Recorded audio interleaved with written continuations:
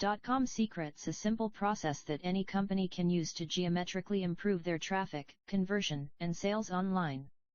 Tony Robbins. DotCom Secrets, the underground playbook for growing your company online. Russell Brunson. DotCom Secrets, the underground playbook for growing your company online. Copyright 2015 Russell Brunson. All rights reserved. No portion of this book may be reproduced, stored in a retrieval system, or transmitted in any form or by any means, electronic, mechanical, photocopy, recording, scanning, or other, except for brief quotations in critical reviews or articles, without the prior written permission of the publisher. Published in New York, New York, by Morgan James Publishing. Morgan James and the entrepreneurial publisher are trademarks of Morgan James, LLC. www.morganjamespublishing.com. The Morgan James Speakers Group can bring authors to your live event. For more information or to book an event, visit the Morgan James Speakers Group at www.themorganjamesspeakersgroup.com. ISBN 978-1-63047-477-5. Paperback. ISBN 978-1-63047-478-2. Ebook. Library of Congress Control Number 201-491-9068. Cover design by Rob Secades. Interior design by Bonnie Bushman. Bonnie at caboodlegraphics.com. In an effort to support local communities and raise awareness and funds, Morgan James Publishing donates a percentage of all book sales for the life of each book to Habitat for Humanity Peninsula and Greater Williamsburg. Get involved today. Visit www.morganjamesbuilds.com. Dedication to my dad, who helped inspire me to become an entrepreneur. To my mom, who always knew my true worth. And to my wife, Colette, for supporting me through all of my crazy ideas, and running our home in a way that has allowed me to chase my dreams. Table of contents. Forward. What the online marketing wizard fraternity doesn't want you to know, and, is this book a fraud?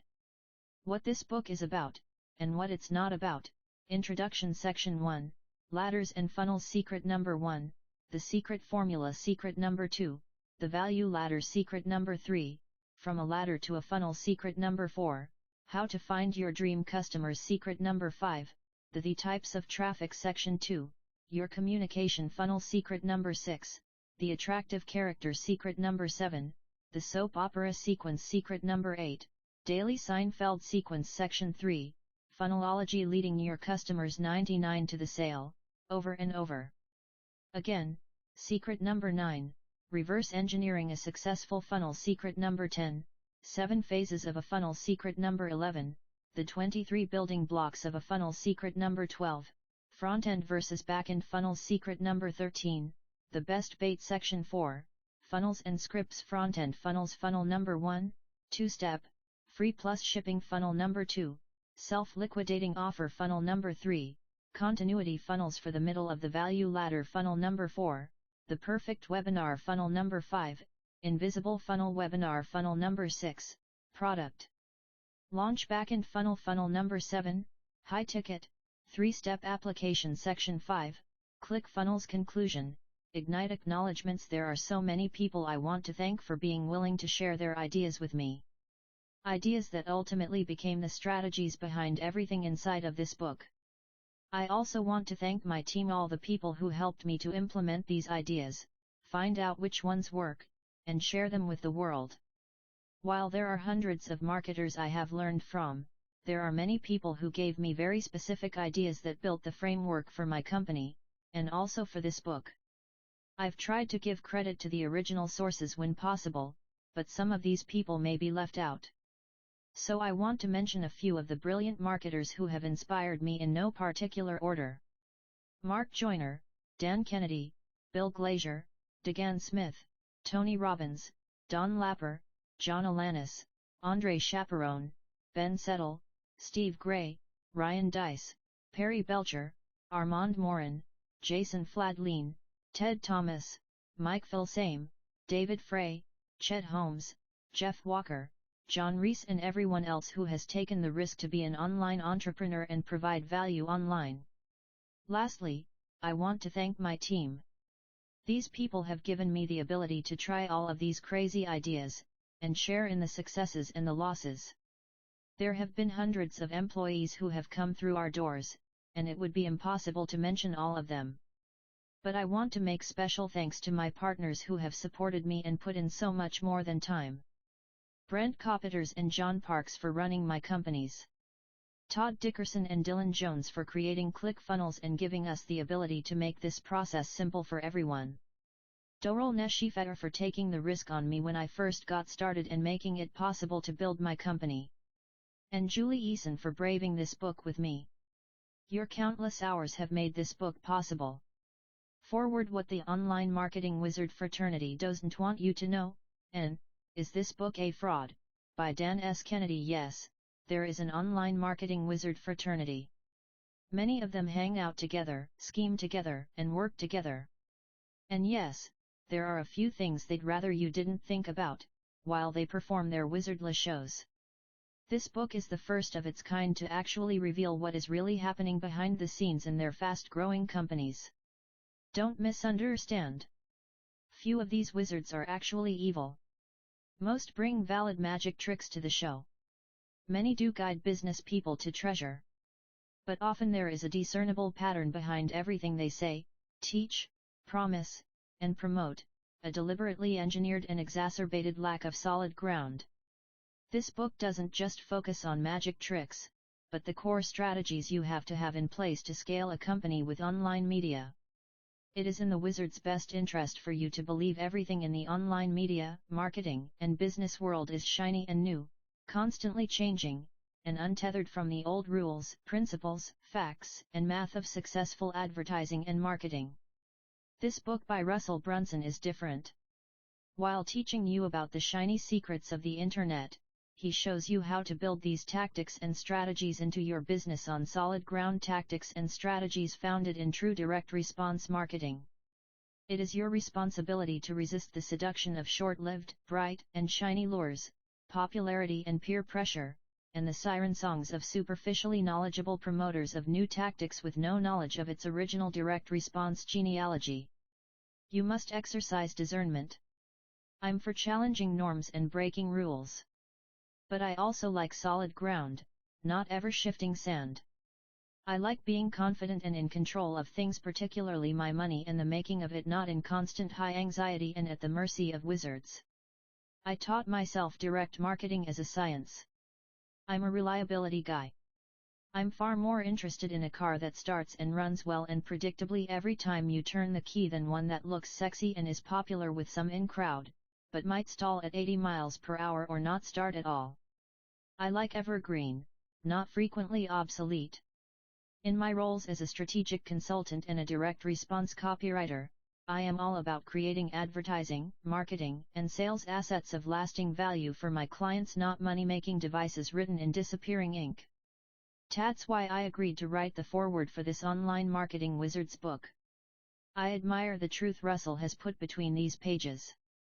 Unlike many of these whiz kids, Russell Brunson is grounded in direct marketing disciplines. Discipline is good. General Norm Schwarzkopf, of Operation Desert Storm fame, once said, "Shined shoes save lives." Norm went on to explain that in the heat of battle, the fog of war, under pressure, the undisciplined die. So it is in business. I sit now, as infrequently as possible, in meetings with young online marketing people demonstrably devoid of any disciplined thinking. They are full of opinion and youthful hubris but very short on facts. I would not want to share a foxhole with them or depend on them. I would risk it with Russell. This book offers solid ground in the very ethereal world of online marketing and commerce. It properly treats internet media as media, not as a business. It utilizes the science of split testing. It builds on long-proven marketing funnel and sales architecture. It takes a very disciplined approach. It is, in one way only, a fraudulent book. The title is deceptive. It really is not about .com secrets, nor is it a playbook for growing your company online. It is that, but such a narrowed and limiting characterization is deceptive. In truth, this is a solid book about reliable marketing secrets that can be applied to .com business activities and that are secrets to many who've come of age only paying attention to what they see occurring online. In truth, this is a proven playbook for growing your company with effective lead generation and sales/conversion methods, which can be used online and offline. Solid and reliable and proven aren't the sexiest positioning terms, so Russell can be forgiven for holding them back, waiting to reveal them inside the book, carefully. Growing your company online sounds cooler and less work than growing your company, so he can also be forgiven for playing to people's fascination of the moment. He is a wizard, and as such must be permitted some legerdemain. But let's you and I be very clear about reality. Let me serve a useful purpose for you here. My advice: don't settle for or be distracted by mere tricks. Be a responsible adult. Invest your time and treasure in information, skill, and properties that can yield harvest after harvest after harvest, not fleeting fads, not sexy ideas that age very poorly. And don't fall for the idea that any new media gets to defy gravity and live untethered to reality, math, or history. Don't go into this book in lust for a new, cool, quick, easy fix or nifty toy or clever gimmick that might make you money today but require you to find another and another and another, at frantic pace. Go into this book in search of deep understanding and profound clarity about the structure and science of effective marketing to be applied in the online media universe. Dan S. Kennedy. Dan S. Kennedy is a trusted strategic advisor to hundreds of seven-figure income professionals, direct marketing pros, and CEOs. He is also the author of over 20 books, including No BS Guide to Ruthless Management of People and Profits, 2nd edition. Information about Dan at www.knobsbooks.com and www.gkic.com. What this book is about, and what it's not about. Hey, my name is Russell Brunson. Before we get started, I want to introduce myself and let you know what this book is about, and more importantly, what it's not about. This book is not about getting more traffic to your website, yet the .com secrets I'm going to share with you will help you to get exponentially more traffic than ever before. This book is not about increasing your conversions, yet these .com secrets will increase your conversions more than any headline tweak or split test you could ever hope to make. If you are currently struggling with getting traffic to your website, or converting that traffic when it shows up, you may think you've got a traffic or conversion problem. In my experience, after working with thousands of businesses, I've found that's rarely the case. Low traffic and weak conversion numbers are just symptoms of a much greater problem, a problem that's a little harder to see, that's the bad news, but a lot easier to fix, that's the good news. Recently, I had a chance to fly to San Diego to work with Drew Canole from FitLife.tv. He had built a following of 1.2 million followers on Facebook, but because of some changes at Facebook, his traffic had dropped by 90%. He was now spending $116 to sell a $97 product. He was no longer profitable. Drew's team called me because they wanted help with two things: traffic and conversions. I smiled because that's why most people call me. They usually assume that I'm going to help them tweak a headline or change their ad targeting, and solve their problems. But I knew that, like most companies I work with, FitLife.tv's problem wasn't a traffic or conversion problem. It rarely is. More often than not, it's a funnel problem. After listening to Drew and his team share with me all of their numbers, their pains and frustrations, and their ups and downs, I sat back in my chair and told them they were in luck. You don't have a traffic or conversion problem, I said. What are you talking about? Our traffic is down 90%, and we can't break even converting our customers. Drew said. The problem is you can't spend enough to acquire a customer, and the way to fix that problem is to fix your sales funnel, I replied calmly. One of my mentors, Dan Kennedy, says, ultimately, the business that can spend the most to acquire a customer wins. The reason Drew's business wasn't making money was because he wasn't able to spend enough to acquire a customer. If we fix his sales funnel so that instead of making $97 for every $116 he spends, he can start making 2 to 3 times as much money for each sale, and then the whole game changes. Suddenly, he can afford to buy more traffic from more places, he can outbid his competitors, and he can spend 2 to 3 times more than he is now, all while becoming exponentially more profitable. So, what changes did we make to Drew's business? How did we take a sales funnel that was losing money and transform it into a tool that allowed FitLife.tv to spend more money than its competitors, while gaining more traffic, more customers, and more sales? That is what this book is about. This book will take you on a journey similar to the one I took Drew and his team on. It will help you understand how to structure your company's products and services in a way that will allow you to make 2 to 3 times as much money from the same traffic that you are getting now. And when you follow the steps, you'll open the floodgates, allowing you to spend a lot more money to get a lot more new customers. This book will also show you how to communicate with your customers in a way that makes them naturally want to ascend up your ladder of offerings and give you more money as you provide them more value. Once you know the foundational concepts behind .com secrets, we'll dive into the phases of a sales funnel and explore the building blocks you will need to use in each phase. Finally, I will give you the 7 core sales funnels I use in all my companies, plus all of the sales scripts we use to convert people at each stage in those funnels.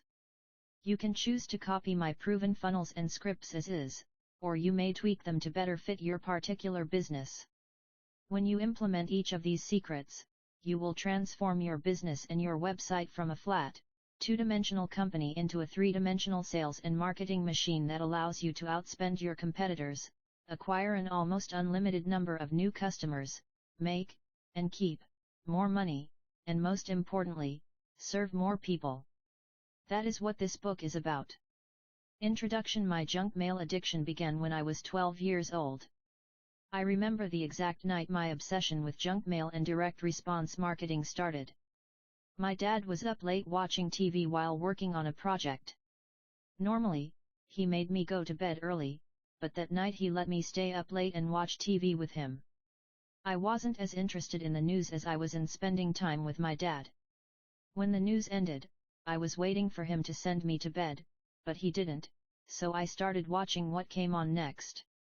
It was one of those late-night infomercials. This particular infomercial featured a guy named Don Lapper who was explaining how to make money with tiny little classified ads. I'm not sure why he grabbed my attention. Maybe, because I was so young, I didn't understand that making money fast wasn't possible. Maybe my fascination grew because he was so charismatic. Whatever the reason, as soon as he started talking, I was hooked. During this infomercial, he told stories about how he started his first business. He explained how he came up with an idea for a product and then placed a classified ad in his local newspaper to sell this new product. The first week after his ad ran, he made enough money to pay for the ad and was left with about $30 in profit. While most people wouldn't consider that a big win, Don knew that he could take that same winning ad, run it in other newspapers, and make a $30 profit from each paper. He ended up running that ad in thousands of newspapers and made tens of thousands of dollars a month doing it. I didn't realize it at the time, but Don was teaching me, and everyone else who was watching, the basics of direct response marketing, which could be applied to any company. Well, as you can guess, my 12-year-old eyes opened wide, and my heart started racing. I remember getting so excited that I couldn't sleep that night or the rest of the week. All I could think about was buying Don's system so I could start making money. I asked my dad if he would help me pay for it, but as any good father should, he made me go out and work for the money. I mowed lawns, weeded gardens, and worked really hard for 3 or 4 weeks to earn the money to buy the system.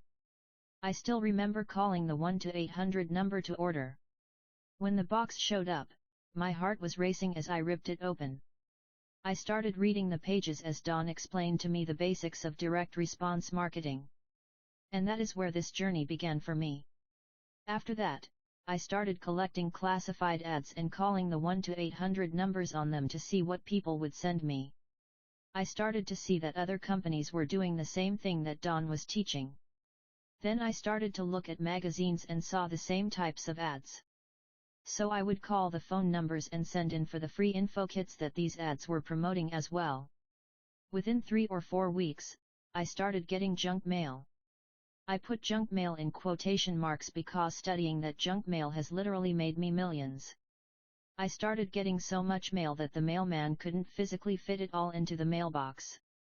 I would come home from junior high school, and my parents might have 2 or 3 letters, but I'd have a whole stack of my very own mail. I'd take it all into my bedroom and read through every letter. I didn't know it at the time, but I was reading long-form sales letters from some of the greatest direct response marketers of all time. I saw what they were doing and how they were doing it, and it was fascinating to me. Whatever they were selling, the process was the same. They would place a small ad asking people to contact their company for a free report. After you contacted them, they would send you a sales letter, disguised as a free report, selling a low-ticket information product. When I purchased the product, they would send me their system dash along with another sales letter selling me a high-ticket product, Figure 0.1. Fig 0.1 The offline sales funnels brought prospects through a predictable series of steps.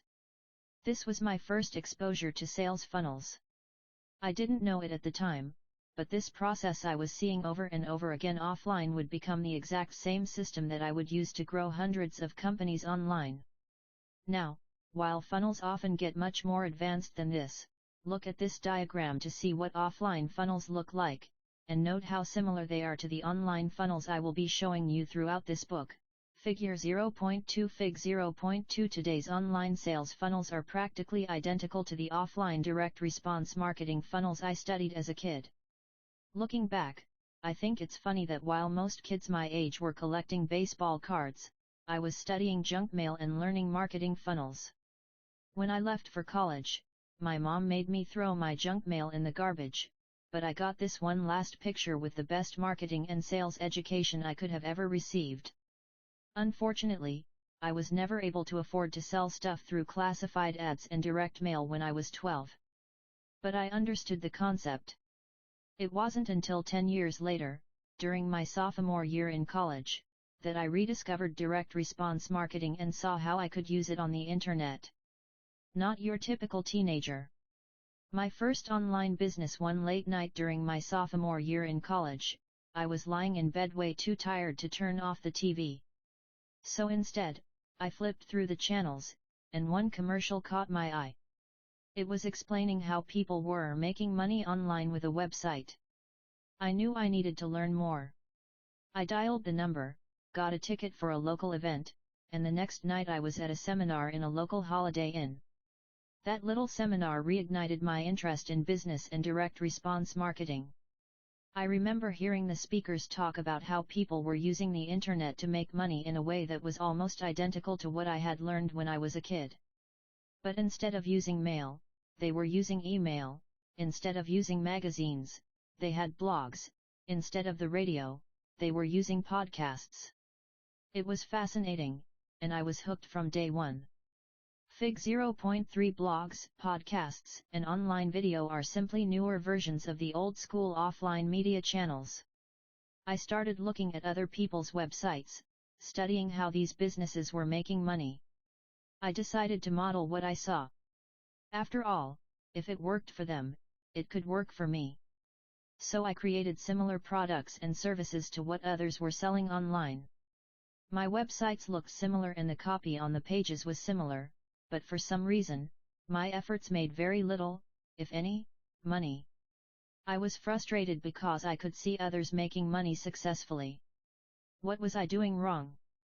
It took almost 2 full years of studying, researching, and interviewing successful marketers before I realized that what I was seeing online wasn't the full business. The people who were making money were doing it through steps and processes invisible to the naked eye. While I had modeled the part of their businesses that I could see, there were multiple funnels happening behind the scenes that made the magic work.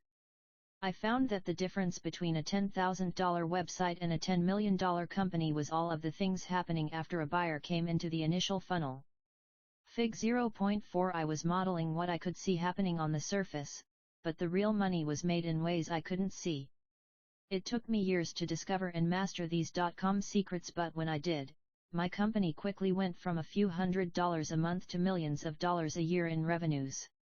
I wanted to write this book, not because I'm smarter than anyone else, but because I think there are a lot of people like I was.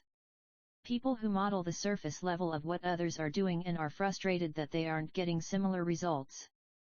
This book is the culmination of a decade spent analyzing hundreds of companies and their successful sales funnels.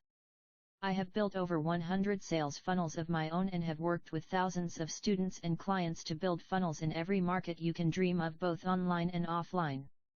I hope that after reading this book you will realize your dreams of success are a lot closer than you think.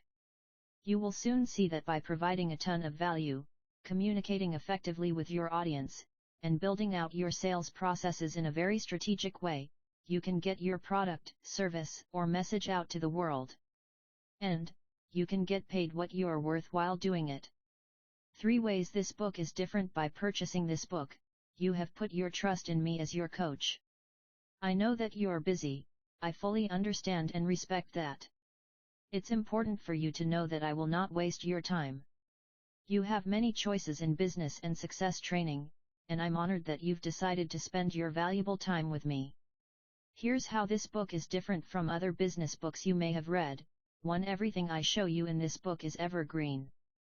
If you've tried to learn how to grow your company online in the past, you've probably purchased books and courses with systems that worked when they were created, but became outdated before they even got to the publisher. When Google changes an algorithm or Facebook introduces a new layout, many tactics suddenly become obsolete. This book, on the other hand, is a playbook for creating marketing funnels that will exponentially increase your sales online. It is an evergreen guide.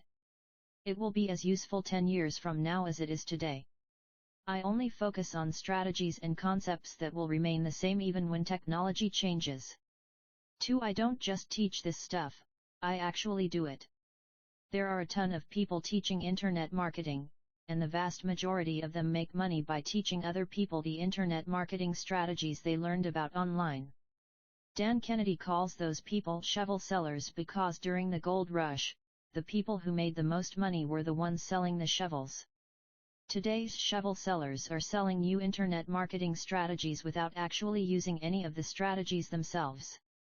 The difference between me and most of my competitors is that I actually do this, for real. That's right.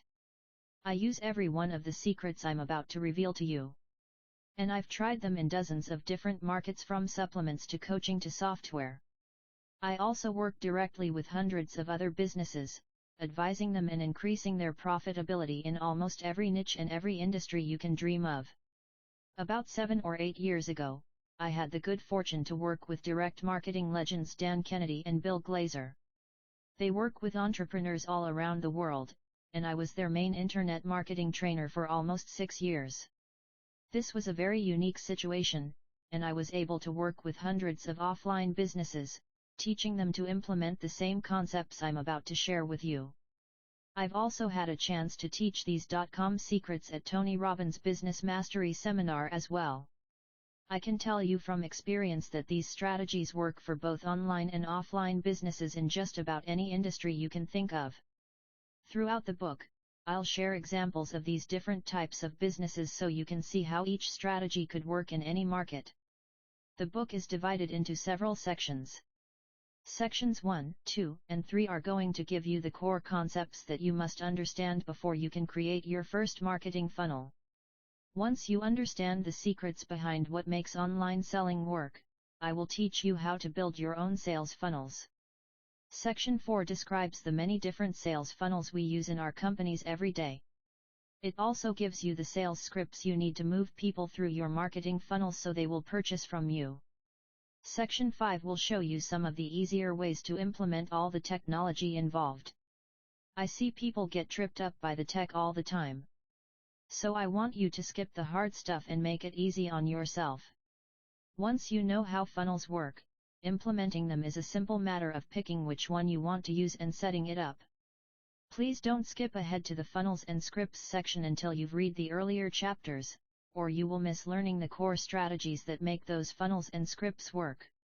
I want everything to make total sense to you. 3. Image recall.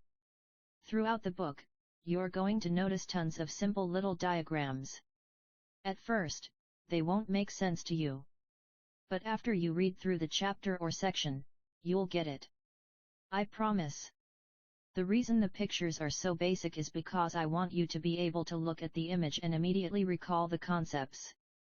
The graphics are engineered for instant recall. At some point in the future, if you need to remember how to structure a new upsell sales letter or a 2-step consulting funnel, you'll be able to pull out the picture and instantly recall how to do it. When you need that image recall, you can flip through the book to find the pictures, if you like. Or you can go to www.dotcomsecretsbook.com/resources/diagrams and print them out. I like to keep a notebook of all the pictures of funnels and scripts I develop, so I can always find the one I need. I even have some students who have certain images taped to their office walls as memory aids. I recommend reading through the entire book once from beginning to the very end. You're uncovering the rest of the iceberg, and you need to understand the concepts in order. Once you've gone through all the material, then you can go back to the chapters you know will make a big difference right away. I'm excited for you to dive in and have some fun with this. So, let's get started. Section 1, Ladders and Funnels. Secret number 1, the secret formula. It was 11:27 a.m. on a Monday morning, and no matter what I told myself, I just couldn't get out of bed. The muscles in my body ached, although it didn't make sense. I knew I wasn't sore from exercise because I hadn't worked out. I had a sick feeling in my stomach that felt like the flu, but I knew I wasn't sick. In my head, I was wishing that I had a boss, so he could fire me and end this nightmare that I knew I had to face as soon as I finally stumbled out of bed. How had I gotten here? Just a few years earlier, I had officially become an entrepreneur and launched my own company. And despite a lot of mistakes along the way, I had learned a few tricks and was having success. The company I started was profitable. We were serving people and making a difference, but for some reason, I was miserable. A few weeks later, I found myself in front of a huge, blank whiteboard trying to sketch out why I was feeling this way. Something was wrong with my business, and I wanted to figure out what it was. After what seemed like hours, I wrote down 2 words: who? Where? I asked myself, who is the person I really want to work with? Up to that point in my business, I had been trying to sell to anyone and everyone I could. While that sounds smart at first, it left me tired, frustrated, and empty inside. After I got a good idea of who I would ideally work with if I had that choice, I started to think about the result I would want to give them. I asked myself, where could I serve my customer at the highest level? I realized it wasn't through a product or a service. Rather, it was by giving them a result that would change their lives. That result is where I wanted to take them. A few minutes later, I added 2 more words to the board: where? Bait. Where are these people? How can I find them online? What type of bait can I create to attract my dream client and repel everyone else? These questions eventually became the outline for what I now call the secret formula, and it's really the first step that you have to take before you can grow any company. The secret formula. The secret formula consists of 4 simple questions. These are the same 4 questions that I ask anyone who hires me for personal consultations. At the time of writing, companies pay me $25,000 per day to help them understand and implement this formula and the funnels and scripts inside of this book. Now, while I know you didn't pay anywhere near $25,000 to learn this information and go through this process, I recommend you treat this and all of the exercises inside of this book as if you did invest the full amount.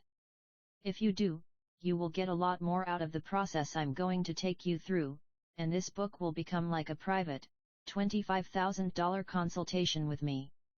Okay, let me walk you through the process. Question number 1, who is your dream client? The first question you have to ask yourself is, who do I actually want to work with?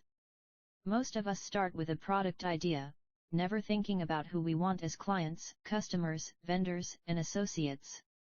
But these are the people you will be interacting with day in and day out. You'll probably spend more time with these people than your own friends and family. You choose your significant other carefully, so why wouldn't you take the same time and care in deciding who your dream client or customer will be? If you're just getting started, this may not seem important. But I promise you that if you don't consciously choose your dream client, one day you will wake up like I did, working with people who exhaust you and wishing that someone could fire you from the business you created.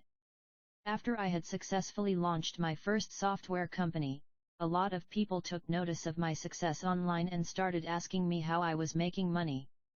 Because I saw the demand, I thought it would be fun to teach others how to start their own businesses online.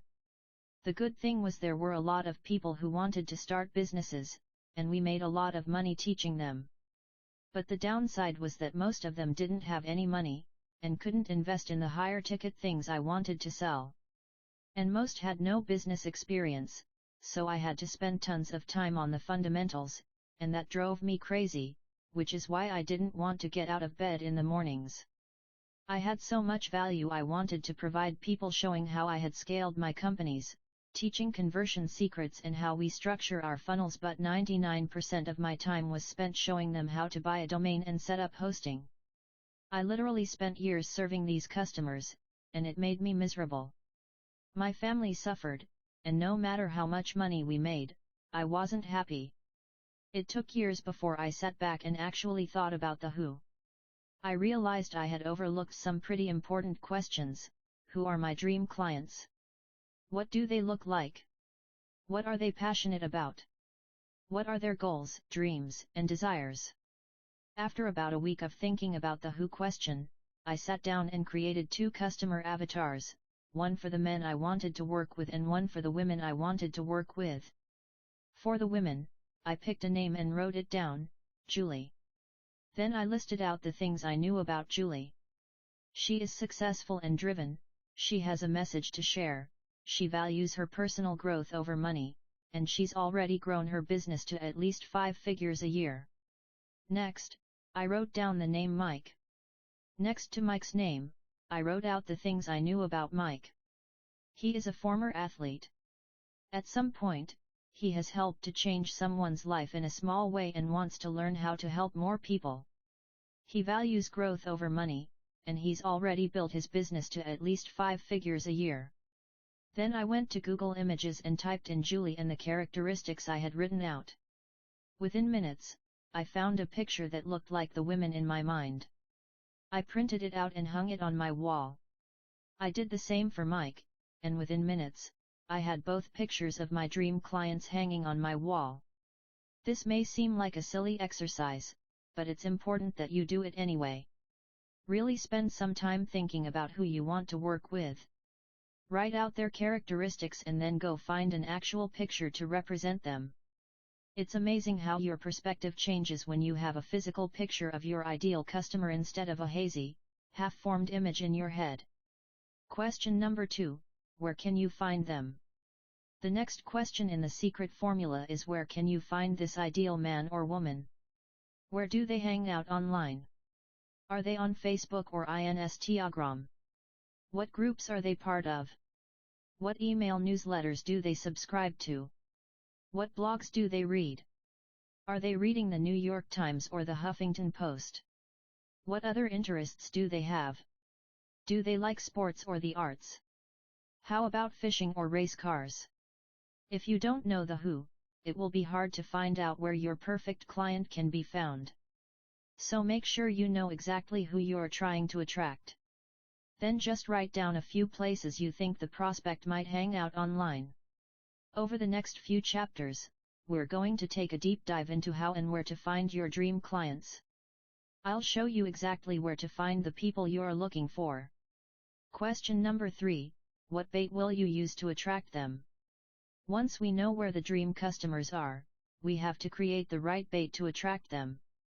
Your bait could be a physical book, a CD, DVD, or an audio recording, anything that your dream customer would pay attention to and want. As my company moved away from selling to beginners and toward attracting dream clients, our first step was to create new bait that would attract Mike or Julie. So we created a book called DotCom Secrets Labs, 108 Proven Split Test Winners. This bait worked great for us, because most beginners don't know what a split test is. But we knew that Julie and Mike, our dream customers, would know what these terms mean and they would be hungry to get their hands on the book. Within days of launching this new offer, we had thousands of dream clients lining up to work with us. When you find out what your dream clients want, it becomes very easy to attract them. Throughout this book, we're going to talk more about creating the right bait. Right now, just realize the bait has to match what your dream customer wants. Question number 4. What result do you want to give them? Once you've hooked your dream customers with the perfect bait, the last question is what result do you want to give them? I'm not talking about what product or service you want to sell them. A business is not about products and services. A business is about what result you can get for your clients. Once you, and they, understand that concept, then price is no longer a barrier. For me, I knew that the best way I can serve my dream client is to send my team to their office and help build out their sales funnels, hire and train their sales team, and set up systems to drive consistent leads into the company. That is how I can have the deepest impact and serve the client at the highest level. Ideally, it's where I would like to take all of my customers. That type of service is not cheap, but the results I can deliver at that level are amazing. To put it in perspective, for that service, my company charges a retainer and a percentage of sales, which combined equal $1 million. I understand that many of my customers won't be able to pay me for that level of service, which is why we develop other products and services, but understanding where you ultimately want to take the dream client is the key to this step. Imagine that your clients could pay you anything to get a desired result. What, then, would you do to help guarantee their success? Where would you lead them? What does that place look like? Keep that place in your mind. It's the pinnacle of success for your clients. It's where you want to take them, and it's the key to this last step. That's it. The 4 steps again are as follows. 1. Who are your dream clients? 2. How can you find them? 3. What bait will you use to attract them? 4. What result do you want to give them? I know that this exercise seems simple, but it is the key to everything else we will be discussing in this book. So take a few minutes now and really answer these 4 questions. Up next, in the next chapter, we are going to dig a little deeper and focus on the steps you need to follow to lead your dream customer from taking the bait to consuming your product offerings to arriving where you want to take them. If you structure this correctly, people will naturally ascend to where you want them to be. They will give you more money, and you'll be able to serve them at a much higher level. Secret number 2, the value ladder. Russell, are you a smoker? What? I responded. No, I've never smoked in my life. Why do you ask? Well, I noticed that your teeth are turning a little yellow, and I wasn't sure if you were a smoker, or maybe you drink coffee. No, I don't drink coffee either, I said. My teeth look that yellow. Those were the first words my new dentist said to me about 10 minutes into our first appointment. When I started my new business a few years earlier, my wife and I had no insurance of any kind. I was just hustling to sell things online to try and put food on the table. Then about 4 or 5 years into my business, I started hiring employees. What I didn't realize when I first hired them was most real companies give their employees benefits. Because I had never had a real job before, I wasn't really sure what benefits were, besides hanging out with me all day, which I assumed was the best benefit ever. No, they wanted health insurance and dental insurance. So I decided to cave and get them all a benefits package. Within days of getting our new dental insurance, I got a postcard in the mail offering a free teeth cleaning. Sweet. We've got insurance. It's a free cleaning. I'm in. And that's where it all started. Within minutes, the dentist commented on my yellow teeth. No, I don't drink coffee or smoke. Are they really yellow? Yeah, they are. But don't worry. If you want, I can go out back and make some custom teeth whitening trays for you. You'll have to use them for a few weeks, but if you follow the system, your teeth will be white again. Well, I'm sure you know what my response was. Yes, please. I don't want yellow teeth. The dentist kept working on my teeth, and a little while later, he said, "So, did you have braces when you were a kid?"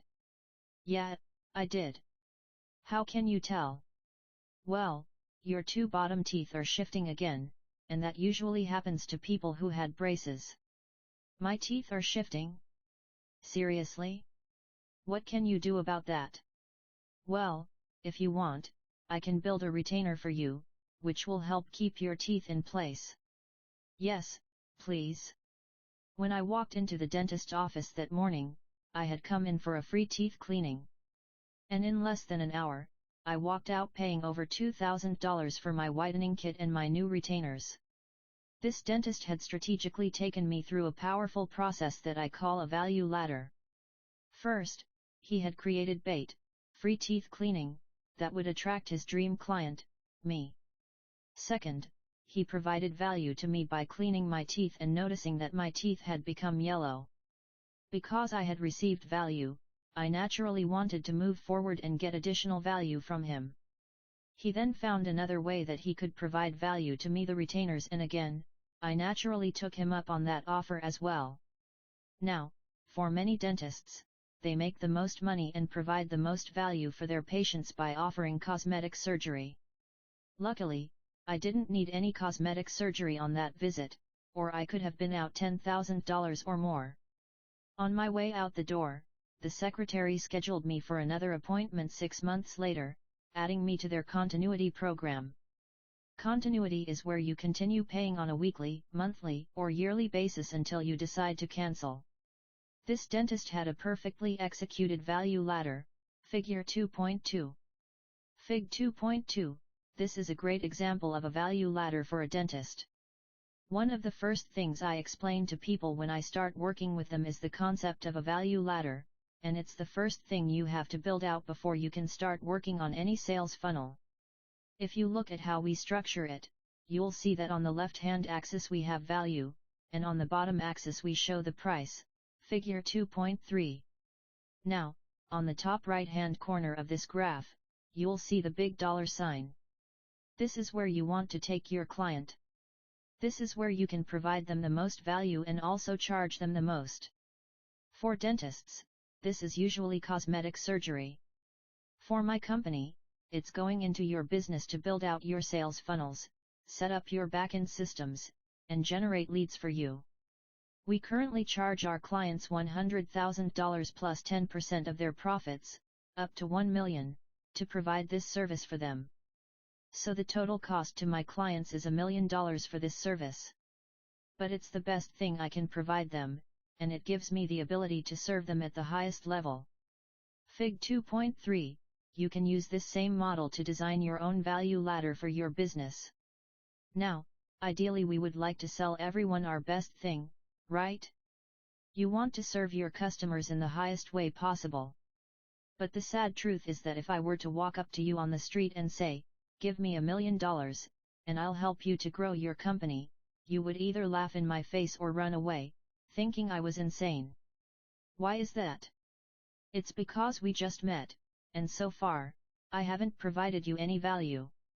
But if you came to my website and saw that I was giving away a free book with 108 of my best split tests and all you had to do was cover the $9.95 shipping, do you think that you'd order it? If you're in my target audience you would, because the price is low, and you have a chance to receive some value in a non-threatening way, allowing you to see if you like the experience. Just like I did with the dentist. Now, if you order that book from me and receive value from it, you will naturally want more. You'll want to ascend my value ladder, Figure 2.3a, and see if there are other ways I can provide value for you. Fig 2.3a, my DotCom Secrets value ladder includes products and services at all levels, including an ongoing continuity program. You may buy one of my home study courses or attend one of my live events. If you receive value from that, then you may decide to sign up for my $10,000 Ignite program, or maybe my $25,000 Inner Circle program. And if I provide awesome value there, then you will naturally want to keep ascending, and that is how we sell our $1 million packages. We provide insane amounts of value at each step of our value ladder, so our clients naturally want to ascend, get more value, and pay us more money. Oh yeah, and just like the dentist, no value ladder is complete without a good continuity program. There are many ways to structure your continuity program. It could be organized around software, membership sites, or ongoing coaching, but it should be something you can bill for each month. That residual income will become the lifeblood of your business. For my .com secrets business, our main continuity program is our software ClickFunnels, which allows people to create sales funnels with the click of a mouse. Our clients pay us monthly to use this software to help run their businesses. It saves them a ton of time and money and provides us with residual income. Win-win. What does your value ladder look like? Now I'm aware that everyone reading this has a different type of company. At this point, you're probably trying to figure out how the value ladder applies to your business.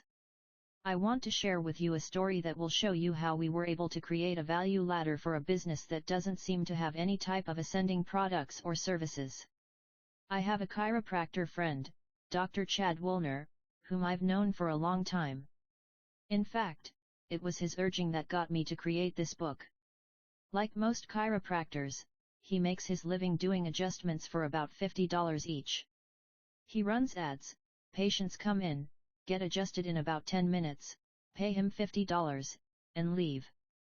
Sometimes, if the person has a more serious condition, Chad may put the client on a continuity plan and have them come in a few times a week over the next few months.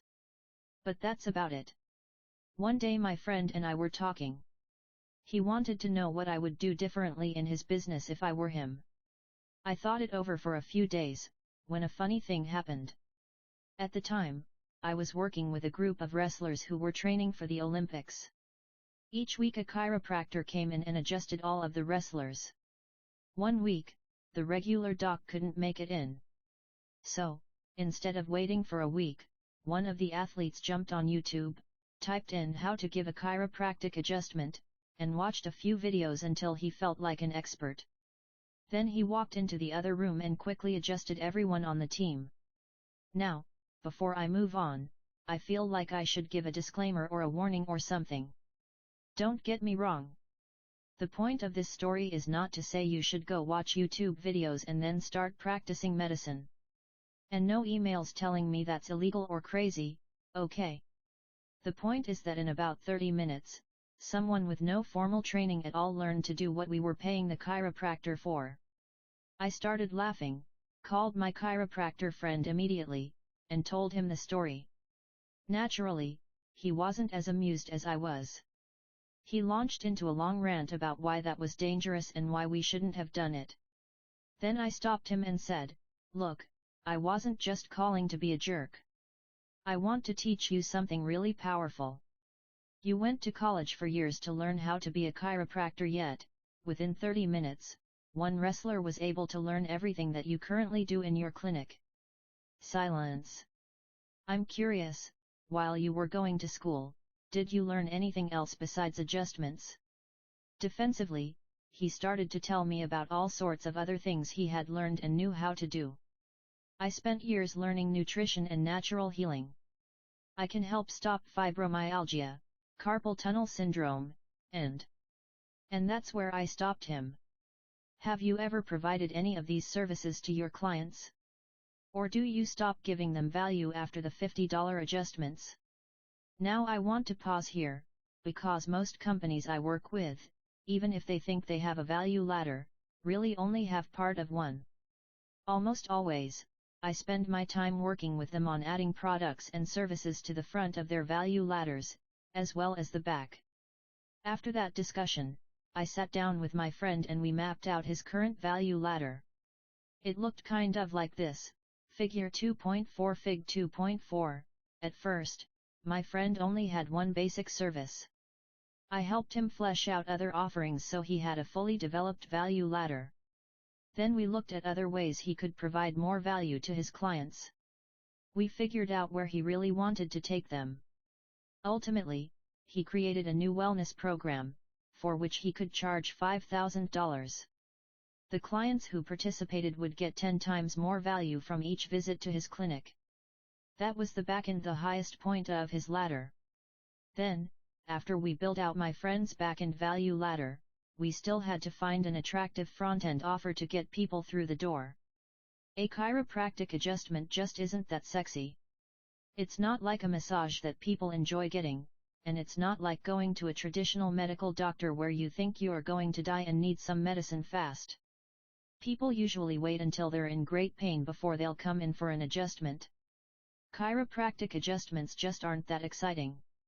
If you have a blah front-end offer, your business will always struggle. We sat down, thought through his business, and decided that a massage would be a good thing to offer as the front end of his value ladder. People love getting massages, and it's bait he could use to get people into his clinic. Now he has 2 full-time massage therapists who give free massages to get people in the door. And just like my dentist sells teeth whitening and retainers, these therapists are trained to feel when a person's spine or ribs are out of place and might need an adjustment. Then they upgrade the client to the adjustments and then to the wellness programs. Figure 2.5. Fig 2.5. Once my friend had a fully developed value ladder, his business completely turned around. You might be selling a book right now on the front end and have no idea how to build up a back-end value ladder. Well, what other value can you provide to people? Can you be more hands-on with them? Can you offer more personal attention? Can you provide ancillary services or physical products that enhance your primary offer? My very first information product was a DVD on how to build a potato gun. And that just goes to show you can sell anything online. But I figured out how to build a value ladder by also selling do-it-yourself plans and physical potato guns to our customers. The value ladder is the key to building your marketing funnels and mastering everything else I'm going to teach you in this book. This system does not work if all you have is one thing like a book or an adjustment. You need to be able to build out a full value ladder. Most businesses I look at have 1 or 2 pieces of the ladder, but they rarely have all 4. Once we add in the missing pieces, the business can start to expand dramatically.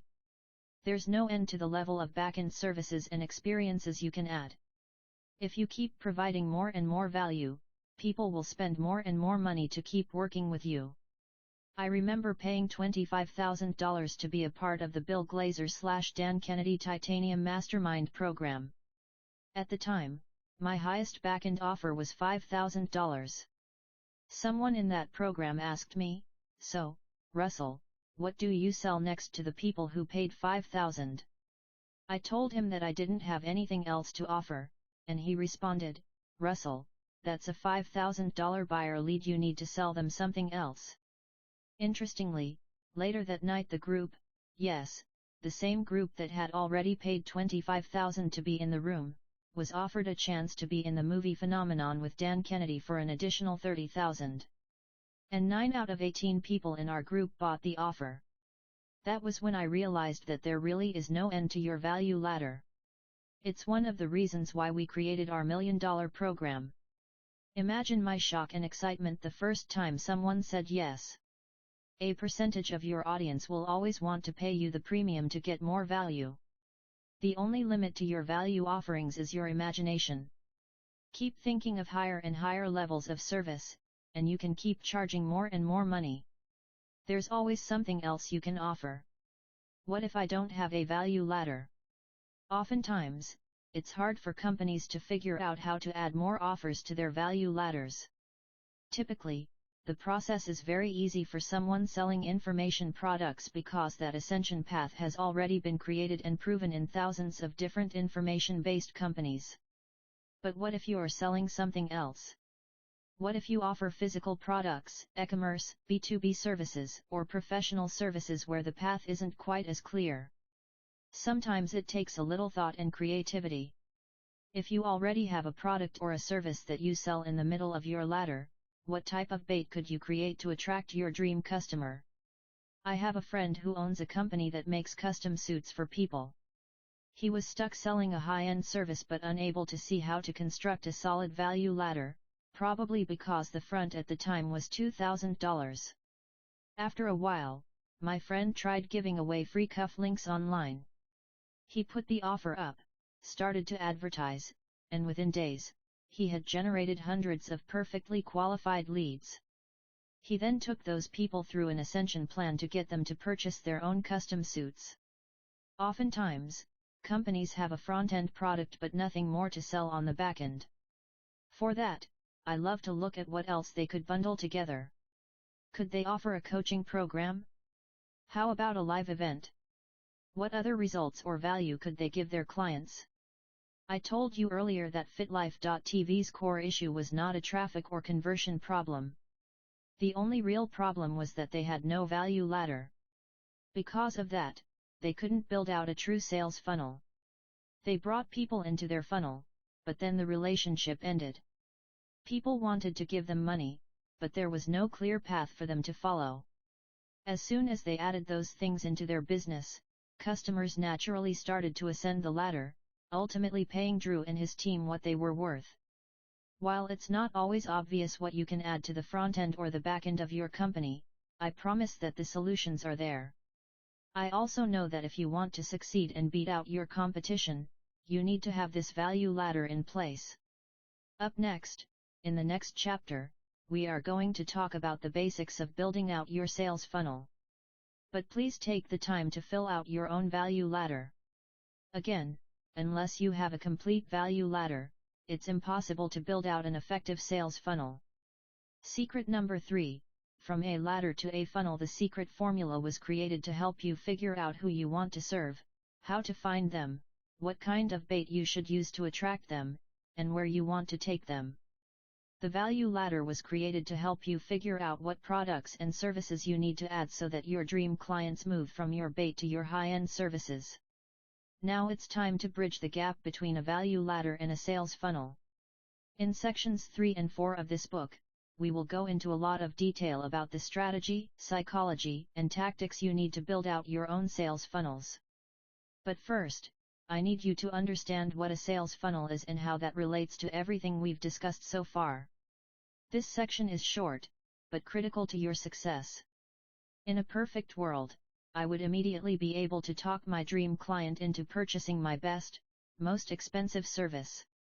But as we discussed in the last chapter, that's almost impossible because I haven't provided value yet.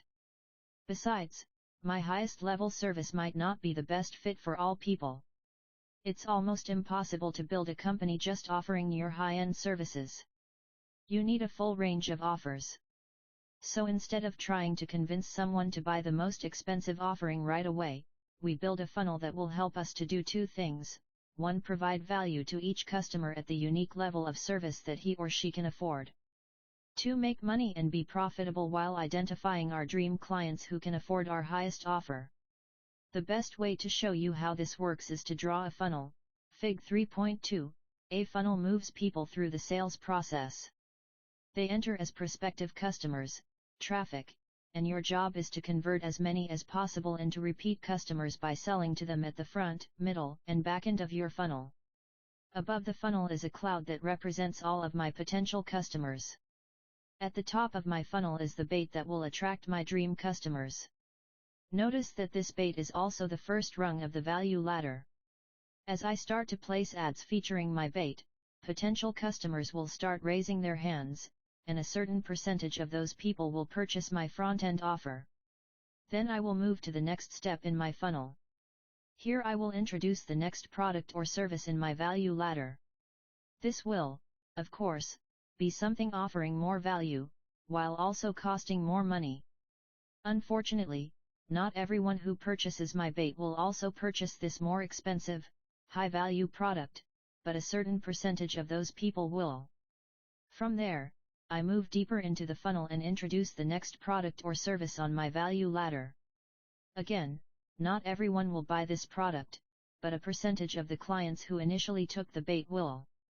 I will continue to do this through all the levels of my value ladder, and at the bottom of this funnel, a handful of people will appear who can afford and may be willing to purchase my high-end services. These are my dream clients, the ones I want to work with at a more intimate level. Now, before I sell you on why you need to be thinking about your company in terms of funnels, I want you to understand that my approach wasn't always this detailed. When I first got started online over a decade ago, there was a lot less competition. I could have just a front-end product, and I'd spend $1 on ads and make $2 back in return. But as more people started businesses online and competition started to grow, ad costs went up, the consumer's buying resistance also went up, and it got harder to sell. People I know who were making millions of dollars a year are no longer in business because they didn't adapt and change with the times. When I started to feel the pinch, I was lucky enough to have some amazing mentors who taught me the importance of building a deeper funnel with more offerings. The deeper your funnel is, and the more things you can offer your clients, the more each customer will be worth to you. And the more they are worth to you, the more you can spend to acquire them. Remember this truth: ultimately, the business that can spend the most to acquire a customer wins. Dan Kennedy. Every product I sell online has a sales funnel that I take people through. In fact, immediately after the customer buys something, they are offered a new upsell or two before they even leave the page. This is one type of sales funnel. But after they have purchased something from me, I use other types of communication funnels to build a relationship and encourage them to purchase other products and services that we sell. You'll learn about these special communication funnels in Section 2. Every product we sell has its own sales funnel to provide value and convert the buyer into a higher-end customer. You'll see all 7 of these funnels in Section 4. The fact that you picked up this book and are reading it now is proof that this concept works. I already know that a percentage of everyone who buys this book will upgrade to one of my online web classes. I also know that from there, a percentage of those people will upgrade to my Ignite program or my Inner Circle program. And a few, the ones who are the right fit, will join my $1 million program, and I'll be coming out to set up this whole system in their offices. Let's review. So a sales funnel is just the online process you take someone through to get them to ascend through the different levels of your value ladder. It's the actual web pages that will make the secret formula work. The secret formula will help you find your dream customer, offer them your bait, and lead them to where you want them to go, all while providing the customer value and making you money. Up next, the next logical question, after you understand the concept behind the sales funnel, is where do you find the people to put into that sales funnel? Secret number 4 will present 3 simple questions to help you find your dream clients and bring them to your websites with credit cards in hand. Secret number 4, how to find your dream customers with the secret formula. You discovered that you must find out who your dream clients are and then find out where they are. Usually my clients can figure out pretty quickly who they want to sell to, but they get stuck figuring out where those dream clients are and how to get them to visit their websites.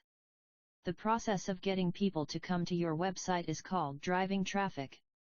So when I talk about traffic throughout this book, I'm talking about the people you are convincing, through an ad, to come to your website. People always ask me how to attract more traffic to their websites, but before we can address how to get those people, you have to understand the concept of congregations. One of the coolest things about the internet is the power of congregations.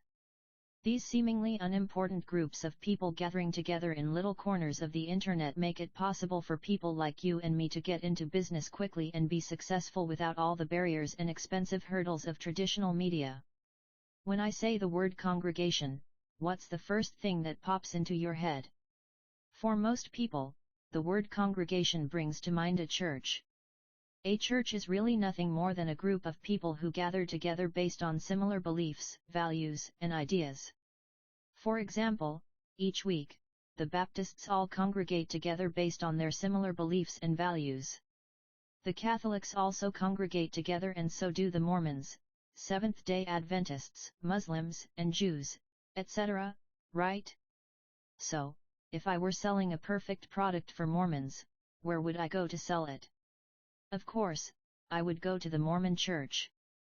My dream customers would be right there congregated together. All I'd have to do is put my message out in front of them. My point is not to teach you how to sell things to churches. I want you to understand the power of a congregation because it's one of the main reasons the internet is such an amazing tool for businesses. Prior to the internet, it was hard for people around the world to congregate together. We were limited by location and ability to communicate. But now it's possible for anyone and everyone to congregate together and discuss almost anything with groups of people who hold similar beliefs. When I was in high school, there were 5 or 6 kids who would get together every day at lunch and play card games. I remember one of the games was called Magic, the Gathering. Now I had never heard of it, and I thought the kids were kind of strange sitting by themselves playing cards. But they were content to congregate together and participate in an activity they enjoyed. I'm sure there were a handful of kids in high schools all over the country doing the same thing, unaware of one another. Before the internet, that was how things worked. You were kind of limited based on geography, you might not be close to other people in your congregation. As a marketer, I would have found it difficult to reach 5 kids at one high school and 3 at another school and 6 or 7 at yet another. It would have cost too much money to be successful. Yet now, thanks to the internet, those 5 or 6 kids in my high school can congregate with others all over the world to play Magic, the Gathering online. They can hang out on forums and play games with people halfway across the world. Now, if I have a product to sell to a congregation of people who love Magic, the Gathering, it's easy and economical to go online, find where they are, and get my message in front of them. Here's another example. I was a wrestler in college, and every night all the student athletes had to spend 2 hours in study hall to make sure we got our homework done. Naturally, I would sit next to my wrestling buddies, and we'd goof off online. I remember looking over one day and noticing that all my friends were looking at the exact same website I was. It was called the DotCom, a website for wrestlers. We were all chatting about what had happened that month in the world of wrestling and who was winning. We were showing cool moves and discussing what move might work better. Every single person on my college wrestling team was in that study lab for 2 hours every night hanging out on themati.com and talking about wrestling rather than doing our homework. Interestingly, this was probably happening in every single university around the country. Add in all the high school wrestlers and any older people interested in the sport who would likely find this site, and you can see that potentially every single wrestler in the world could congregate in one spot and talk about wrestling. Now, if I had a wrestling product, what would I do to sell it? I would find the existing congregation of wrestling fans, and I would put my message out in front of them. Simple. There are congregations for everything you can dream up, from antiques buyers to zipper collectors. Once you understand the core concept of congregations, driving traffic is incredibly easy. Not sure where your congregations are? Just go to Google and type in your keywords plus the word forum or search for groups related to your keywords on Facebook. It might take a little digging, but you'll find your target audience. Now, there are 3 questions you have to ask yourself to find and really tap into these congregations. Question number 1, who is your target market? When I ask that question, people tend to answer with straight demographics like, my target market is women from ages 36 to 45 who make $50,000 a year. For a very long time, straight demographics like that were pretty much the only way to separate the people you wanted to target from the rest of humanity. Traditional media catered to certain demographics through its programming and sold advertising along those lines. If you wanted to reach well-off, intellectual men, you might advertise on the late-night news or in the New York Times. If you wanted to reach housewives, you might advertise during a soap opera in the middle of the day. Unfortunately, straight demographics don't give you any of the juicy information about the individual. In the old days, the best you could do was group people in general terms, according to age, gender, income, and geographical location. The internet has changed all that. Today you can get as granular as you want to with the data available. You can segment people based on musical taste, medical background, and shoe size. If you like, you can even group according to the movies they watched last month or the websites they visited yesterday. Because marketers are now able to target so many different characteristics so accurately, people have lost all patience for generalized, mass media messages. Consumers expect and demand that your advertising be extremely relevant to them. Say you own a local pet food company and your advertising speaks to women in Tampa who love dogs. If I'm a man in Tampa who loves cats, you might want to create a separate message for me. It doesn't matter that both target markets can get food for their animals at your store. Consumers want and expect messaging that speaks directly to them, or they will likely ignore you. There's just too much information bombarding us at all hours of the day and night. As modern humans, we are subconsciously forced to screen out anything that doesn't directly apply to us. So a dog food commercial may not even register on a cat owner's radar, even though your store also sells cat food. To create hyper-targeted messages, you have to know your target market inside and out. Successful businesses get inside of the customer's mind and find out what the individual really cares about. What are their pains and passions? What do they desire? What do they think about, and what do they search for online? When you can find out those tiny details, you can search more specifically and find buyers in not so obvious places. For example, in the how to make money business that I have, I often think back to myself when I was a 12-year-old kid buying stuff from infomercials. What were my desires? What got me excited? Where did I look for more information? What words and phrases was I searching for? What magazines did I read? I try to figure out what my mindset was at the time. If I had a wrestling product, I would think back to my own wrestling days. Who are the people in the wrestling market? What are they searching for? What problems do they want to solve? What questions do they need answered? I suggest digging into your own experience to create as detailed a picture as possible for the product you are selling. You want to go way beyond typical demographics when answering question number 1, who is your target market? Then, when you have an accurate picture, you can move on to the next question. Question number 2, where is your target market congregating? Remember, your target market is made up of real people, so you need to look at their real behavior. Where do they hang out online? Where do they spend their time? What email newsletters might they subscribe to? What blogs do they read? What Facebook groups are they a part of? Are they even on Facebook, or do they prefer Instagram? What keywords are they searching for on Google? What books are they buying on Amazon? Answering these questions can take some time and research, but it's worth taking as much time as you need to develop a clear picture of where your ideal clients are directing their attention. Finding traffic on the internet really is as easy as answering these questions. Marketers try to make it complicated with all of the technology that helps direct the traffic to certain web pages. But it's your knowledge of the people in your market that makes the technology useful.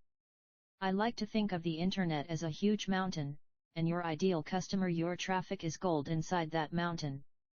Your job as a marketer is to find the gold and mine it out. When you start mining, you're just digging around, poking and prodding, trying to find where the gold is. You know there's gold in that mountain somewhere, but you're not sure where. So you're looking around, trying this area and that area, and all of a sudden, you might dig up a few nuggets. Typically, gold clumps together in a vein running through the mountain, like a congregation. So when you find a little bit of gold, you can dig deeper and find more. You'll soon see that the vein runs deep into the mountain. If you keep following that vein, you can mine out all the gold. It's worth taking the time to do a thorough job in the poking and prodding stage. Because if you can find exactly where your target market is hanging out, then pulling out the gold is simply a matter of putting a relevant message in front of them and directing them to your offer. Do some digging, all the while asking the crucial questions: who is my target market? Where are these people congregating? You search for a little while, and boom! You might find an email newsletter they subscribe to. That's a vein of gold. You're going to tap into that. You might buy ads in that newsletter and try to entice all those people back to your website. You might find a blog they frequent or maybe a Facebook group they like. As the entrepreneur, it's your job to go out there and find these congregations. There are people you can hire to help, and there are systems you can set up to tap into those congregations, but first you have to get into the mindset of the target market and figure out where they congregate. Then you're ready for the third question. Question number 3, how can you get a customer to leave the congregation and check out your page? If I'm in the middle of a wrestling debate on themati.com, it's going to take something special to get me to leave that site and go look at something else. At this point, you have to figure out what offering is special enough to entice a wrestling fan away from his favorite site. How can you divert attention away from what your prospect is currently doing? I call this process the inquirer interrupt. Fig 4.2, your ads must be able to grab people's attention if you want them to click over to your site. Did you know that the National Enquirer is one of the most read newspapers in the world? They place their publication in one of the busiest spots on earth, the checkout stand. People only have a split second to make a buying decision, so the publication offers short 2 to 3 word headlines that will stop almost anyone in their tracks. The magazine is an undisputed master at interrupting your brain patterns and making you notice. Your job online is almost the same. You are trying to engage someone who is already checking email, Facebook, and his cell phone at the exact same time. You have to interrupt potential customers long enough for them to click on your ad and visit your website. As you start to think about what type of ads should you be placing, what they should say, what types of images they should use, I recommend going to Google Images and searching for National Enquirer headlines. You'll see hundreds of examples that you can model. If you look closely, you'll notice the magazine always uses a strange or unusual picture to grab the eye. Then it uses short, punchy headlines, usually describing something weird, unusual, or shocking, to make you curious enough to buy a copy. The images and headlines interrupt whatever you were thinking about to make you pay attention to the product, a magazine. In our ads, we place these inquirer interrupts to grab our prospects' attention and send them to our squeeze pages, our front-end offers, and our bait. Remember that just because you've identified who your dream prospects are and where they are, your job isn't done. You still need to grab their attention and get them to click over to your website. You do that through these interrupt-style ads.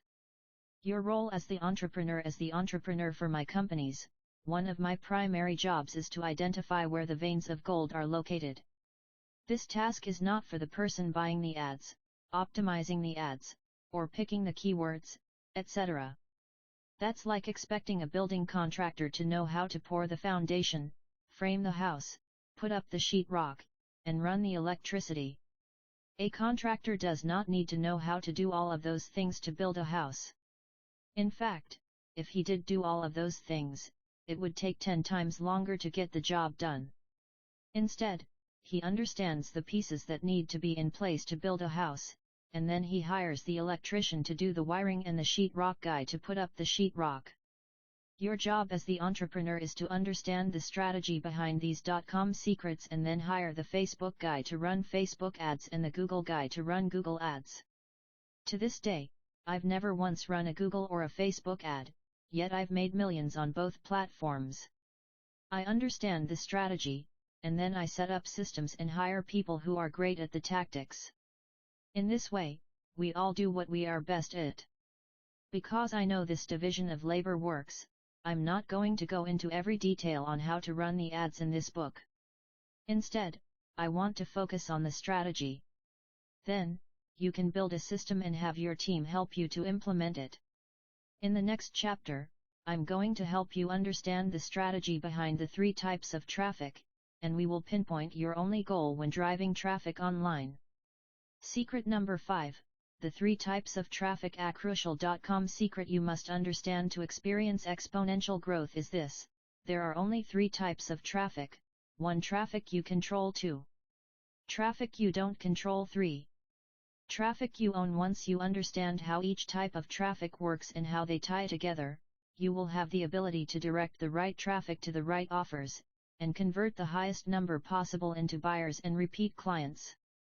Your one and only goal is to own all the traffic you can. That is how you grow your list and increase your sales. Traffic you own. I want to begin our discussion with the third type of traffic listed above because it's the most important.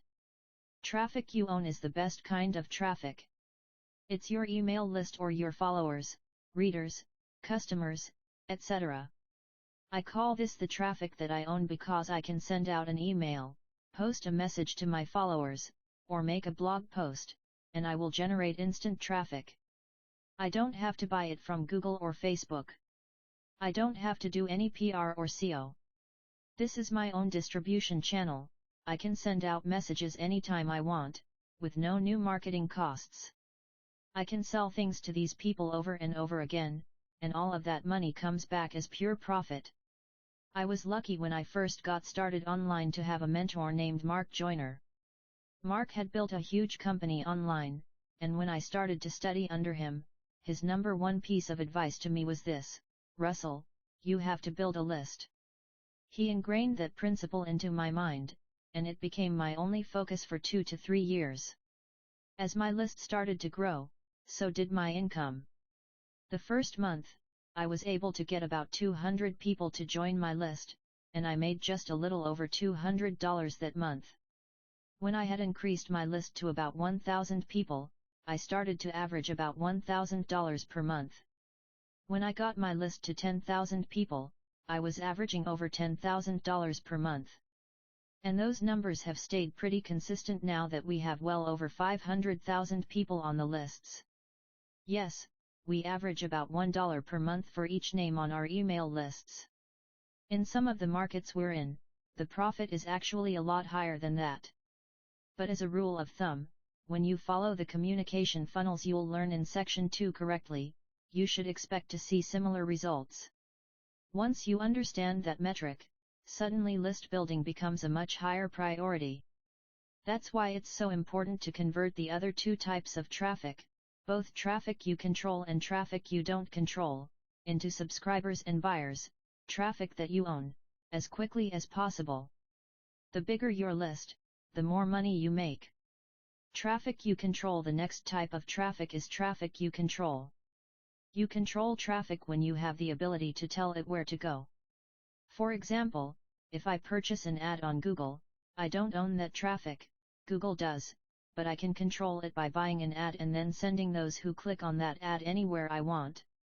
Any kind of paid traffic is traffic you control, including the following: email ads, solo ads, banners, links, mentions, pay-per-click ads, Facebook, Google, Yahoo, etc., banner ads, native ads, affiliates and joint ventures. Now, I personally love traffic that I can control, but my big problem is that every time I want more of it, I have to spend more money.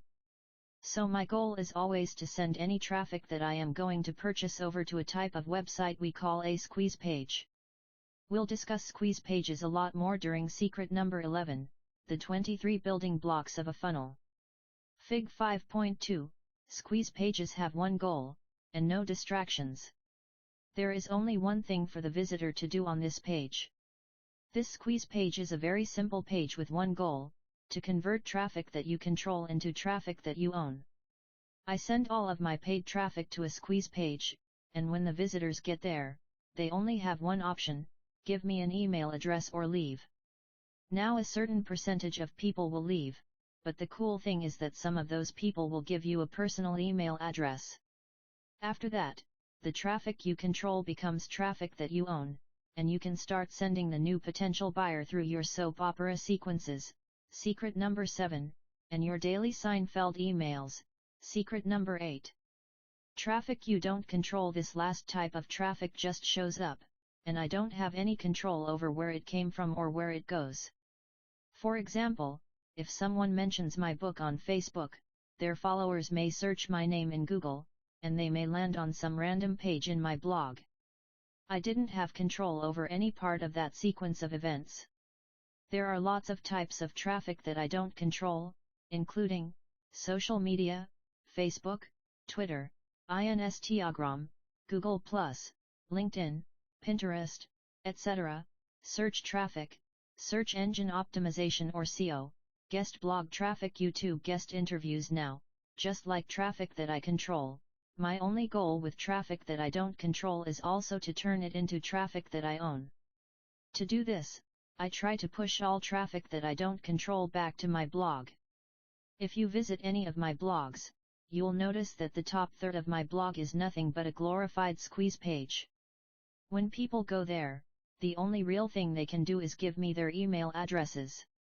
After they do that, they become traffic that I own, and I can put them into my communication funnels. Fig 5.3, I turn my blog posts into modified squeeze pages to convert as much traffic as possible into traffic I own. Moving into your communication funnel up next. Now that you understand where you can find congregations composed of dream clients and you understand that your goal is to convert those people into traffic that you own, the next question is, what do you do with the potential customers after they join your email list? Section 2 of this book will show you how we communicate with our audience. It will detail what emails we send out and in what sequence we send them. It will show you how to use your email list as a tool to get people to ascend your value ladder. But before we get into the actual sequences that you'll be sending out, secret number 7 and number 8, you first have to understand the attractive character. Section 2, your communication funnel. Secret number 6, the attractive character. Hey Russell, I'm building a list, but nobody's opening my emails. Nobody's clicking on my links. Nobody's buying what I'm trying to sell. What am I doing wrong? People who started my .com secrets course used to express this same thought all the time. Business owners often get behind the idea that they should be averaging $1 per month for every person on their list. So, they focus on growing their lists, yet feel stuck and frustrated when they don't see results. Can you relate to that at all? In my experience, the missing link is this concept of the attractive character, AC. It's about the persona you're sharing with your audience and how you communicate with your list. Most people either don't bother to create this character, or they don't do it correctly. So, I want to explain the process to you now. It's one of the most important steps you can take when it comes to making sales. Once you intentionally create your AC, your business will change forever. An attractive character is not someone who is extraordinarily good looking, although they might be. What I'm talking about here is a persona that attracts clients or customers and helps you build your following to eventually make sales. An attractive character allows you to build a platform anywhere you want, whether on email, Facebook, or YouTube. It doesn't matter where you show up, your AC will draw people to you. The first time I learned about personas and characters, I was at a marketing seminar and heard John Alanis speak. If you look up his name, you'll find he teaches men how to get women to approach them. In other words, he teaches guys how to pick up chicks. I remember he explained how the concept of attracting women was very similar to attracting customers and making sales. If a guy wants a woman to be attracted to him, there are certain things he needs to do. And they are the same things you need to do if you want clients and customers to be attracted to you in your business. He said entrepreneurs need to create an attractive character. This was the first time I had ever heard anyone talk about this idea. I listened to him talk for an hour, and it made a huge impact on me and my company. Think about any business online or offline. Most successful ones have an attractive character front and center. Take Subway, for example. Subway used to be just another fast food restaurant like McDonald's, Burger King, and all the rest. Then somewhere along the line, the company found this guy named Jared. He was a big guy who weighed over 400 pounds. However, he started eating nothing but Subway twice a day, and over the course of a couple of years, he lost a ton of weight. Subway shared Jared's story with the world. They put him in commercials, on billboards, everywhere. By making Jared their attractive character, Subway transformed its business from an average fast food restaurant to a weight loss plan. This new tactic completely set the company apart from the competition. One of the reasons that Subway does so well is because it focuses marketing tactics around an attractive character. People trying to lose weight can relate to Jared. They understand his backstory, and they want to be like him. If this guy could lose all that weight just by eating Subway twice a day, then they can too. This same guy has been bringing in business for Subway for over 15 years. Now think about your favorite movies. What was the last movie you saw? Did you see it because you thought the storyline was intriguing? Or did you go because one of your favorite actors or actresses was in it?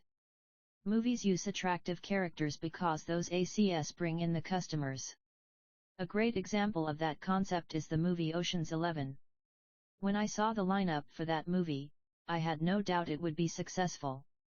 Producers brought in 11 attractive characters, actors who viewers already loved, put them together in a movie, and boom! Instant hit. Maybe you're not a big Brad Pitt fan, but you love everything Julia Roberts does. So, you go see the movie because she is the attractive character you relate to. This is why sequels and franchises work so well, generation after generation. If you loved Harrison Ford as Han Solo in 1977, you probably paid to see all the Star Wars sequels and Raiders of the Lost Ark, too. And guess what? Nearly 40 years later, guess who's showing up again to bring you a little more Han Solo? It's amazing to think that one mediocre movie created over a generation ago can still pack the theaters and sell tickets by the millions. That's the power of attractive characters. We love them. We want to be like them. We relate to their stories. And we buy what they're selling. This is one of the big secrets behind the most successful online businesses in the most competitive markets, like weight loss, dating, financial investing, supplements, and e-commerce. All these types of businesses can use an attractive character. I started noticing how this works in my own business when I started speaking at seminars and selling products from the stage. The first few times I spoke, I was still in school at Boise State University. I was a student athlete in the wrestling program, and that information would come out when I told my story from the stage. I talked about wrestling and coaches and lessons I'd learned from the sport. When it was time to sell at the end of the presentation, I noticed that the people who came to the back to buy my product were mostly male athletes. They would say, "Hey, man, I played football in college." Or, "Hey, I'm a lacrosse player." I didn't realize it at the time, but my story was promoting an attractive character that other male athletes could relate to. Interesting.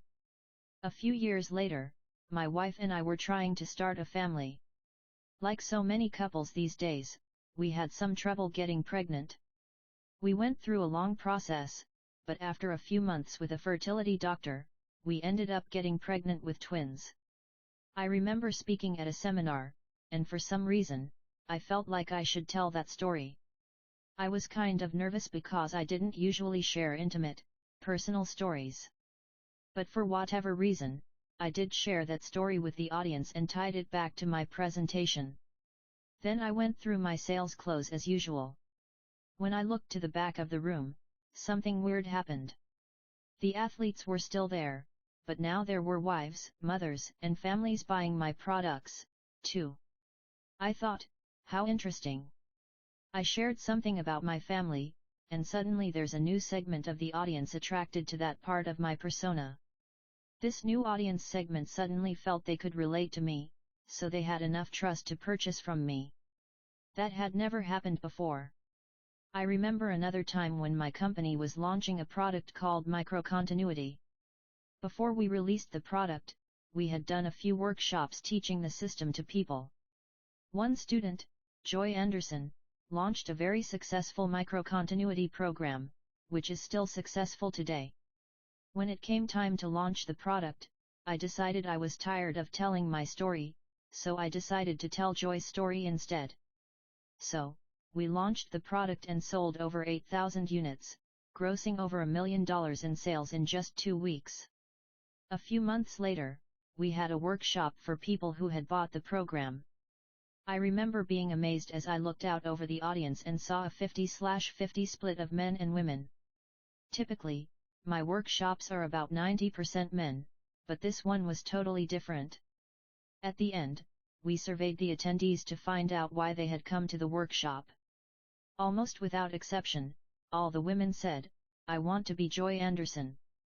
I kept seeing examples of this trend.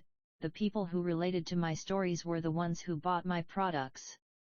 So, a few years ago, I started teaching this concept of the attractive character.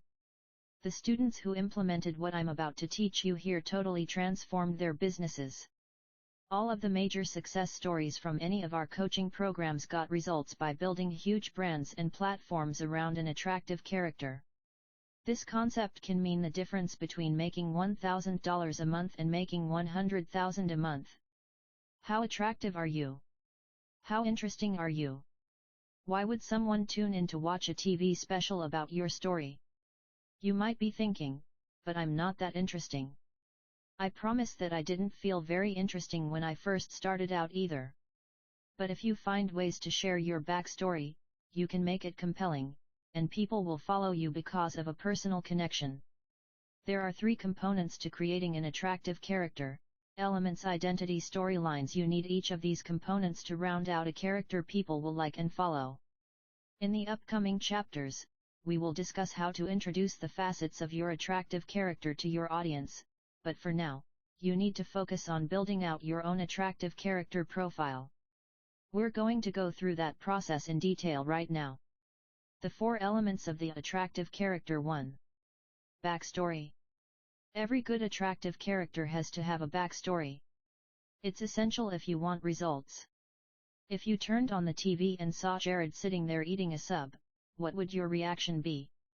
You'd probably think something like, "Who's that annoying skinny guy just sitting there eating subs all day?" Without knowing his backstory of amazing weight loss, you would be unable to relate to him. He'd just be a dude eating subs. But if you see Jared's backstory, pictures of him at 425 pounds and 190 pounds, and then see him eating subs, it's a whole different story. You might think, "I'm just like he was. If he can lose all that weight just by eating subs, maybe I can too.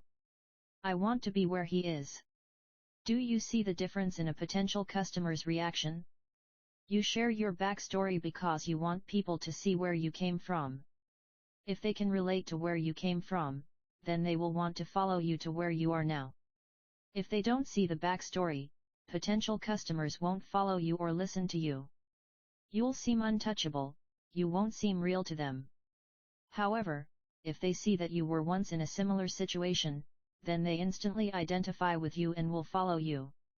Your story has provided a hook. You can then lay out the path, and they will want to follow that path. The key is that the story has to relate to the product you're selling somehow. If you're selling a weight loss product, you want to talk about a weight loss backstory.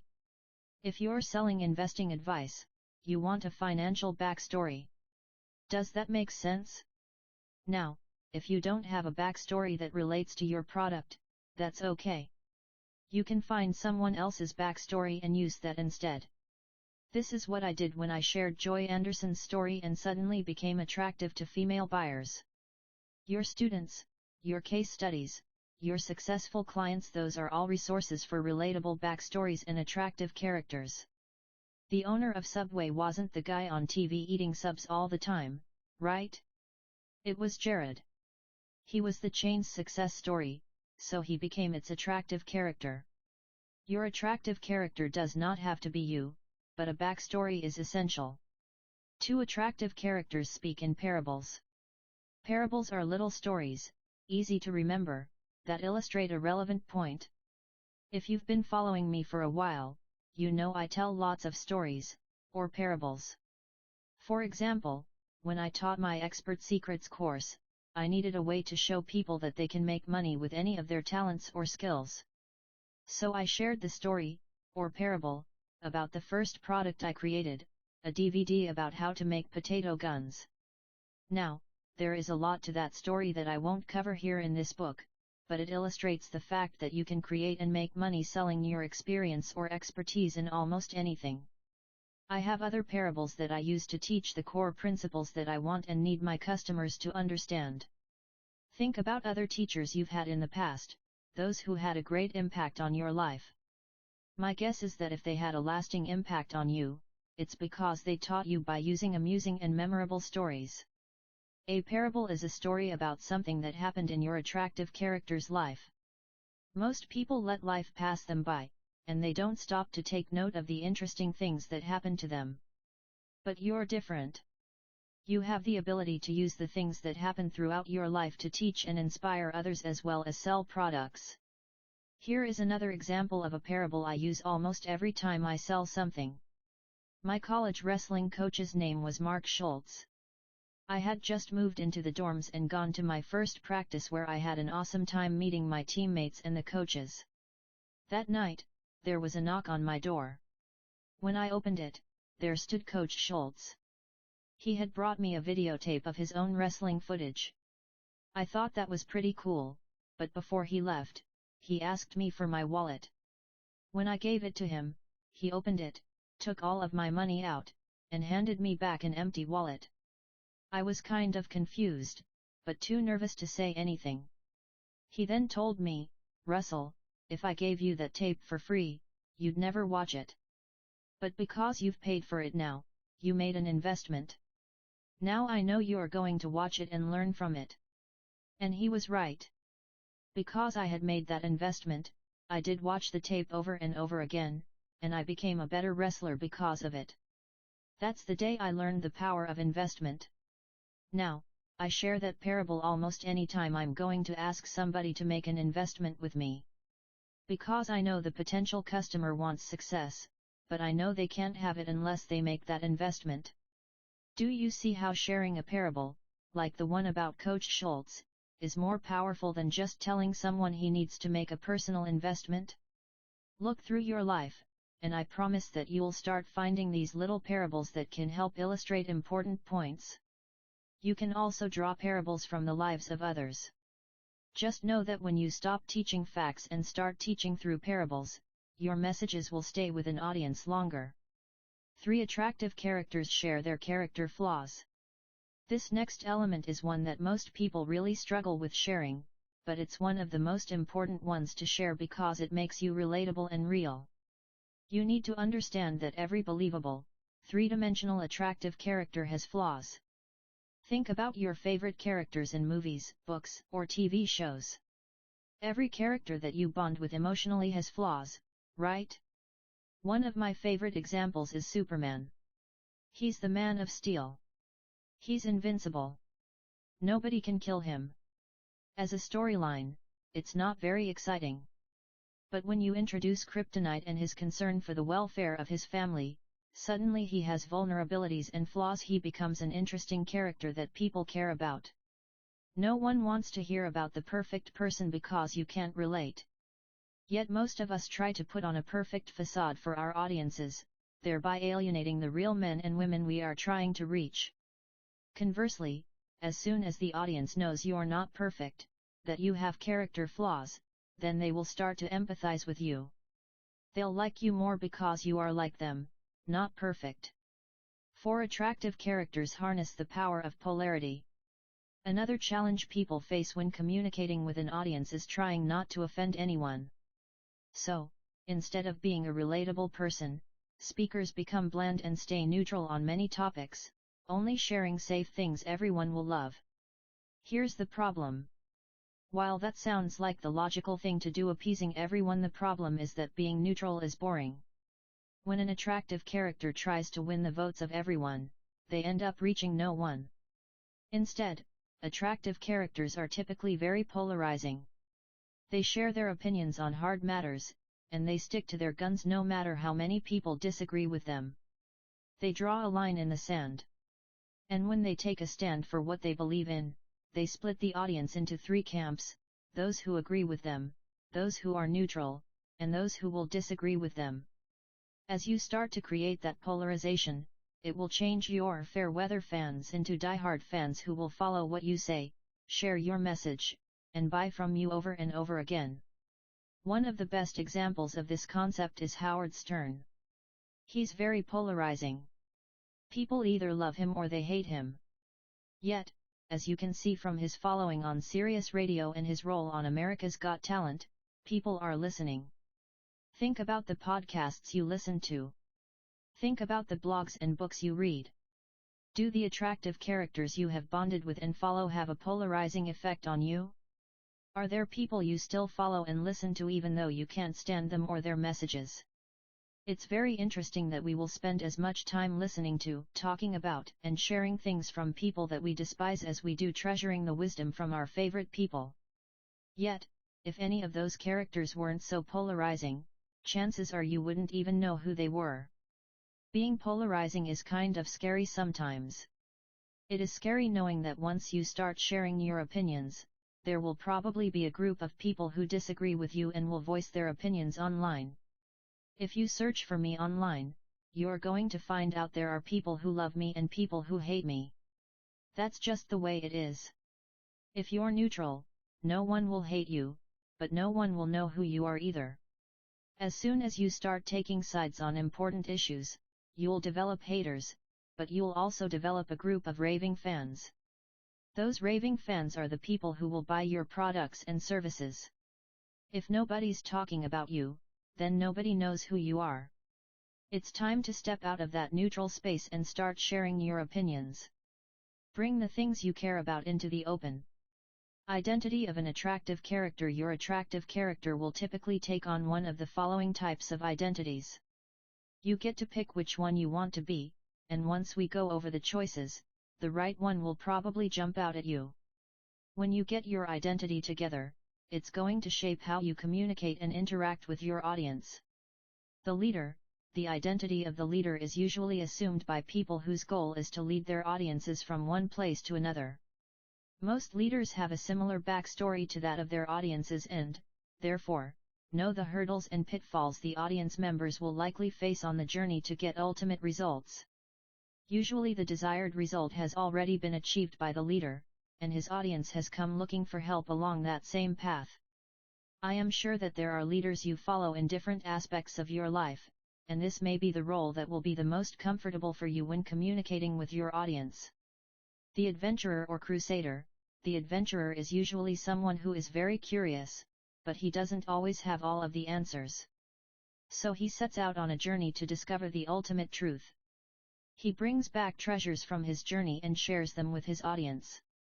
This identity is very similar to the leader, but instead of leading his audience on a journey to find the result, he is more likely to bring back the answers to give them. The reporter or evangelist. This identity is often one that people use when they have not yet blazed a trail to share with an audience, but have a desire to. So they put on the hat of the reporter or evangelist and go out to discover the truth. Typically, people who use this identity interview dozens, hundreds, or even thousands of people and share those interviews, and all they've learned along the way, with their audience. This is the identity I used when I got started. I didn't know a lot about marketing online myself, so I started interviewing people. I became a reporter, just like Larry King or Oprah. Because I started interviewing all these cool people and sharing their stories and lessons, I started building an audience of my own. People kept seeing me with these other high-profile people, and over time, I became associated with them. My status went up because I was constantly in the company of high-status people. The knowledge and credibility I gained from being a reporter naturally evolved into my coaching career. Becoming a reporter is a great way to start a business in a niche you don't know much about. The reluctant hero. This is my personal identity now, and typically the one that I try to share with my audiences. This is the humble hero who doesn't really want the spotlight or any fuss made over his discoveries. But he knows the information or the secrets he has are so important that he must overcome his shyness and share them with the world. There's a moral duty that compels him to share all he knows. Many of you may feel this way naturally. The spotlight is uncomfortable, but you know you need to be there.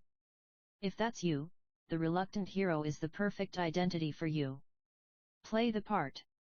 Leader, adventurer, reporter, or reluctant hero. You probably identify strongly with one of these four archetypes.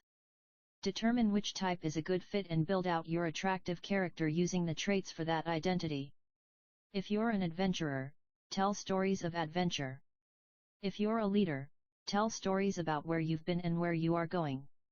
If you've chosen the right identity for you, it should be fairly easy to take on that role. If you're struggling to create your AC, perhaps you should take another look at your identity.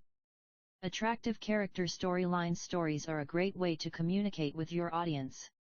And there are 6 basic storylines that businesses use over and over again in emails, sales letters, landing pages, and other communications. We use them because they work. Each one is crafted for a specific purpose. Once you learn how to utilize these storylines, you will see for yourself how powerful they are and want to use them over and over in different ways. Let's go over the basic plot structure of each one. Loss and redemption. I had everything. I was on top of the world. Life was great. Then underscore underscore underscore underscore underscore underscore underscore underscore underscore underscore underscore happened. I had to figure my way out of underscore underscore underscore underscore underscore underscore underscore underscore underscore underscore underscore underscore underscore underscore underscore underscore. But it turned out to be a blessing in disguise because I went through underscore underscore underscore underscore underscore underscore underscore underscore underscore underscore, and I learned / received underscore underscore underscore underscore underscore underscore underscore underscore underscore underscore underscore. Now I underscore underscore underscore underscore underscore underscore underscore underscore underscore underscore underscore. Loss and redemption stories are very powerful because they show the upside of going through hardship or meeting challenges. If you have your own loss and redemption story, great. If not, you can always borrow one from one of your followers or even from the mainstream media or a movie you like. Us versus them. You want to use us versus them stories to polarize your audience. Remember the power of polarity? Using these types of stories will draw your raving fans even closer and give them a rallying cry against the outsiders. I often call out the talkers versus the doers on my list. I want people to make a choice about who they are, because if they're with me, then they will be doers, continuing to ascend with me. Before and after. First I was underscore underscore underscore underscore underscore underscore underscore underscore underscore underscore underscore underscore underscore underscore. Now I'm underscore underscore underscore underscore underscore underscore underscore underscore underscore underscore underscore dot. These are stories of transformation, and they work great in any market. For example, in the weight loss market, you might say, first I was fat. Then I tried Program X. Now I'm skinny. Or, try this with the dating market, first I was lonely and unattractive. Then I got Program Y. Now, I've got chicks all over me. Here is a transformation for the making money market, first I was dirt poor, living in a box under a bridge. Then I tried Product Z. Now, I have a mansion in Beverly Hills. These stories are pretty self-explanatory and simple to write. In fact, you can often tell the whole story with just pictures. But don't let the simplicity fool you. These stories are powerful motivators, and you should use them often. Amazing discovery. Oh my gosh, you guys, wait till you hear about this amazing new thing I just discovered. You're not going to believe it, but I hit it out of the park on my first try. I wasn't sure it would work, but it's amazing. You've got to try it. These stories are huge for selling webinars and teleseminars because they help people believe that the answer they have been searching for is finally available to them. Secret telling. I've got a secret. If you want to find out what it is, you need to do underscore underscore underscore underscore underscore underscore underscore underscore underscore underscore underscore dot. This is my favorite type of storyline. My whole company, DotCom Secrets, is built around secret storylines. The lure of secrets draws the reader into your funnel and up your value ladder. Third-person testimonial. Sharing other people's successes with your products and programs provides powerful social proof. Get as many third-person testimonials from your customers, clients, and students as you can. Then sprinkle them liberally throughout your stories. Or use them as stand-alone stories and case studies. Let's review. It's time to get started creating your attractive character. When I say create, I don't mean make it up. I mean to zero in on a story and personality you or one of your clients has. It's real.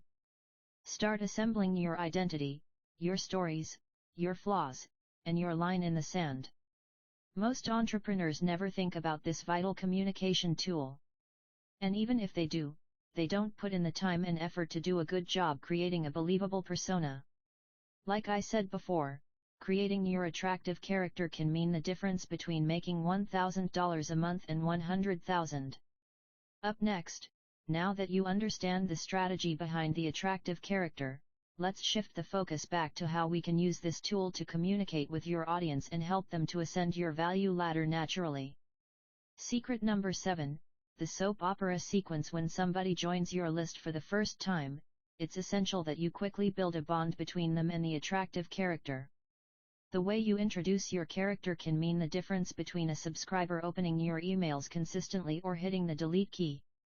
For years I tried dozens of ways to build a quick relationship with people after they joined my list, but I always struggled until I learned a concept called the soap opera sequence from one of my friends, Andre Chaperone. If you've never watched a soap opera before, the stories rely on open-ended, high-drama episodes that hook the viewers in and keep them coming back every single day to find out what happens next. The programs are continuous narratives that never conclude. The characters are always either getting into trouble or getting out of trouble, falling in love or breaking up, heading to jail or escaping, dying, or magically reappearing. If you relate to the characters, you can't help but get sucked into the drama and want to know what's coming next. We're going to use the same story structure and elements to create your opening email sequence. The goal is to create an instant bond between your attractive character and the person reading the email. If your first email is boring, you're done. They probably won't open the next one. But if you give them something interesting and hook them with an open storyline in the first email, then they will look forward to the next one, and the next, and the next. In your soap opera sequence, you're going to introduce your attractive character and build up an open-ended dramatic story that draws the reader in. There are a few different ways you can do this. For example, I've seen sequences that Andre has built out that have 40 or 50 emails. I've never had the time or patience to be able to do that, so instead I build out a simple, 5-day soap opera sequence that I send out when someone joins my list. The key to making this sequence work, just like a soap opera, is you have to open and close loops that will drag your reader from one email to the next. For example, I may tell readers in the first email that I discovered the secret to getting rid of their nerve pain forever without expensive pain medications or side effects, but instead of telling them all the details, I merely open that loop and tell them I'll give them the secret tomorrow. Then, in the second email, I will give them the secret, but then I open a new loop that pulls them into email number 3. I'm sure you've seen directors do this on soap operas or reality shows. The tactic pulls you from commercial break to commercial break, from episode to episode. You see it every day on TV, now it's your turn to become a master at it with email. Let me walk you through the 5-email soap opera sequence that readers get when they join my lists. It's simple, and it works to build a relationship with the attractive character fast. In this example, someone just joined my list by filling out a form on a squeeze page requesting more information about becoming an expert, and the product I'm going to be selling them in this series is called Expert Secrets. Email number 1, set the stage. This is the first email, a thank you note, that people receive the minute they sign up for your list. It sets the stage for the emails to come and lets people know what to expect. Are you going to email them once a day, twice a day, or once a week? For this first sequence, I recommend once a day for the best results. Here's an example. Subject, DCSCH1 of 5 body.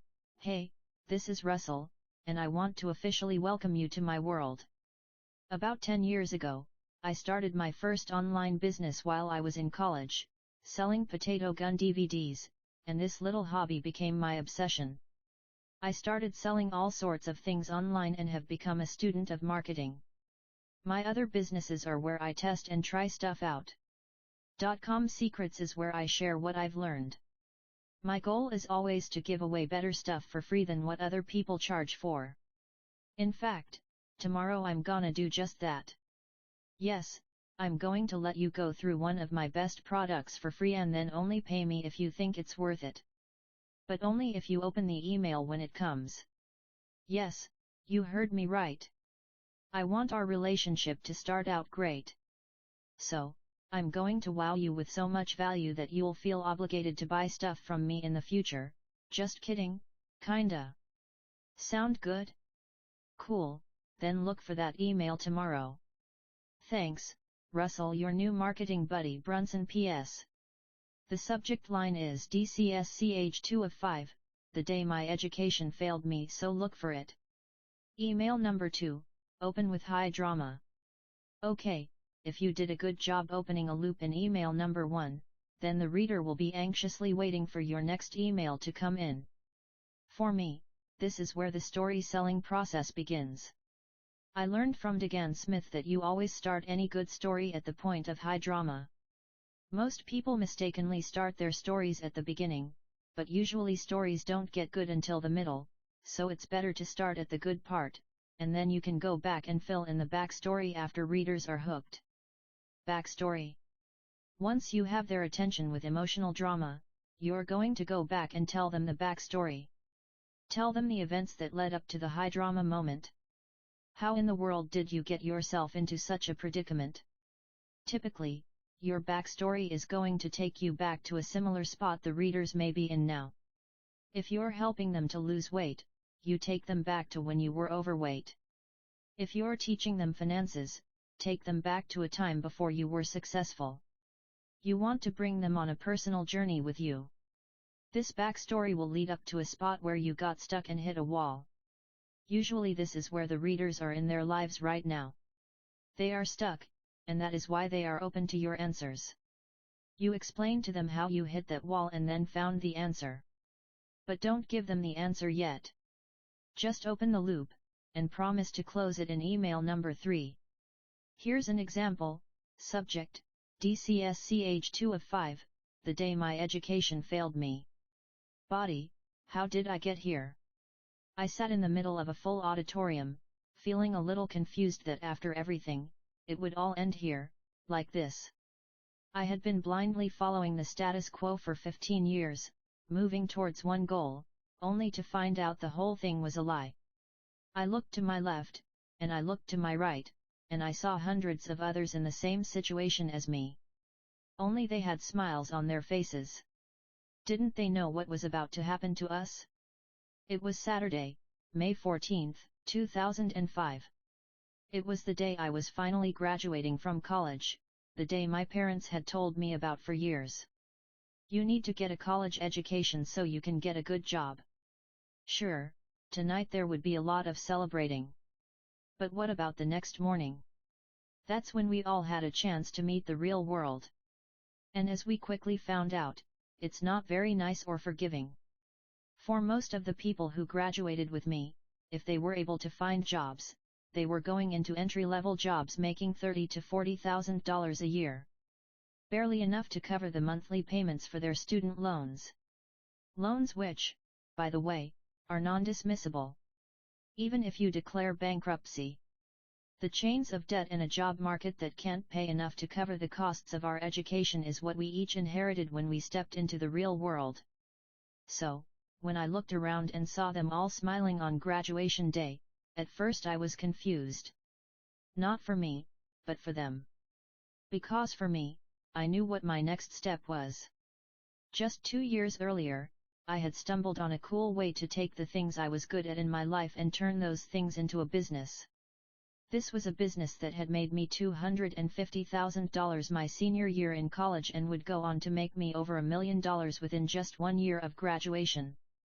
Would you like to know what I found out? Are you interested in how I was able to get my idea up and running with literally no money, while I was going to school, wrestling, and spending time with my new wife? If so, then look for my email tomorrow. I'm gonna show you the epiphany I had, but more importantly, I'm going to explain how you can use it to get similar results in your life. So, look for tomorrow's email. The subject line is DCSCH3 of 5, Expert Secrets. Thanks, Russell. Wish I had my tuition back. Brunson. PS. I almost forgot.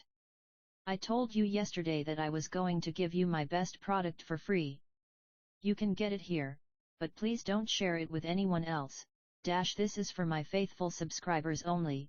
www.expertsecrets.com/free access equals my best product. This course has made more of my students independently wealthy than anything we've ever done in the past. So go sign up for the training now and let's see where it could take you. Talk to you tomorrow. Email number 3, Epiphany. Now it's time to start bringing in the dawn. You have an epiphany. You realize something you hadn't thought of before. Maybe it's something that was right in front of you the whole time. It's the moment that everything turned around for you. By now the reader is so hooked in, they want to know, and hopefully buy, your solution.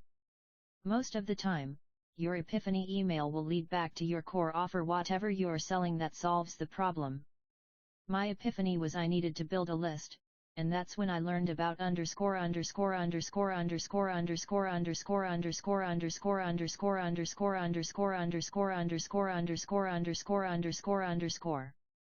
had to get a support system to help me get over my addiction.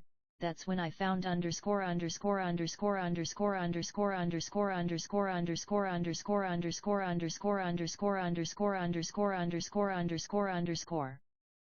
had to address the emotional roots of overeating, and that's when I discovered underscore.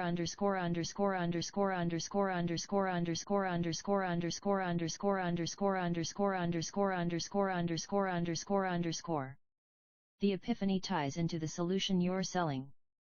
If you're selling someone else's product, it's enough to say your epiphany led to the discovery of the product. Here's an example. Subject, DCSCH3 of 5, Expert Secrets. Body, I was sitting in my college classroom, doing the math and trying to figure out how much my college professor was making per hour. I assumed he was making about $50,000 per year. My estimate may have been low or high, I have no idea. If he was working 40-hour weeks, then he was probably making about $25 an hour. I then looked at a how-to book I had bought the night before. I had paid $50 for the book, and I thought it was awesome. I knew the person who wrote the book had said that he sells, on average, 100 copies of that book per day. 100 copies. I was doing the math, and at $50 per book, he was making about $5,000 per day. Or $1,825,000 per year. But the craziest part is the guy only spent a few days writing the book. It was 90% pictures and just 10% text, and when he was done, he never had to write it again. The book did the teaching for him. He was able to create it once and then get paid for it over and over again. That's when I realized I didn't want to sell my knowledge by the hour like my professor was doing. I wanted to sell it like this author. And so that's what I did. And by my senior year in college, I had made about $250,000. And within a year of graduation, I had made over $1 million. And I did this all by focusing on one thing. Selling my knowledge the right way. Would you like to know how I did that? If so, I just posted a video online that will show you how I took $20 and a simple idea and turned it into $1 million a year how-to business. I posted the video here, www.expertsecrets.com/free access. Go check it out, and let me know what you think. Thanks, Russell Brunson. PS. Tomorrow I want to show you a few hidden benefits that being an expert will give you, benefits you probably don't even know exist. Look for that email tomorrow. Email number 4, Hidden Benefits. In this email, you want to point out benefits the reader is getting by knowing you and following your plan or by using your product. You want to focus on benefits that probably aren't as obvious. This gives you another reason to email them, and it gives the prospect another chance to build an even stronger bond with the attractive character. This email will point out the hidden benefits they may not have thought about before. Sure, you're going to make more money, but you also get more freedom to travel. Sure, you're going to lose weight, but you'll also live long enough to enjoy your grandchildren. Sure, you're going to be able to work from home, but did you realize you'll be able to take vacations whenever you want? Often, it's the hidden benefits that really grab the reader and move them to take action. So, you want to come up with parables, stories, that demonstrate those hidden benefits. Show them how you can take time off whenever you want, and explain how that makes you feel. When the reader thinks, "Man, I want that for myself," that's when they click the link and buy your products. Here's an example. Subject, DCSCH 4 of 5, the hidden benefits. Body, when I first became an expert, I was concerned because I didn't have any credentials, degrees, or anything. I just knew that what I showed people worked and I wanted to share it. But what caught me off guard was how helping people get what they want in life actually changed the quality of my own life. Sure, I started to make a lot of money, but, more importantly, each person I helped opened up new doors for me. Through my expert business, I've been able to travel around the world and meet cool people like Tony Robbins and Richard Branson. But the real hidden benefit has been the fulfillment I get when I see someone else change his or her life. And that is what this business really is about for me. I'm guessing if you're here, then it's probably the same thing for you too, am I right? If so, then you need to sign up for my Expert Secrets course. Normally I charge $3,000 to attend, but I am going to do two cool things for you. I'm giving you a huge 90% discount you're only gonna pay if you like it. Yes, that's right, you get to come sign up, attend, get all of my best ideas, and then if, and only if, you love it, will you pay? And if you don't like it for any reason, then you're getting it for free. Does that sound more than fair? Cool, then go get your ticket for our upcoming event. It's happening this Thursday, here, www.expertsecrets.com/free access. Thanks, Russell Brunson. Email number 5, Urgency and CTA. This is usually the last email in my soap opera sequence. It's not the last email I send people, it's just the end of my introduction. The goal is to give the reader one last push to go take action right now. You do that by adding urgency into the equation and then using a call to action, CTA. Up to now, you've been casually using CTAs, but in this last email, you want to light a little fire under readers. What legitimate reasons can you come up with that would make them need to take action right away? Your webinar starts tomorrow. You only have 10 seats left at your event. You only ordered 1,000 books, and most of them are gone. You're pulling the video offline. Whatever the reason, it needs to be real. Fake urgency will backfire on you, and you'll lose all credibility. Just think of a reason why you might run out of whatever you're selling.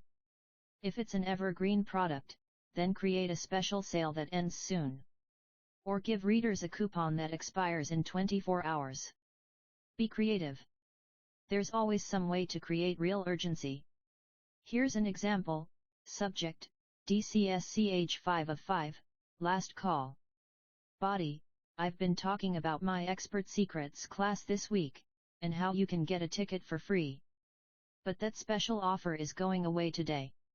Yes, if you read this email tomorrow, then I apologize, because it will be too late. If you take this class later, you'll have to pay at least $300, but I might put it back to its full ticket price of $3,000 by then as well. Haven't decided yet. But if you want to take me up on my try before you buy offer, and go through the entire 51/4 hour training before you spend a dime, then go get your ticket ASAP here, www.expertsecrets.com/free access. You've been warned. I don't want any emails tomorrow saying I didn't warn you. So, go get your ticket, and I'll see you on the training. Thanks, Russell Brunson. That show the soap opera sequence works. Email number 1 pulls the reader to email number 2. Email number 2 pulls the reader to email number 3. And so on. The emails themselves should be easy to read and fast to scan. So, use 1 or 2 sentences per line. Add in lots of white space. Do not use long paragraphs that slow people down. I like to write out the basic structure elements first. Then I fill in the juicy details and emotional hooks. You probably noticed a couple of other things in the example emails. First, I use loads of personality. This is the reader's introduction to my attractive character. I want people to bond with me and be entertained. I don't try to hide who I am. And along those same lines, you may have noticed some grammatical errors. Why didn't I fix them? Remember, your attractive character needs flaws so people can relate. That goes for your emails, too. I'm not telling you to put errors in on purpose, but if they happen, don't freak out. And please don't let fear of making a mistake keep you from sending out the emails at all. If you follow the soap opera sequence style, you're going to be amazed by how much more successful you are early on and as long as you continue to send emails to your list. To make it easy for you to get the hang of this, I've created a special soap opera email template you can download and use over and over again. By using this template, you'll never forget any of the major elements, and you'll save a ton of time when writing emails. To download, go to www.dotcomsecretsbook.com/resources/soap-templates. Up next, so, you've got your soap opera sequence set up. Now what? How should your attractive character communicate with your list going forward? I'm glad you asked. You're going to use what I call Seinfeld emails. That's the next secret. Secret number 8, Daily Seinfeld Sequence. Russell, an NBC executive. So, what have you two come up with? Jerry, well, we've thought about this in a variety of ways. But the basic idea is I will play myself. George, interrupting, may I? Jerry, go ahead. George, I think I can sum up the show for you with one word: nothing. Russell, nothing. George, smiling, nothing. Russell, unimpressed, what does that mean? George, the show is about nothing. Jerry, to George, well, it's not about nothing. George, to Jerry, no, it's about nothing. Jerry, well, maybe in philosophy. But, even nothing is something. Jerry and George glare at each other. The receptionist enters. Susan, what's the premise? Jerry, well, as I was saying, I would play myself, and as a comedian living in New York, I have a friend, a neighbor, and an ex-girlfriend, which is all true. George, yeah, but nothing happens on the show. You see, it's just like life. You know, you eat, you go shopping, you read. You eat, you read. You go shopping. Russell, you read?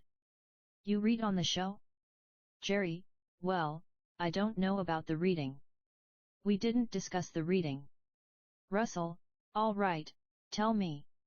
Tell me about the stories. What kind of stories? George, oh, no. No stories. Russell, no stories? So, what is it? George, showing an example, what did you do today? Russell, I got up and came to work. George, there's a show. That's a show. Russell, confused, how is that a show? Jerry, well, maybe something happens on the way to work.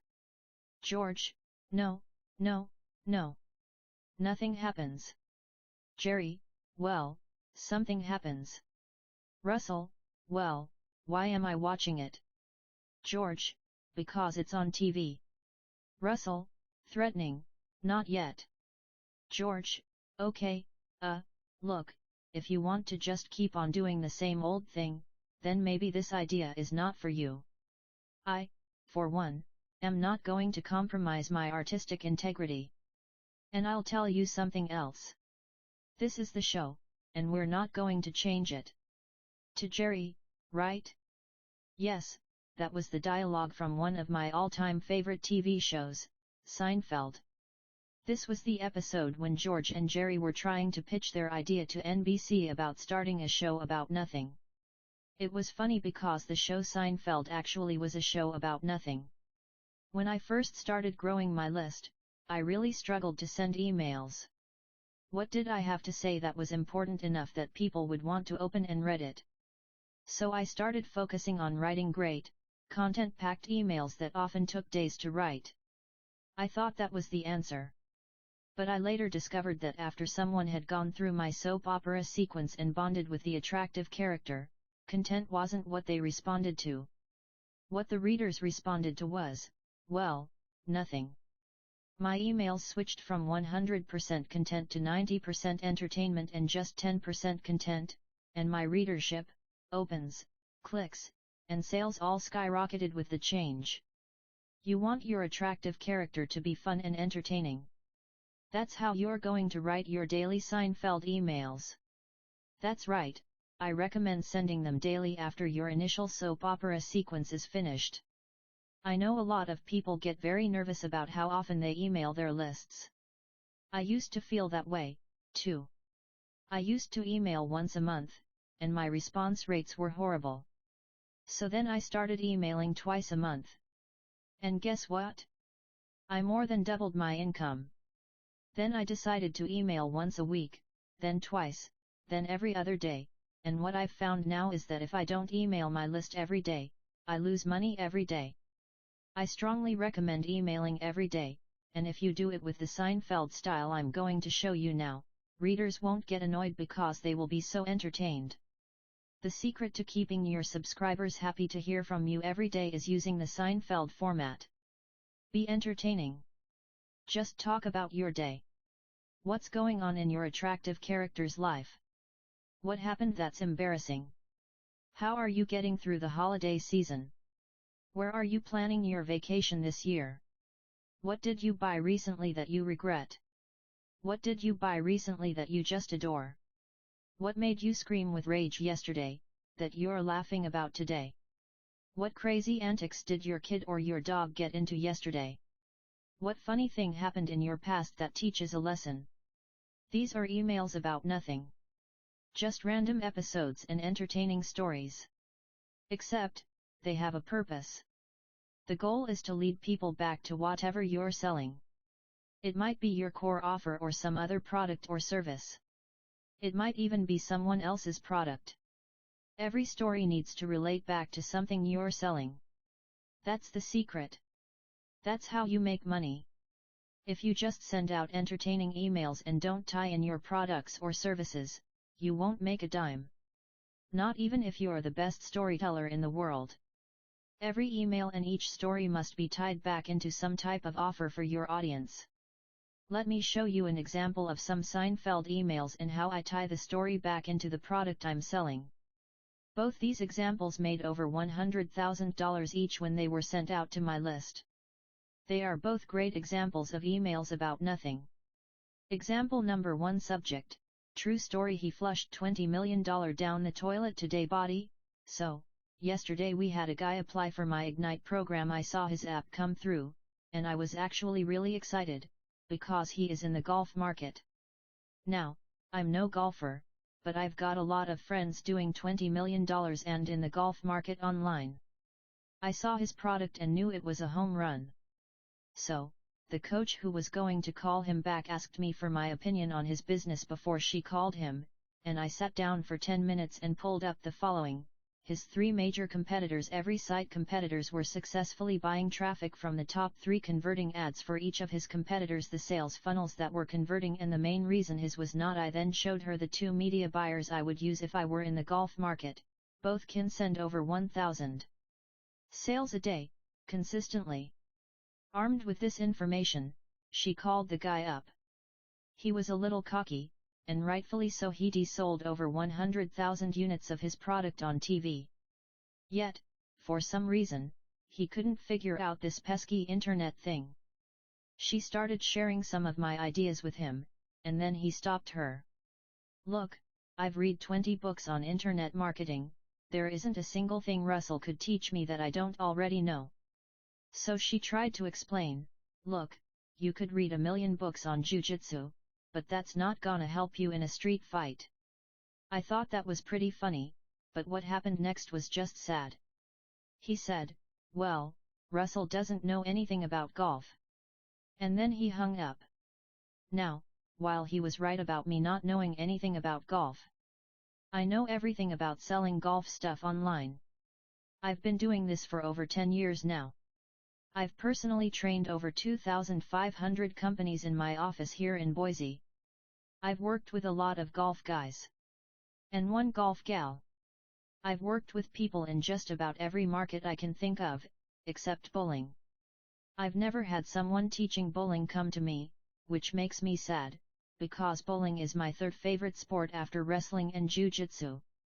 Anyways, for about everything else I can think of, I've mapped out a funnel, shown the client what they were doing wrong, introduced them to my media buyers, advised them on which sites to buy ads from, and instructed them on what they should be spending to acquire a customer in their specific market.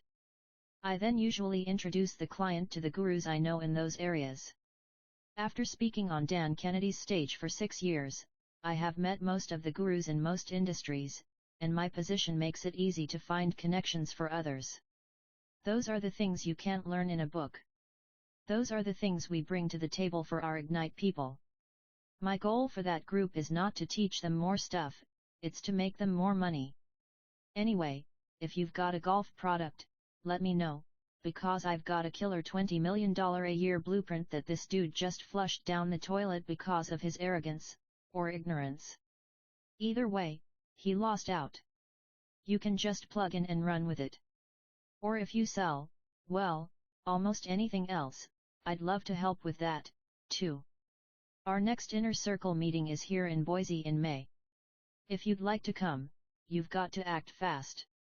You can apply here, http://lgoodnight.com secrets.com, and we only accept cool people. If you like to flush money down the toilet, please don't apply. Thanks, Russell Brunson. Example number 2. Subject: Jiu-Jitsu is like wrestling for old, fat guys, and other marketing stuff, body, so, tomorrow I'm fighting in a Jiu-Jitsu tournament.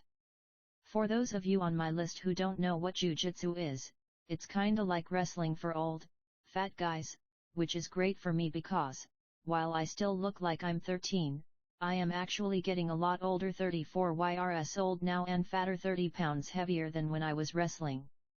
Anyway, I have weigh-ins in a few hours, and as of right now, I'm still 7 pounds overweight. Good thing I'm a wrestler and have some awesome weight cutting skills. In fact, I just found my old weight cutting clothes this morning. Check them out. Yes, they are a little tight, but my 3-year-old told me I look like a ninja, so they can't be that bad, right? Anyway, in about an hour, I'm gonna go to the wrestling room, and within 30 to 40 minutes, I'll lose all 7 pounds. Then tomorrow, I get to step onto a mat with a bunch of younger, faster guys whose only goal in life is to choke me out. Or to break my arm, whichever comes first. I'm so excited. So, why do I tell you this? Because this week, we did well over 6 figures in sales. Not this month, this week. And we did it without any product launches. Without any affiliates.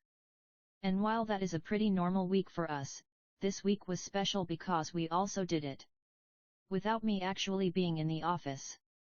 Yup. You guessed it.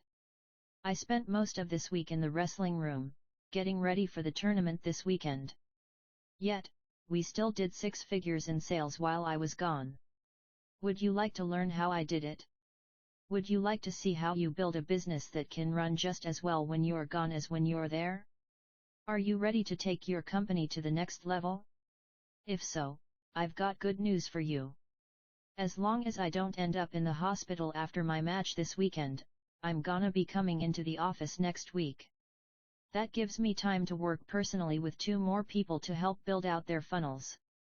The same type of funnel we use to pull in 6 figures a week like clockwork.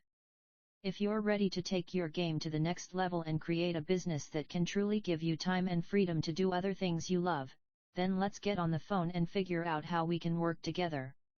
Sound good? If so, then you can apply here, http://lgoodnight.com secrets.com. and if you're looking for a get-rich-quick scheme, this isn't it. If you're looking for a work hard and build an awesome company scheme, then I'm your man. Okay, I'm off to cut weight. Wish me luck this weekend. Thanks, Russell Brunson. PS. I already know that it's not healthy to cut 7 pounds in under an hour, so no emailing me telling me it's not healthy. I'm pretty sure that stepping onto a mat with someone 30 pounds heavier is a lot less healthy than me losing 7 pounds of water in an hour. Haha. Do you see how Seinfeld emails work? Do you see how the story eventually ties into a product? That's how your attractive character is going to communicate with your list in every email you send after your soap opera sequence. It's fun. And once you get the hang of it, the writing goes pretty fast. You can even dictate the email, record it on your phone, and then send it to your assistant to be transcribed. One thing I should note here. These are broadcast emails, not autoresponders. Soap opera sequence emails are set up to be an autoresponder sequence. That means after someone signs up, they get email 1 on the first day, then email 2 on the next, etc. Seinfeld emails are different. After someone has completed your soap series, they should be moved to a broadcast list where they will only get the Seinfeld email that you send out that day. Seinfeld emails are typically not lined up in a sequence that everyone has to go through. That doesn't mean you can't write them ahead of time and schedule the broadcasts in your email provider, but typically they are tied to relevant things happening in the life of the attractive character as they are happening. Lastly, these emails do double duty when you put them on your blog. People often ask me what they should write about on their blogs, and I always tell them simply to copy and paste their daily Seinfeld email. It's quick, easy, and consistent blog content that leads people to a sale. Let's review. Your soap opera, autoresponder, sequence is your attractive character's introduction to your new subscriber. If you follow the outline I provided, you'll notice an increase in your sales simply because people can relate to your backstory and epiphany after they read about it. Seinfeld emails continue the conversation on a daily basis. The goal is to be fun and entertaining while you sell stuff. You can get started with this right now. Go download your soap opera sequence template, and write your first 5 emails. Then start writing your Seinfeld emails and loading them into your email provider. If you get stuck for ideas, my team has compiled a list of writing prompts for you. Download them at www.comsecretsbook.com/resources/Seinfeld.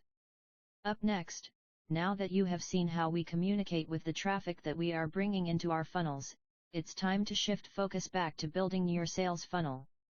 Section 3 is called Funnelology and will discuss the strategies behind building your successful sales funnels. Section 3, Funnelology, leading your customers to the sale, over and over again. Secret number 9, reverse engineering a successful funnel. Before I start to build out any new sales funnel, the first thing I want to do is find other people who already have a successful funnel and are selling to my target market. If I can't find other businesses, then I won't continue to move forward. But if I can find others who are already successfully selling to the chosen market, then I can reverse engineer what they're doing and figure out where they are getting their traffic. The internet is full of gurus teaching hundreds of different ways to generate traffic, and it seems like a new tactic or trick pops up every day. For me, I focus on one real strategy. I prefer to find out where the traffic already exists and then just plunk myself down in front of it and send it on a little detour to my site. Why work hard to generate traffic when it's already out there waiting for you? This chapter is going to show you how to reverse engineer your competitors' sales funnels. You will learn how to understand what they are doing, where their traffic is coming from, and how to transform their traffic into your traffic. 5 variables of successful campaigns. The first step to reverse engineering existing traffic streams is understanding the 5 elements that go into any successful online ad campaign. I never start creating a funnel unless I know at least 4 of these 5 things. I never want 2 unknowns. Also, as I'm analyzing my own funnels, if something isn't working, it usually comes down to one of these 5 things. 1. Demographics. 2. Offer. 3. Landing page 4. Traffic source 5. Add copy. Let's look at each variable individually so you can get a clearer picture of what I'm talking about. 1. Demographics. The demographics are all the characteristics of the people you are targeting. The demographics define who belongs in the target group and who doesn't. We're talking about distinguishing factors like age, sex, education, geographical location, income level, race, language, and political affiliations. Any and all characteristics you can think of that define those people you want to reach with your message. For example, our supplement company has an older demographic of men and women. Our coaching company's main demographic is entrepreneurs making between $1 and $3 million a year. If I put the right offer in front of the wrong demographic, it's going to bomb. If I put a wrestling supplement offer in front of older people with diabetes, they're not going to buy. So, we need to make sure we get our demographics right. Once you know the demographics of the people your competitors are going after, it's very simple to know what yours should be. When I first started working with our pain supplement, I had no idea who to target or where to find the traffic. So my team and I went through this process of reverse engineering some supplements similar to ours, and we found out very quickly where our competitors were placing their ads. We found that some of their ads were on diabetic websites, a segment we didn't know would benefit from our supplement. We found ads running successfully on survival websites, natural health websites, and more. By digging deeper and researching our competitors, a whole new world of opportunity opened for us. After we found some of these new demographics, over the course of 2 months, we were easily able to scale a product that was making $20,000 a month to making over $500,000 a month now. Pretty cool, huh?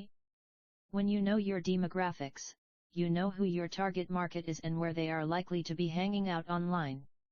You know what sites they're on and where they get together to talk to each other. Once you have that information, it becomes very easy to scale your offer and build your business quickly. 2. Offer.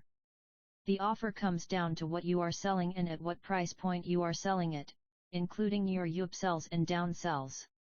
When I want to find out what my successful competitors are offering, I buy their products. Remember, the first offer you see probably isn't the primary offer. It's more likely to be what gets people in the door, while the real moneymakers are down the line somewhere. The first offer is just the tip of the iceberg, and I need to see their entire iceberg during this research phase. When I'm researching competitors, I go in and purchase everything they offer me. I will easily spend hundreds of dollars to study their offers and their funnels. And I keep careful notes. This is critical competitive research. I want to know exactly what they're selling, how they're selling it, and at what point they're offering each product in their funnel. What's the copy on the sales videos? What emails am I getting? How many? Are they selling in every email or offering content in some? The more I know, the better chance of success I will have. 3. Landing page. This is the page a person lands on right after they click on an ad, and I believe it's the most important page in your entire sales funnel. What does that page look like for your successful competitors? Is it an opt-in page? Is it a sales page? What's working for people right now? I'm not going to make up my own landing page and hope it works. I'm going to reverse engineer what's already working and model that for my own page. I'm going to make something very similar to what's already successful. It always comes back to modeling what's already working. It amazes me how so many people put up random sites they think look good, without first investigating successful sites in their niche. Then they wonder why they're not making any money. It's because they're not following a proven model. I remember when I first heard Tony Robbins speak, and he emphasized that if you want to be successful in any part of your life, you needed to find someone else who is already doing what you want to do and model your efforts after theirs. Nowhere is that idea truer than when you are building a new sales funnel. You need to model what is working. Do not try to reinvent the wheel. That's the secret. That's how you take a decade of hard work and compress it down into a day's worth of time and effort. Find what someone else has already done and model it. Start there, and then you can tweak your funnel, test it, and try to improve on that model after you're already making money. 4. Traffic source. Where is your competitor's traffic coming from? What are the specific websites that competitor buys ads on? Is the traffic coming from banner ads or social media or email? Does he use mainly video or text? Do not think that you need to create traffic. The traffic is already out there. All you have to do is find it, tap into it, and redirect it back to your offer. In just a minute, I'm going to show you some cool tools and techniques you can use to find out exactly where a competitor's traffic is coming from, so it's easy to funnel those people to your offers. 5. Ad copy.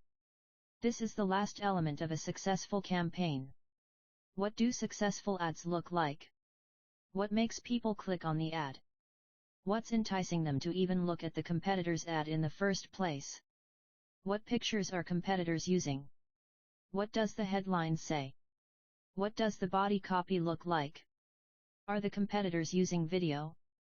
All these things influence whether a person clicks on an ad or not. Remember, traffic is made up of real people.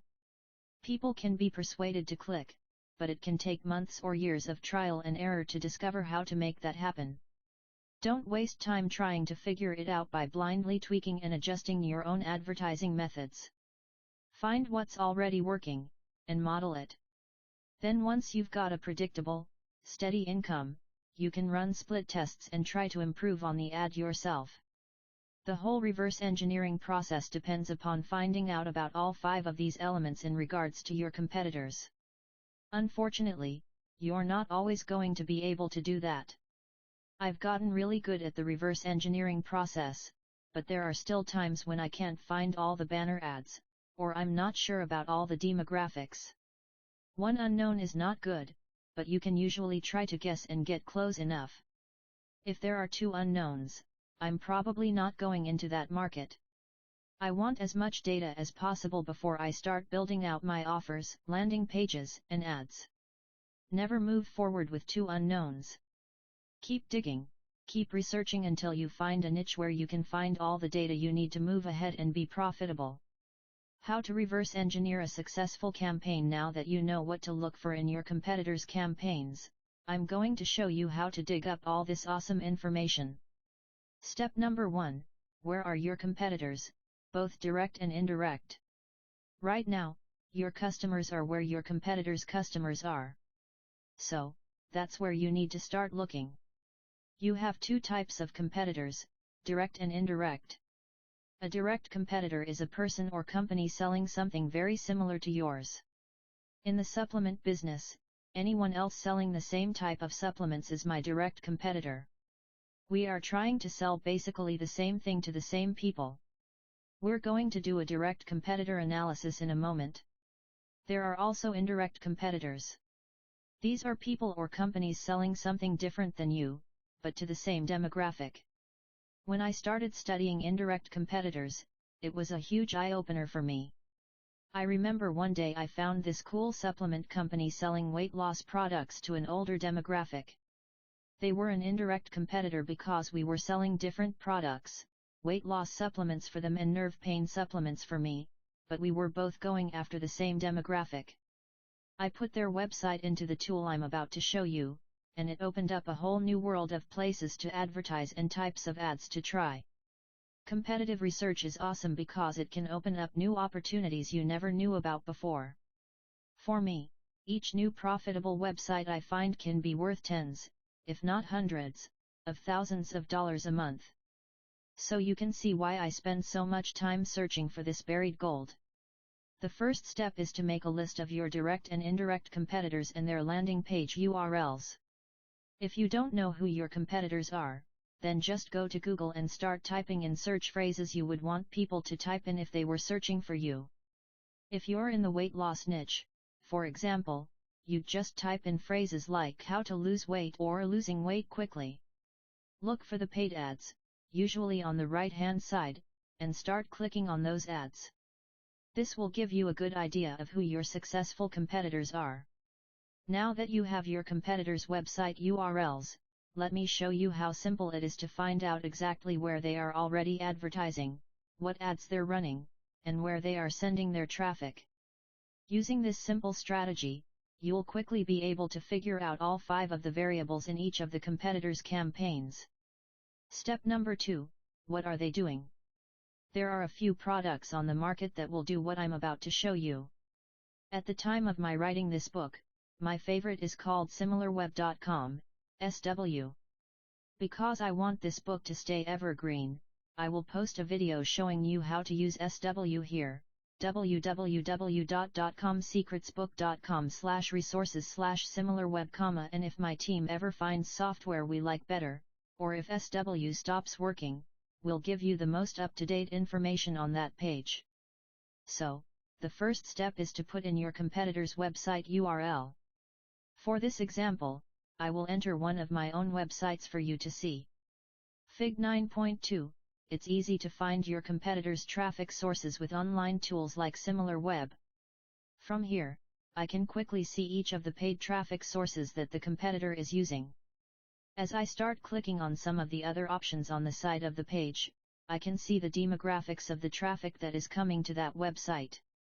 I can dig deeper into the traffic sources and actually see what sites my ads are running on, when they were first seen, and the duration each ad has been running. Hint: longer duration equals ad that is working. Fig 9.3, long-running ads are usually high-converting and big money makers. As I dig deeper, I can start to see the exact banner ads that are working, including the ad copy that is converting. Fig 9.4, collect the actual ads your competitors are running and model them for your own ads. I can also see the landing pages the competitor is pushing the majority of traffic to and a whole bunch more. Do you see how in less than 5 minutes I can learn everything I need to know about a competitor's campaign? I've just shown you how quickly you can grab the 5 variables we need to be successful. 1. Demographics. 2. Offer. 3. Landing page. 4. Traffic source. 5. Ad copy. The last step is actually to purchase my competitor's products so that I can see the upsells and downsells. What email does this company send to customers? What else happens after the initial purchase? Armed with this information, you now have everything you need to start building out your own successful sales funnels in that niche. Isn't it amazing? You can literally reverse engineer everything your competitor is doing in less than 10 minutes. Just plug in the website and go where they have already gone. Sell to the customers who have already shown interest in this type of product or service. Redirect them to buy your products. Let's review. 1. Make a list of your direct and indirect competitors. 2. Find each landing page URL. 3. Enter a URL into the online research tools. 4. Collect data, dig deep, click on links, buy products, and see what the competitor is doing. 5. Create a swipe file of ideas to model. To help you out, I've created a checklist you can download and keep handy while you're researching. With this checklist, you'll be sure not to miss any critical components of your research.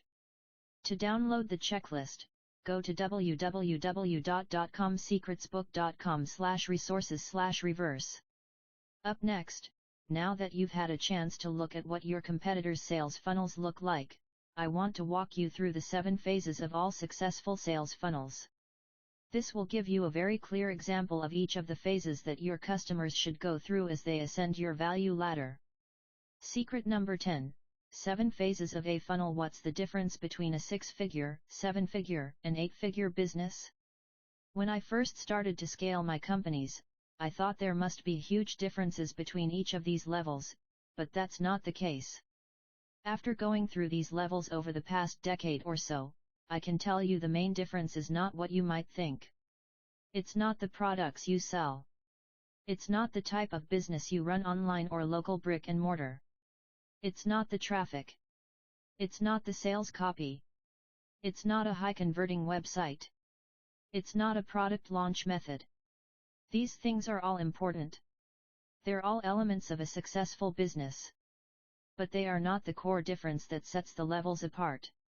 The real difference between having a 6, 7, or even 8-figure business is whether you understand the phases of a funnel and can successfully monetize the different points along the line. When I'm driving traffic to a website, I need to know the first page the potential customer will hit. I need to know the second page he hits and everything he will experience while he's engaged with my business. I need to carefully engineer the process, or funnel, each customer goes through. And different types of people require different treatment, and different processes. Lots of people talk about the lifetime value of a customer, but that's not what I'm talking about here. I'm talking about the path that you take your customers down. I'm zeroing in on the variables in each step that can be manipulated for maximum monetization, all while keeping a relationship so that the customer will continue to ascend your value ladder. A person might be with me for a few minutes, a few hours, or dozens of years. The money you make in your business depends on how well you manage the experience of every person who comes in contact with you, no matter how long they stay. Your goal, of course, is to get the prospect to stick around and become a regular client or repeat buyer. The longer you can keep them around, the more likely they'll buy from you. The way you keep them around is by managing the experience throughout the process. I've broken the customer experience down to 7 specific points in the funnel. At each point, you can test, tweak, monetize, and build your business to whatever level you want. Once you know these 7 points and how to maximize them, your life will change. It's awesome. It's all about the pre-frame. Before we talk about the 7 phases of a funnel, you need to understand the concept of a pre-frame, because each step in a funnel is a pre-frame for the next step. That is why it's essential to optimize these steps not only for monetization, but also to build relationships and get visitors to continue to buy from you, someone they know and trust. One big mistake many marketers make is focusing 100% on short-term conversions or monetization. They sell so aggressively, focused on the sale at hand, that they lose the respect of their customer. This mistake will cost you the long-term relationship that can be worth 10 times as much as the money made through the initial point of contact. Experts in neurolinguistic programming, NLP, talk a lot about pre-framing to gain the outcome you desire. A pre-frame is simply the state of mind you place someone in as they enter into the next step in your sales funnel. Changing the frame of mind, the mindset, can profoundly change the answer to a question or the experience you have with someone or something. People do this all the time without realizing it. For example, if I want to ask my wife a favor, I might pre-frame her by saying, "Wow, you are looking beautiful today. Thanks so much for all the great stuff you're doing with the kids tonight. I really appreciate you spending the evening with them." Then I might follow that up with, "I'm just curious, do you mind if I go hang out with my buddies tonight?" Because I started with the pre-frame, it's more likely that she'll respond the way I want her to. I set up a positive frame of mind before I asked the favor. My first internet marketing mentor was a guy named Mark Joyner. I remember him saying that not all clicks are created equal. That struck me as odd because business owners always talk about traffic and how to get more clicks to their websites, not a certain kind of click. Wasn't a click just a click? But Mark made me understand that what really matters most is where those clicks are coming from and what that reader experienced before he got to your site. He even went so far as to say that the frame people enter your website through is probably the most important thing you can know. He used me as an example. Consider a person came from a website that said, "Russell Brunson is a scam artist. He stole my money. He's unethical. He's a liar, and I don't trust him. Click here to see his new product." What do you think will happen when he clicks through to see the product? The pre-frame was terrible. That visitor is probably not going to like me, and I will have a hard time getting them to buy anything. On the other hand, what if the person comes from a site that says, "Russell is an amazing person.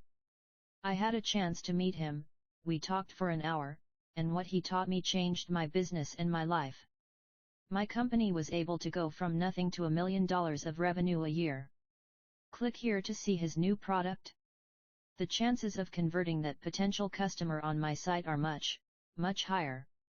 I can sell more if the visitor enters my website through a good pre-frame. The frame through which he entered my website completely changes what can happen on the actual page. So the trick is to figure out how to control the frame that your traffic is coming through.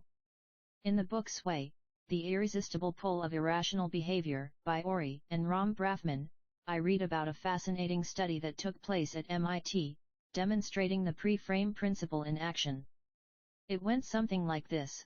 One day, a class of 70 economics students were told they would have a substitute professor for the day.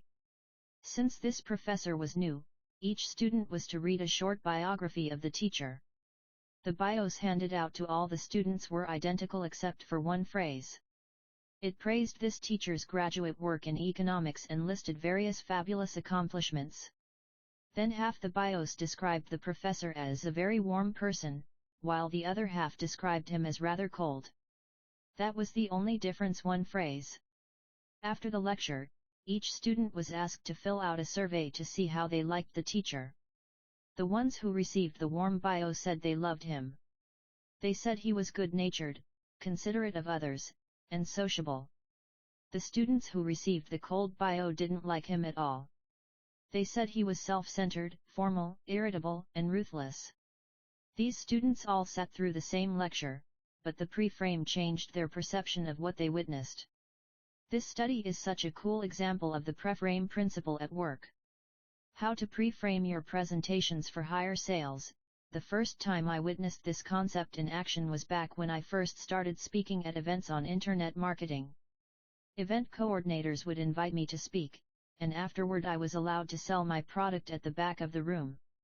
Obviously, I wanted to make lots of sales, so I tried to craft my presentation in a way that would deliver such great value that people would want to buy a coaching package from me at the end. I traveled around the country, speaking once or twice a month. Often I would test different pitches to see which method people responded to most. I remember one event that had a profound effect on me. I was working with a big event promoter named Armand Morin, who had done tons of events all around the world. He was also one of the best stage presenters around at the time. I remember he pulled me aside and said there was one deciding factor that would affect how much money I made at the event.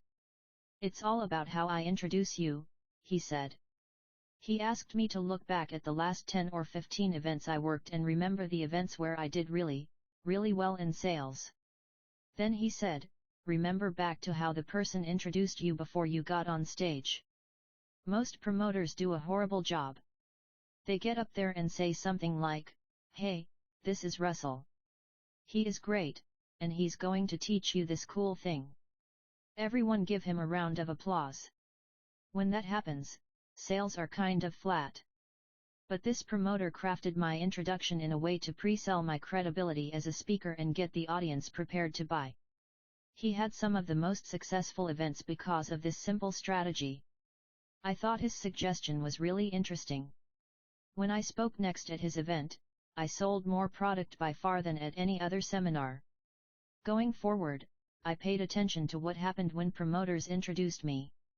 Sure enough, there would be a drop of energy in the room if the introduction was bland and uninspiring. Everything was different, and it affected my sales. Finally, I decided to be in charge of the pre-frame. I didn't want to run the risk of the promoter screwing it up. So, I made a 3-minute introduction video. It featured Tony Robbins recommending me, outlined several success stories, and included the testimony of others who declared I was a great guy with a lot to offer. Before I went on stage, I had the promoter introduce the video. The video played, and then I came up on stage right afterward. The video was the pre-frame, and because I now controlled the frame, I started seeing consistently higher sales almost every time I spoke. Pretty cool, huh? If you speak and sell after each event, give this strategy a try. You'll thank me for it. Now that you understand pre-framing, you're going to love how powerful the 7 phases of a funnel truly are. How pre-framing works. Many online marketing and conversion trainings start teaching conversion on the landing page. They show you how to split test different designs and how to tweak your offers and your funnels. But I've found there are 3 critical steps before the visitor even gets to the landing page that have a huge effect on your conversions. There are also several steps in the funnel that happen after someone leaves your landing page. These also have an enormous impact on your conversions and your bottom line. If you understand all 7 points in the funnel, your business will likely explode without any additional traffic or tweaking. So, let's go through the phases one at a time. Phase number 1. Determine traffic temperature. The first phase to examine is the mindset of the traffic before it reaches your site, or your traffic temperature. You may not ever think about it, but there are 3 levels of traffic that come to your website: hot, warm, and cold. Each group needs special treatment and individualized communication. Each needs to come across a different bridge to arrive at your landing page. Yes, that means you may even need 3 different landing pages, depending on how you're driving traffic.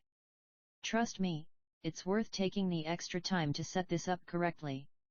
Here is a quote from Gene Schwartz that helped me to understand hot versus warm and cold traffic and how you must communicate differently with each type. If your prospect is aware of your product and has realized it can satisfy his desire, your headline starts with the product. If he is not aware of your product, but only of the desire itself, your headline starts with the desire. If he is not yet aware of what he really seeks, but is concerned with the general problem, your headline starts with the problem and crystallizes it into a specific need. Fig 10.2. Start your copy wherever your prospect is at the time. You have to figure out where your prospect is along the product awareness continuum: product aware, desire aware, or problem aware. Where they are determines the temperature of the traffic. If you have cold traffic, they will probably be aware of the problem they are having, but may not be aware of the solution. For these people, you need to focus your copy on the problem because that's what they're most aware of. Traffic from your blog may be aware of the solution because you presented it in the blog post. So for these people, you want to focus on the solution. Hot traffic from your email list probably knows you and your product, so they would be the most product aware and would respond best to product-based copy. Hot traffic is made up of people who already know who you are. They're on your email list, they subscribe to your podcast, they read your blog, you have an established relationship with them. You're going to talk to these people like they're your friends, because they are. You want to use personality-driven communication.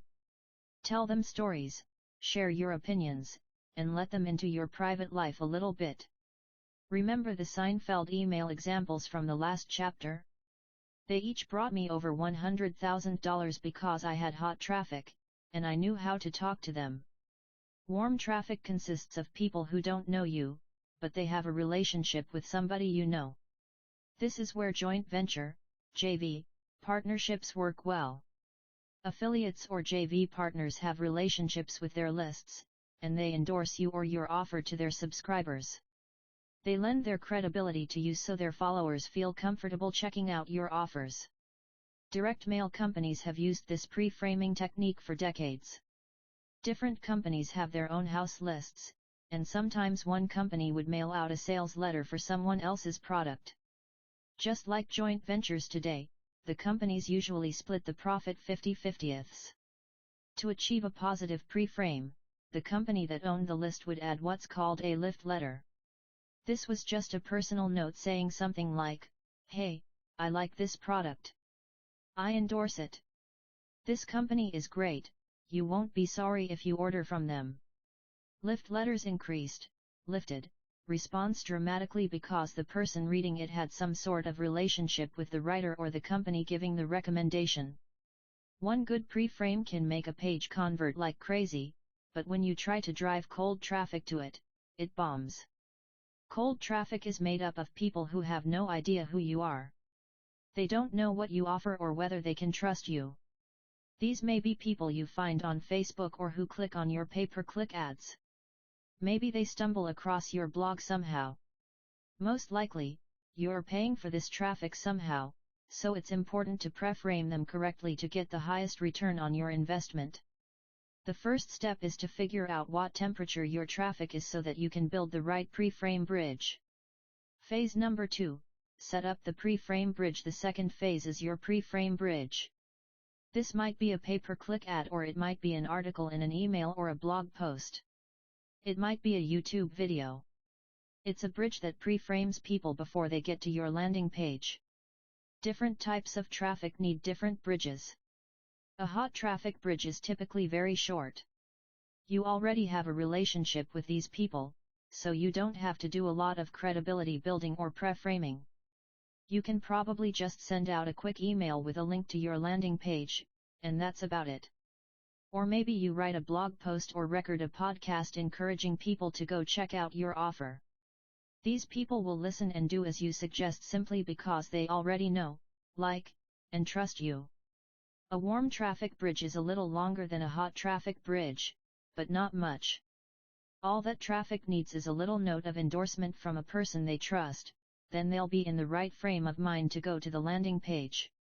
This is where the lift letter or personal email from a JV partner comes in. This bridge could be an email, but it could also be a video, article, or some other communication from the list owner, endorsing you and your product. A cold traffic bridge is the holy grail of online marketing. If you really want to scale your business, you have to learn how to convert cold traffic. Most people I know just can't do this. They can convert like crazy with their own list or a partner's list. But when it comes to converting a cold list, they're stuck. They just can't make it work. If you learn this one skill, converting cold traffic, you'll know the secret behind growing 7, 8, or even 9-figure businesses. This bridge is the longest. You need to do a good bit of preliminary work to get the prospect into a desirable frame of mind before he hits your landing page. Let me explain. Let's say you're at the food court in the mall, and you walk up to people waiting in line at Panda Express and say, "Hi there. I'm selling this product that teaches you how to build a list and drive traffic to it. It's great. Would you be interested in buying it?" What do you think they're going to say? First of all, they don't know you, so the chances of them saying yes are pretty slim. But in addition to that, you're talking in a language they may not even understand. Do these strangers know what a list is? How about traffic? They might think you're talking about highway traffic. This is a huge mistake, and I see businesses make this misstep online all the time. They talk to cold traffic in the wrong language, and nobody buys. To fix this, you need to make your offer more general. Talk in terms that cold traffic will understand. For example, I have a membership site called List Hacking. It teaches people how to make money by building a list and driving traffic. For our cold traffic, I knew we couldn't talk in terms of traffic and lists right off the bat. First, we had to explain those concepts so the reader would know what we were talking about. My team developed a different funnel for cold traffic that started out saying, "Who wants a free money-making website?" Once they got the free website, we sent them to a bridge page that said, "Thanks for requesting your website, you'll be receiving it shortly.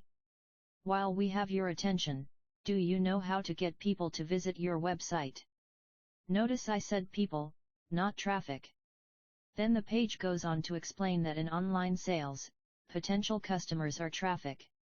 We further explain that in order for them to make money on this new, free website, they must learn how to get traffic to the site. We continue explaining the topic of traffic and lists on the bridge page. Now, when the cold visitor does cross over to the membership site offer, they are perfectly pre-framed to understand the offer. That understanding makes them more likely to convert. I bridged the knowledge gap using a pre-frame.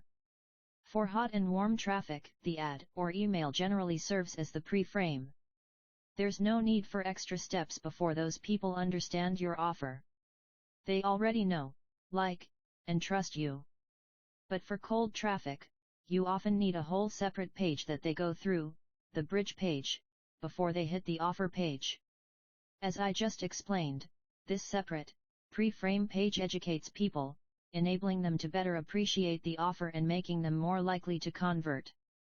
Here's another example from my supplement company. One of the products we sell is a supplement to help with neuropathy pain. If I have a list of neuropathy sufferers, it's pretty easy to convert them. But what if someone on my list doesn't have neuropathy as a common characteristic, or doesn't know whether they have it? Many people know they have nerve pain, but have never heard the word neuropathy. So our cold traffic offer helps people with nerve pain, a simpler, more relatable term. My pre-frame page states, if you have nerve pain, it's probably caused by neuropathy. Then the page goes on to explain a bit about the unfamiliar term. Then, when the visitor gets to the funnel's landing page, all the language suddenly makes sense. They now understand that the nerve pain is due to neuropathy, and our supplement can help. What happens when we do that? Our universe of potential customers expands exponentially. Whatever product you're selling, it's critical that you match your message to your traffic's temperature and knowledge. This awareness will help you determine the kind of bridge required to take them to the landing page. Blogs are another great way to pre-frame an offer. Often we'll contact someone who's gone through our business program and been successful. We'll sometimes pay them to write a blog post, testifying to the incredible experience. They can then post this praise on their blog. Next, we drive traffic to that blog post so readers see the recommendation and then click over to our product. Because the traffic is coming from the pre-frame of somebody else's site, we dramatically increase our conversions. We are now tapping into the group of people who know and trust the blogger. We can do the same thing with YouTube testimonials. If someone puts up their own video about one of our products, we'll ask them to add some keywords to the description and add a link back to our product's site. Then we drive traffic to the YouTube video that shares the story. Now the traffic comes to our site with a better chance of converting. Our conversion numbers in these scenarios are crazy high simply because of the positive pre-frame. Another cool type of bridge page is a survey or a quiz. We can ask certain questions to get the mind's wheels spinning in a particular direction. We plant seeds, and the visitors start wondering about a question we asked. Then they click over to the landing page where we reveal the answer or solution. It's all about influencing what people are thinking about when they see your offer. Phase number 3. Qualify subscribers. The whole goal here is to take all the traffic hot, warm, and cold and find out who is willing to give us an email address in exchange for more information. This is known as subscribing to a list. If people aren't willing to give their email addresses at this point, they are highly unlikely to give me money later. Qualifying subscribers is done through an opt-in or squeeze page that offers something of value in return for contact information. This is typically the very front end of your value ladder. For my companies, it's usually a free report or a free video showing the visitor one thing they would really want to know. Let's say I have 1,000 visitors who come to my site each day. If I have a 30% conversion rate at this point, then I know I have about 300 people who will be interested in my information. Now I have a list of warm leads, and I can continue to move them through the rest of my funnel. Phase number 4, qualify buyers. Immediately after you qualify your subscribers, you want to find out who among them is a buyer. How many of those 300 people who were interested in getting free information are willing to pull out their credit cards and make a purchase? Notice I said you must find your potential buyers immediately after you qualify subscribers.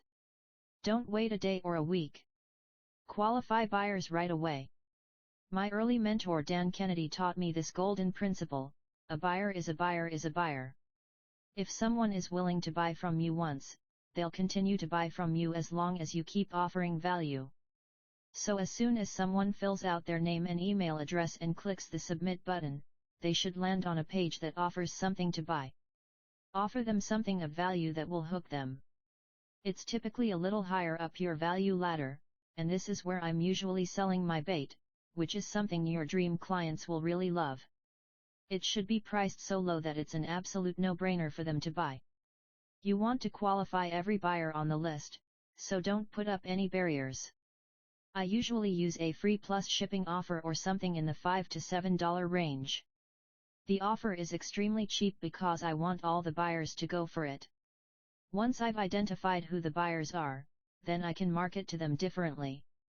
I can pick up the phone and talk to them, I can send them a postcard or add them to a separate email sequence. At this point, I have 2 lists, subscribers and buyers. Each list is unique and gets treated differently. Phase number 5, Identify hyperactive buyers. After you've identified the buyers, you want to identify the hyperactive buyers. These are the people who are in some kind of pain right now and will buy more than one thing at a time. I'm often a hyperactive buyer myself. I remember taking my team bowling for a company party a while back. Now, bowling happens to be my third favorite sport, behind wrestling and jiu-jitsu. I'm not a superstar bowler, but I can hold my own. I love playing the game. That particular day, I brought my own ball, gloves, and shoes. I'll admit I kind of wanted to show off in front of my employees. Well, that day one of the other guys had the magic touch. He bowled an awesome couple of games, and he just plain beat me. He was razzying me in front of all my team, and I remember feeling so frustrated. I can laugh at it now, but at the time, I really didn't like it. So I went home and got online and started buying bowling stuff, books, videos, a new ball, anything that would alleviate my humiliating defeat. I was a hyperactive buyer. You want to identify these people as quickly as possible. Who's in pain right now? And what are they willing to buy right now to alleviate that pain? You want to be able to offer them something, ideally several somethings. If you don't, they'll leave your site and go find another site to buy from. People love to buy.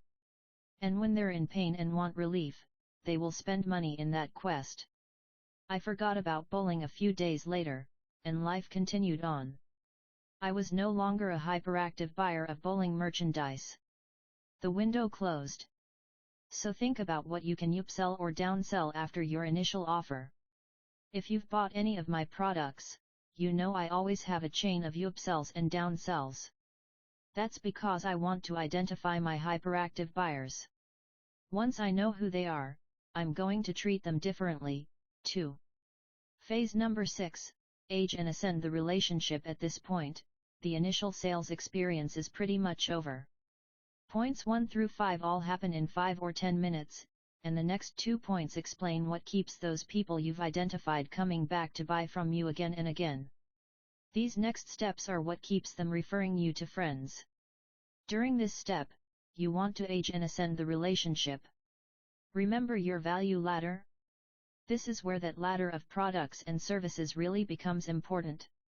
If you've followed the 5 phases of the funnel up to here, you've already moved people through the first level or 2, or 3, on your value ladder.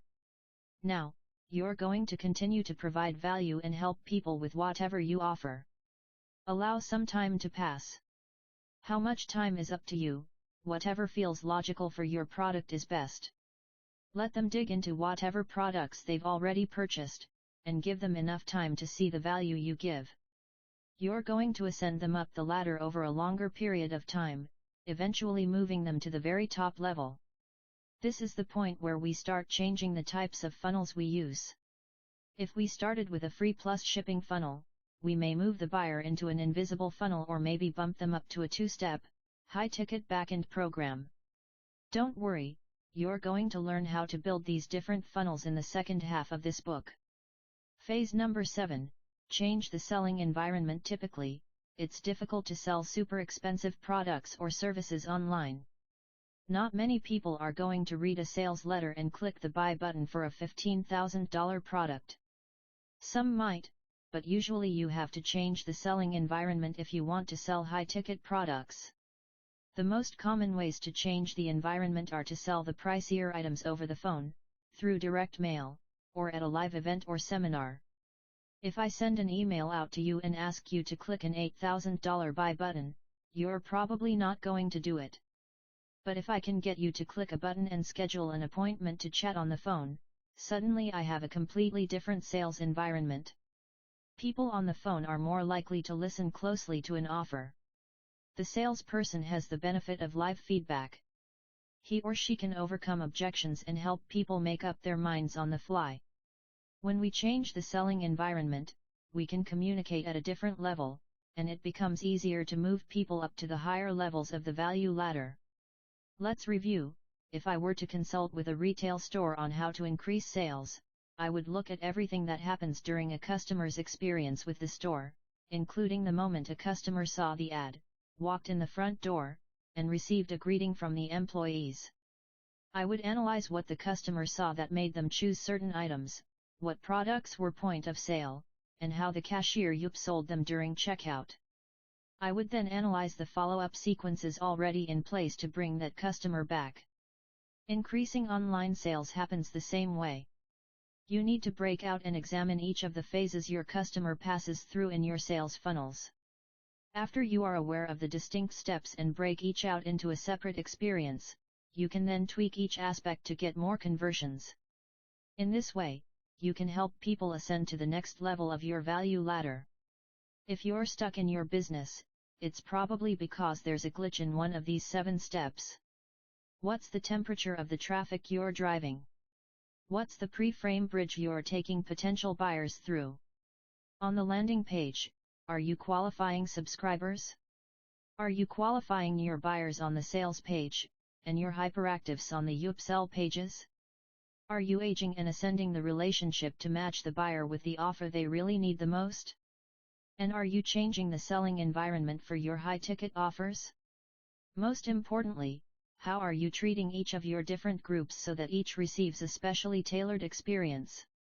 Up next, now that you understand the strategy behind the 7 phases of a sales funnel, I want to show you what types of web pages we use for 4 of those phases.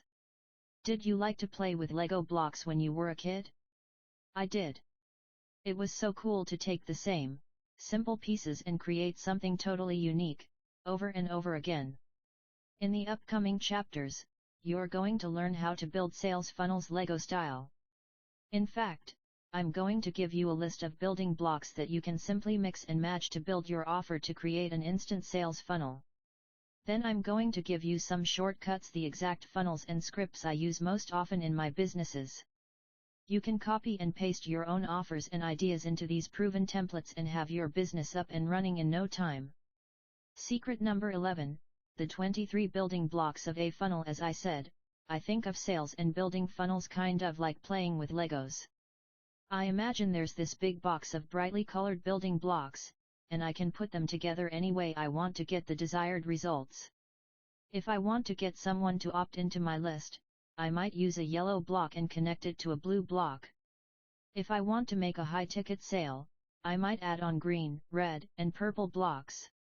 If I'm not getting the results I want, but I know I have all the right pieces, I might rearrange the blocks and see what happens.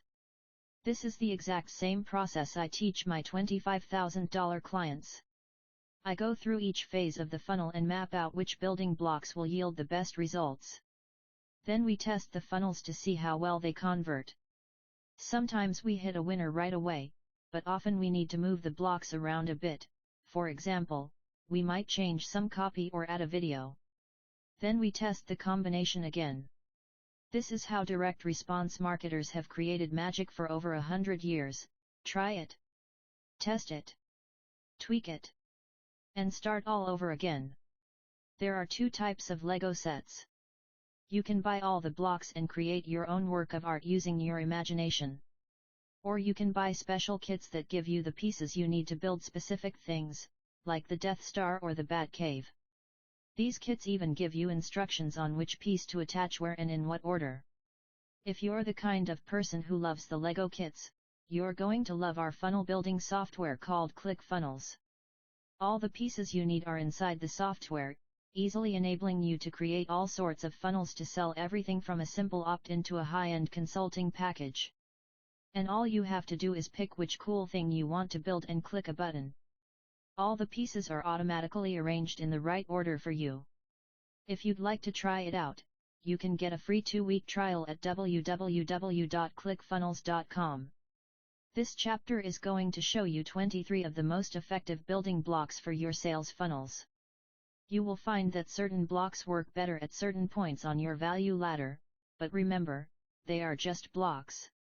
You can move them around as you please. Markets respond according to a huge variety of factors. What works in my world might need a little tweaking in yours. In the upcoming chapters, I'm going to show you some of my favorite ways to connect the blocks to create working sales funnels. I highly recommend you start with my version, simply because I've tested these in the real world over and over. I know what works in general. Then if you want to try moving things around, go for it. You may discover an approach I never thought of before. The 23 blocks I use most often are used at specific times during 4 specific phases in the funnel: the pre-frame bridge, qualifying subscribers, qualifying buyers, and identifying hyperactive buyers. Remember, these 4 points all happen at the point of sale. Anytime you sell anything through a funnel, which should be most of the time, you're going to move your buyer through these 4 points. Most often, you'll be creating new funnels during the age and ascend and change selling environment phases. When you do that, simply go back to these building blocks and create a new funnel. Okay, let's get started. Pre-frame bridge. The following are the most common building blocks I use for pre-frames. Remember, the goal with a pre-frame is to warm up the prospects so they are in the correct frame of mind to be most receptive to your offer. Quizzes. A quiz is my new favorite pre-frame tool. If you're on Facebook, it's difficult to escape all the "what famous actor are you?" or "what jungle animal are you?" quizzes. They seem to get more and more ridiculous all the time. This morning, I saw one that asked, "What type of storm are you?" Really? The questions you ask don't matter much, you just want to get people engaged in the process. To get a great pre-frame, you want to get people thinking along the same lines as the next step in the funnel. Agitate the problem your business solves for them. Use the quiz questions to help them remember how much they hate weeds in their lawn or being rejected by women. One technique I love to use is to frame the first question like this: Fig 11.1, a simple pre-frame quiz before someone joins your email list. If you require people to opt in, give you an email address, to get their quiz results, you've killed 2 birds with 1 stone. The prospect has moved through both the pre-frame and the qualify subscribers phases in the funnel. Then you try to qualify him as a buyer by making an offer immediately after he opts in. Now, you may be wondering how many questions to include and how to get people to stay with the quiz all the way to the end. I like to use 3 or 4 questions, and I number each one so they know how much farther they have to go. Step 1 of 4, Step 2 of 4. I do know some companies that use up to 20 questions or more in their quizzes with great success. Just like everything else, this is something you might want to test out to determine what is right for your unique market. Another great reason to use quizzes is that you can segment your audience according to their answers. You might ask, "Do you have a dog or a cat?" Then you segment your list according to the responses. With sophisticated quiz programs, you can even have the subsequent questions match the 2 segments. So, your next question to the dog segment of responders might be, "How old is your dog?" Then offer answer choices like 0 to 1, under 5 years, under 10 years, over 10 years, etc. How does this help you sell more pet food? Well, puppies need different nutrition than older dogs. If you know how old their dog is, you can sell them exactly the right type of food. Also, if you know the quiz taker has a dog, not a cat, the ad on the next page should picture a dog. The quiz helps you segment your buyers, as well as pre-frame your offer. Fig 11.2, quizzes are great tools for engaging your audience and getting their brains primed for your sales page. Articles. I love to use articles as a pre-frame for cold traffic coming from a banner ad. These can be articles on your website, but I find they're more effective if they appear on someone else's site. It's like a third-party endorsement. Here's how it works.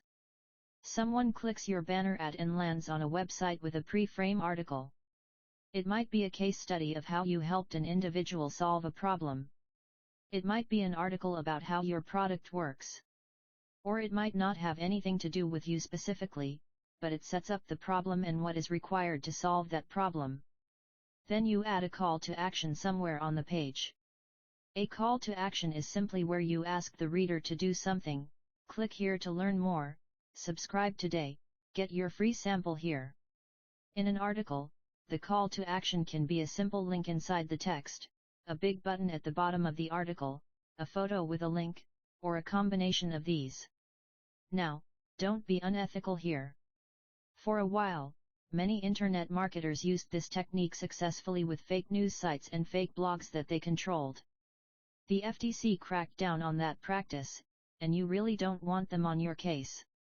Use legitimate articles on legitimate websites. Encourage one of your best students to write an article about you, then use that as the landing page people will see once they click on a banner ad. News.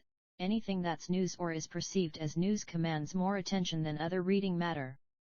Our brains are programmed to pay special attention to anything that might be a threat. This is why everything on the evening news is a special alert or disaster update. Each headline is phrased to get our attention and convince us a developing event is sure to destroy the world as we know it. If your preframe is attached somehow to a current news story, you'll automatically receive a bump in attention for as long as that story continues to dominate the news. For example, if you manage to tie your message to an upcoming election or natural disaster, people will see the connection and pay more attention to you as a result. The downside to this strategy is that the recognition can be short-lived. However, the upside can be a massive upsurge in traffic while the story is hot. You can also design the web page to look like a news page. It might have a special bar with a headline on the bottom or a sidebar with a relevant side story. Marketers have found that just formatting their content to look like news can increase their credibility and pre-frame their offers nicely. Again, don't go crazy with this strategy, or you'll have the FTC on your case. Besides, it's just bad for business. Be ethical. Tell the truth. Fig 11.3. Articles on news sites lend a feeling of authority to your products and services. Blogs. A blog post can be used to pre-frame most any topic. For example, maybe you work in a crowded industry with many competitors who all provide basically the same solution. You could write a blog post explaining how every other company is the same, while yours is different and better. You might write the article yourself and post it on your blog. But you'll probably get better results if you guest post it on someone else's blog, preferably a high-traffic blog with lots of visitors in your target market. Better yet, have the blog author post the article in their name so that you are not seemingly tied to it at all. I did this once with a successful student in the Make Money Online market. I asked him to write an article detailing his experience using my products. He added a link to our offer, and we drove Facebook traffic to his blog post. The campaign worked great. It was engineered as a pre-frame, but the content was 100% true and ethical. Videos. YouTube videos make great pre-frame material, especially for testimonials. The video should agitate the problem for the viewer or educate them on some process or idea. The goal is to make them desire the solution you offer. Again, have the video appear on someone else's channel and drive traffic there. Then include calls to action that move people to your offer. The calls to action might be links in the description or comments, some pre-roll or post-roll footage, or even annotations in the video. Email. Pre-framing with email works well when you buy a solo ad or use JV partners to endorse you to their lists. No matter whose list you're mailing to, you're essentially borrowing their credibility to pre-frame you as a great person or to pre-frame your offer as a great solution. Once the pre-frame is accomplished, the call to action is a link in the email that readers can click on to get to your offer. With direct mail, this is done with a lift letter where the owner of the list writes an introduction telling his people how great you are or how well your product works. JV partners or affiliates do the same thing with email by writing an introduction for you or your offer. Fig 11.4. Pre-sell pages educate the visitor before they land on your sales page. Pre-sell pages. Sometimes you have to educate people before you sell to them. A pre-sell page tells a story. It's a longer article used to give background information or education that prospects might need. Once they have this information, they are in the right frame of mind to understand and buy the offer. For example, maybe you sell email marketing software, but some of your prospects don't know what email marketing is or why their businesses need it. You might send them to a pre-sell page on your website that explains exactly how email marketing helps grow businesses. Then you add a call to action, which will take them to your product offer. This strategy works great for affiliates who want to warm up the prospect before sending them straight over to someone else's sales page. Qualifying subscribers. The next phase is to qualify your subscribers. Remember, the goal here is simply to get people to opt into your list, subscribe to your newsletter, or request a free offer you've put in front of them. You're separating out the casual visitors from the people who are willing to trade their email addresses in return for more information. Pop-ups. Remember years ago when those annoying little boxes popped up on your screen almost every time you visited a website? Congratulations! You just won, blah, blah, blah. They may have been annoying, but they worked like crazy to get people to opt into a list. Thanks to pop-up blockers and ad blockers, this method became almost obsolete for years, and marketers all but abandoned them. But recently new types of pop-ups have been created that aren't as easily blocked, and we're finding that these pop-ups are becoming a good tool for building a list in many situations. The bigger problem is that some advertisers, like Google and Facebook, won't approve ads that go to pages with pop-ups. So this method doesn't work all the time, but pop-ups can be powerful tools under the right circumstances. Fig 11.5, pop-ups can still be effective if used carefully. Squeeze page. The squeeze page is the simplest way to qualify subscribers. It was developed as a way to increase subscribers without using pop-ups. It's a simple opt-in page that requires people to give you their email addresses to get access to something on the next page, i.e., a free report or a free video. The only choices on the page are to subscribe or leave. The magic of a squeeze page is the complete lack of distractions. There are no ads to look at and no navigation menu tabs to click. People are forced to focus on your most important message, the one message you want to give them. And they have to make a decision, either give you their email address or leave the page. Fig 11.6, a squeeze page has only one goal: to get the visitor to subscribe or request information. Squeeze pop. The squeeze pop is a way to get people to join your list via a button on your blog or other web pages. When they click on that button, up pops a squeeze page style pop-up. If a visitor gives you their email address, they are taken to the next page. Squeeze pop buttons are great because you can place them in a ton of places where you traditionally wouldn't be able to get opt-ins, like articles and blog posts. Fig 11.7, a squeeze pop combines a clickable button with a pop-up web form. Free plus shipping, two-step form. This type of web form takes advantage of buyer psychology and combines the qualify subscribers and qualify buyers steps into one sequence. Step 1 qualifies subscribers by asking for contact information, including email addresses. Step 2 qualifies buyers by asking for credit card information, usually to cover shipping costs. That is how my company structures most of our free plus shipping offers.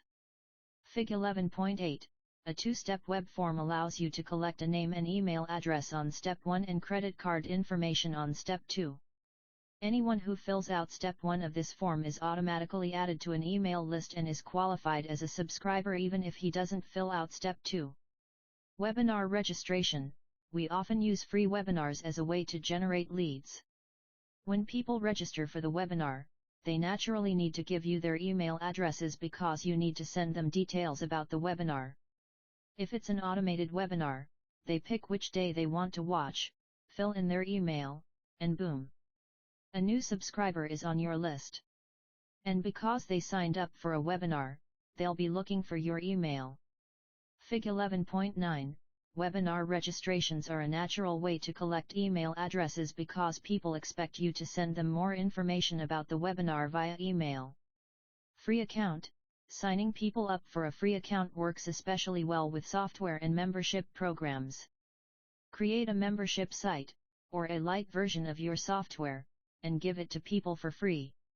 When visitors create an account to get access to the membership or the software, they are added to your subscriber list. Oftentimes, these types of pages are very similar to squeeze pages, but because they are actually creating an account, you can get a lot more information and still keep your conversions high. Fig 11.10, Free accounts allow you to collect more personal information about a subscriber like physical address and phone number. Exit pop. An exit pop is, not surprisingly, a last chance pop-up after people click away from your site. It asks if they're sure they really want to leave without subscribing. You may even make a special offer to people if they decide to subscribe before they close the exit pop. Once people leave your site, there's a good chance they'll never come back. So, you can afford to annoy them a little bit with an exit pop. It may be your last chance to keep them engaged with you. Fig 11.11, you can use exit pops as a final appeal to the visitor to give you their email address. Qualifying buyers. When we qualify buyers, remember that the goal is to get people to pull out their credit cards and actually pay for something. The first purchase is the hardest to get, so it's best to offer something of value for a very low price. Then, you can guide buyers up the value ladder as soon as you can. Here are my favorite ways to qualify buyers. Free plus shipping. This is my favorite way to qualify buyers, as you'll see in secret number 13. If you create a great product and give it away for free, it is the perfect bait and gets one of your products into the hands of a new customer. There is no better way than a free plus shipping offer to provide value up front and get the buyer interested in ascending. I feel like this tactic is the best way to find out which of your subscribers are also buyers. Trial. A very low-cost trial offer is a great way to get people to raise their hands and tell you that they're buyers. The easiest and most popular trial is offered for $1. Then, you bill them a few days later for the full amount if they want to keep the product. To receive the trial, a visitor must pull their credit card out of their wallet and prove they are a buyer. This works best for items you don't have to ship, like digital downloads, software, or membership sites. Tripwire.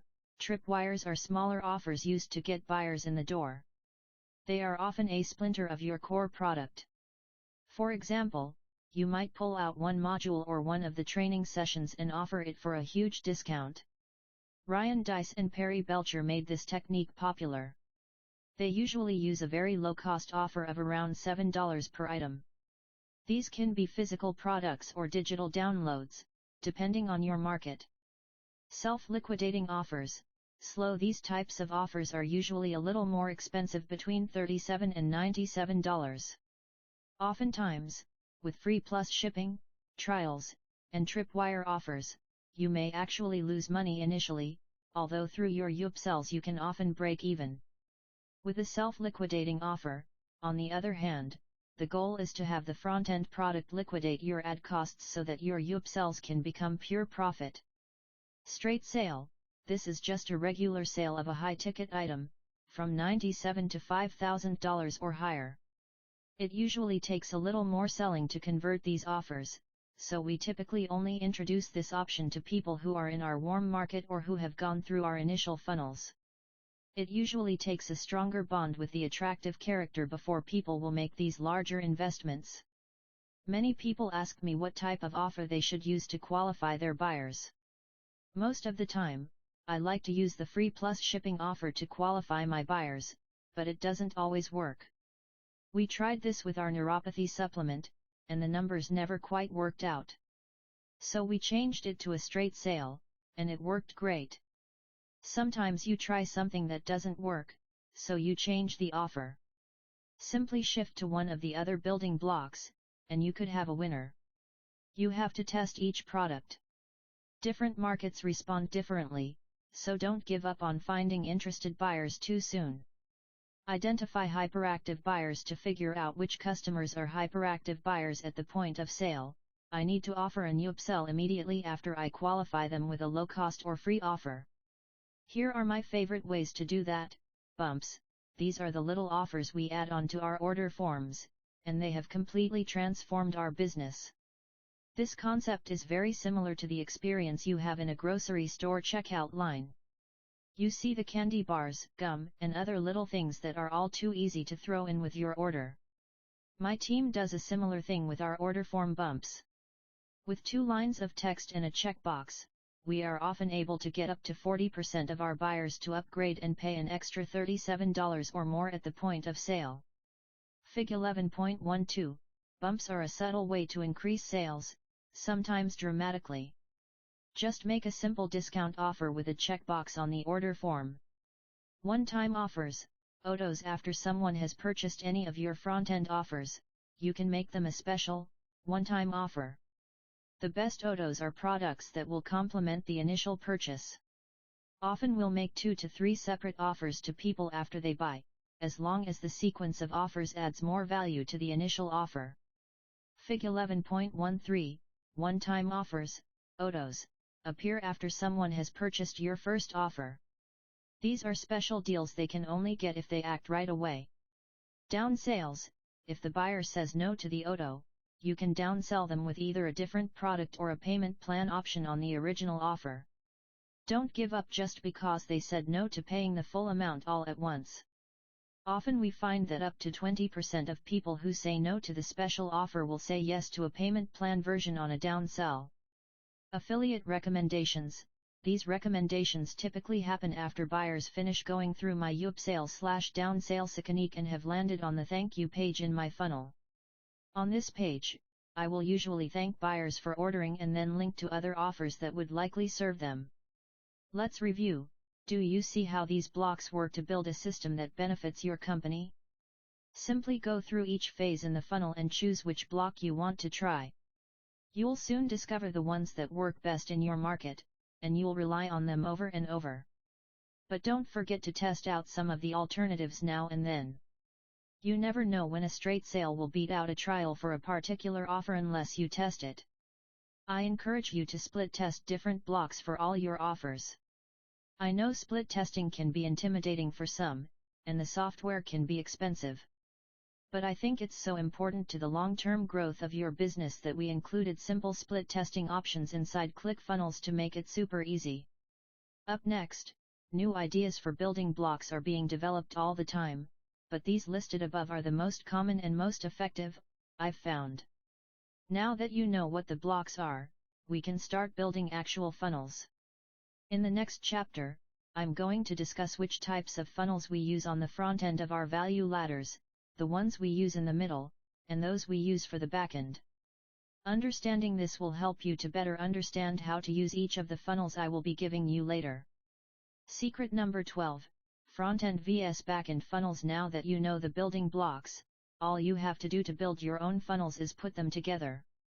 You can combine them any way you like, but I have 7 tested and proven funnels that I use all the time with my mastermind clients and with my own companies. We use them over and over and over again, and they work. In section 4, you're going to learn how each of these funnels functions. But before we go there, you need to see how we use different funnels for different steps on the value ladder. Funnels have a psychology behind them, and you need to use a different psychological approach for a low-priced, introductory product versus a high-ticket package. Product awareness continuum. The basic psychology goes back to the product awareness continuum we discussed when we were talking about traffic temperature in secret number 9. Fig 12.2. How you speak to your prospects depends on where they are on the product awareness continuum. Cold traffic is probably only aware of the problem they are facing. They don't know you or your products, so they need to start at the front of the value ladder with a low-level funnel, like a free plus shipping or self-liquidating offer funnel. These funnels are proven to work on cold traffic, people who don't know you or the solution you're providing. These potential customers will start to warm up to you after they start going through your communication funnel, building a bond with the attractive character. As they do, you can start introducing bigger ticket products through the funnels we use in the middle of the value ladder. I like to sell these mid-priced offers using a perfect webinar funnel, invisible funnel, or product launch funnel.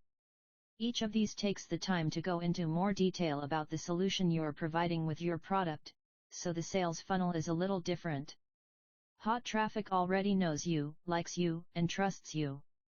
They know your products, so it's time to direct them to the backend as you focus on the highest level of service you can offer. Because these offers have a greater price, you probably aren't going to be able to close many sales using online methods alone. You need to change the selling environment and get the prospect on the phone or to a live event. My favorite funnel for moving people from the computer to the phone is the high-ticket, two-step funnel. In the upcoming chapters, I'm also including my favorite sales scripts to help you write the sales letters and videos you'll need to include in your funnels. You'll want to tweak them by adding in the details for your company and your market. Think of these scripts like a framework. All the elements you need are there, and you simply add in the details. Before we go through these funnels and scripts, there are a few things to keep in mind. 1. These funnels start on the landing page. They do not cover the traffic temperature or the pre-frame bridge. They are the sales mechanisms designed to move a person from being a completely anonymous visitor to becoming a paying customer. Traffic and pre-frame are important elements, too, so be sure to consider them carefully when deciding which funnel to use. 2. When you're ready to age and ascend customers on your value ladder, all you have to do is create a new funnel. The people you age and ascend will now be considered warm traffic, so you can treat them like old friends and approach your funnels from that perspective. 3. Some of these funnels and scripts are short and sweet. Some are very long and involved. Generally, the higher up on the value ladder you are, the more selling you have to do and the longer your script will be. Although, if you have hot traffic, you can sometimes get away with a less involved script. The big picture. Fig 12.3, the core funnel moves people from the traffic stage all the way up the value ladder. Before we move on to the individual funnels, let's zoom out and look at the big picture, how everything we've talked about so far ties together. Figure 12.3 shows the overall framework of each of our companies. Traffic that we control, we drive to a squeeze page. Traffic that we don't control, we drive to a blog where the top third of the page collects email addresses. As soon as someone joins, through either of those sources, they become traffic that we own, and we start sending them the soap opera sequence so that they can build a relationship with the attractive character. When that sequence is done, we start sending daily Seinfeld emails to help them ascend through the other offerings on our value ladder. Now, immediately after a person joins my list, through either the squeeze page or the blog, they are taken to my first front-end offer. This is the offer I use to qualify my buyers. Those who purchase that product will immediately see a few point of sale upsells. After that initial transaction is over, my email sequences will start to encourage people to purchase other products as they ascend my value ladder and join my continuity programs. I will use different types of funnels to sell people different products in the value ladder. Figure 12.3 shows you the overview of everything we've discussed so far at a higher level. This is how I view companies when I first start working with them. After I see what a business looks like from this high-level view, I can easily see what is broken and then dive into the specifics to get the results the owners want and need. I encourage you to take what you've learned so far, along with what you are currently doing in your company, and use this image to find your holes. Determine what you need to change or create in order to build your solid foundation. Secret number 13, the best bait. I have one last thing to share with you before I give you access to my 7 proven funnels. I think if you understand this one crucial concept, it will change how you build your sales funnels. When I discovered what I am about to share, it literally changed my company overnight. I went from making about $30,000 a year online to making over 7 figures in less than 18 months. The 100 visitor test. Back when I was 12 years old and a newly addicted junk mail collector, I remember calling 1-800 numbers every day and ordering free information. It didn't matter what the information was about, it was free and I wanted it. Free samples and free trials are everywhere, online and off. Why? Because they work like crazy to get people's attention. Humans just can't resist the word free. If you haven't read the book Predictably Irrational by Dan Ariely, I highly recommend you pick up a copy and read it. In this book, the author talks about an experiment studying the effects of the word free on buying behavior. You can read about the entire experiment in his book, but here's the relevant part for this chapter. Researchers offered a group of students a Lindt truffle for 26 cents and a Hershey's Kiss for 1 cent and then observed buying behavior. They found that about 40% of participants went for the Kiss, while 40% chose the Lindt truffle. When researchers dropped the price of both chocolates by 1 cent, suddenly 90% of the students took the free kiss, even though the relative price between the two was still the same. Researchers also ran tests in which they lowered the price from 2 cents to 1 cent to see if it increased demand for the kiss, but it didn't. They ran other tests where they lowered the price from free to -1 cent, but they still didn't see any changes in buying behavior. They ran this same experiment over and over on college students, children, older adults, and more, yet the results stayed the same. There was power in free. I thought that was a pretty cool concept, and it got me excited to implement this concept in my company. I asked myself, how can I offer something in my business for free? If everyone in my industry or my town is offering discounted products, but I can offer mine for free, suddenly the majority of people are going to choose me. So, how can I structure my offer to give something away for free?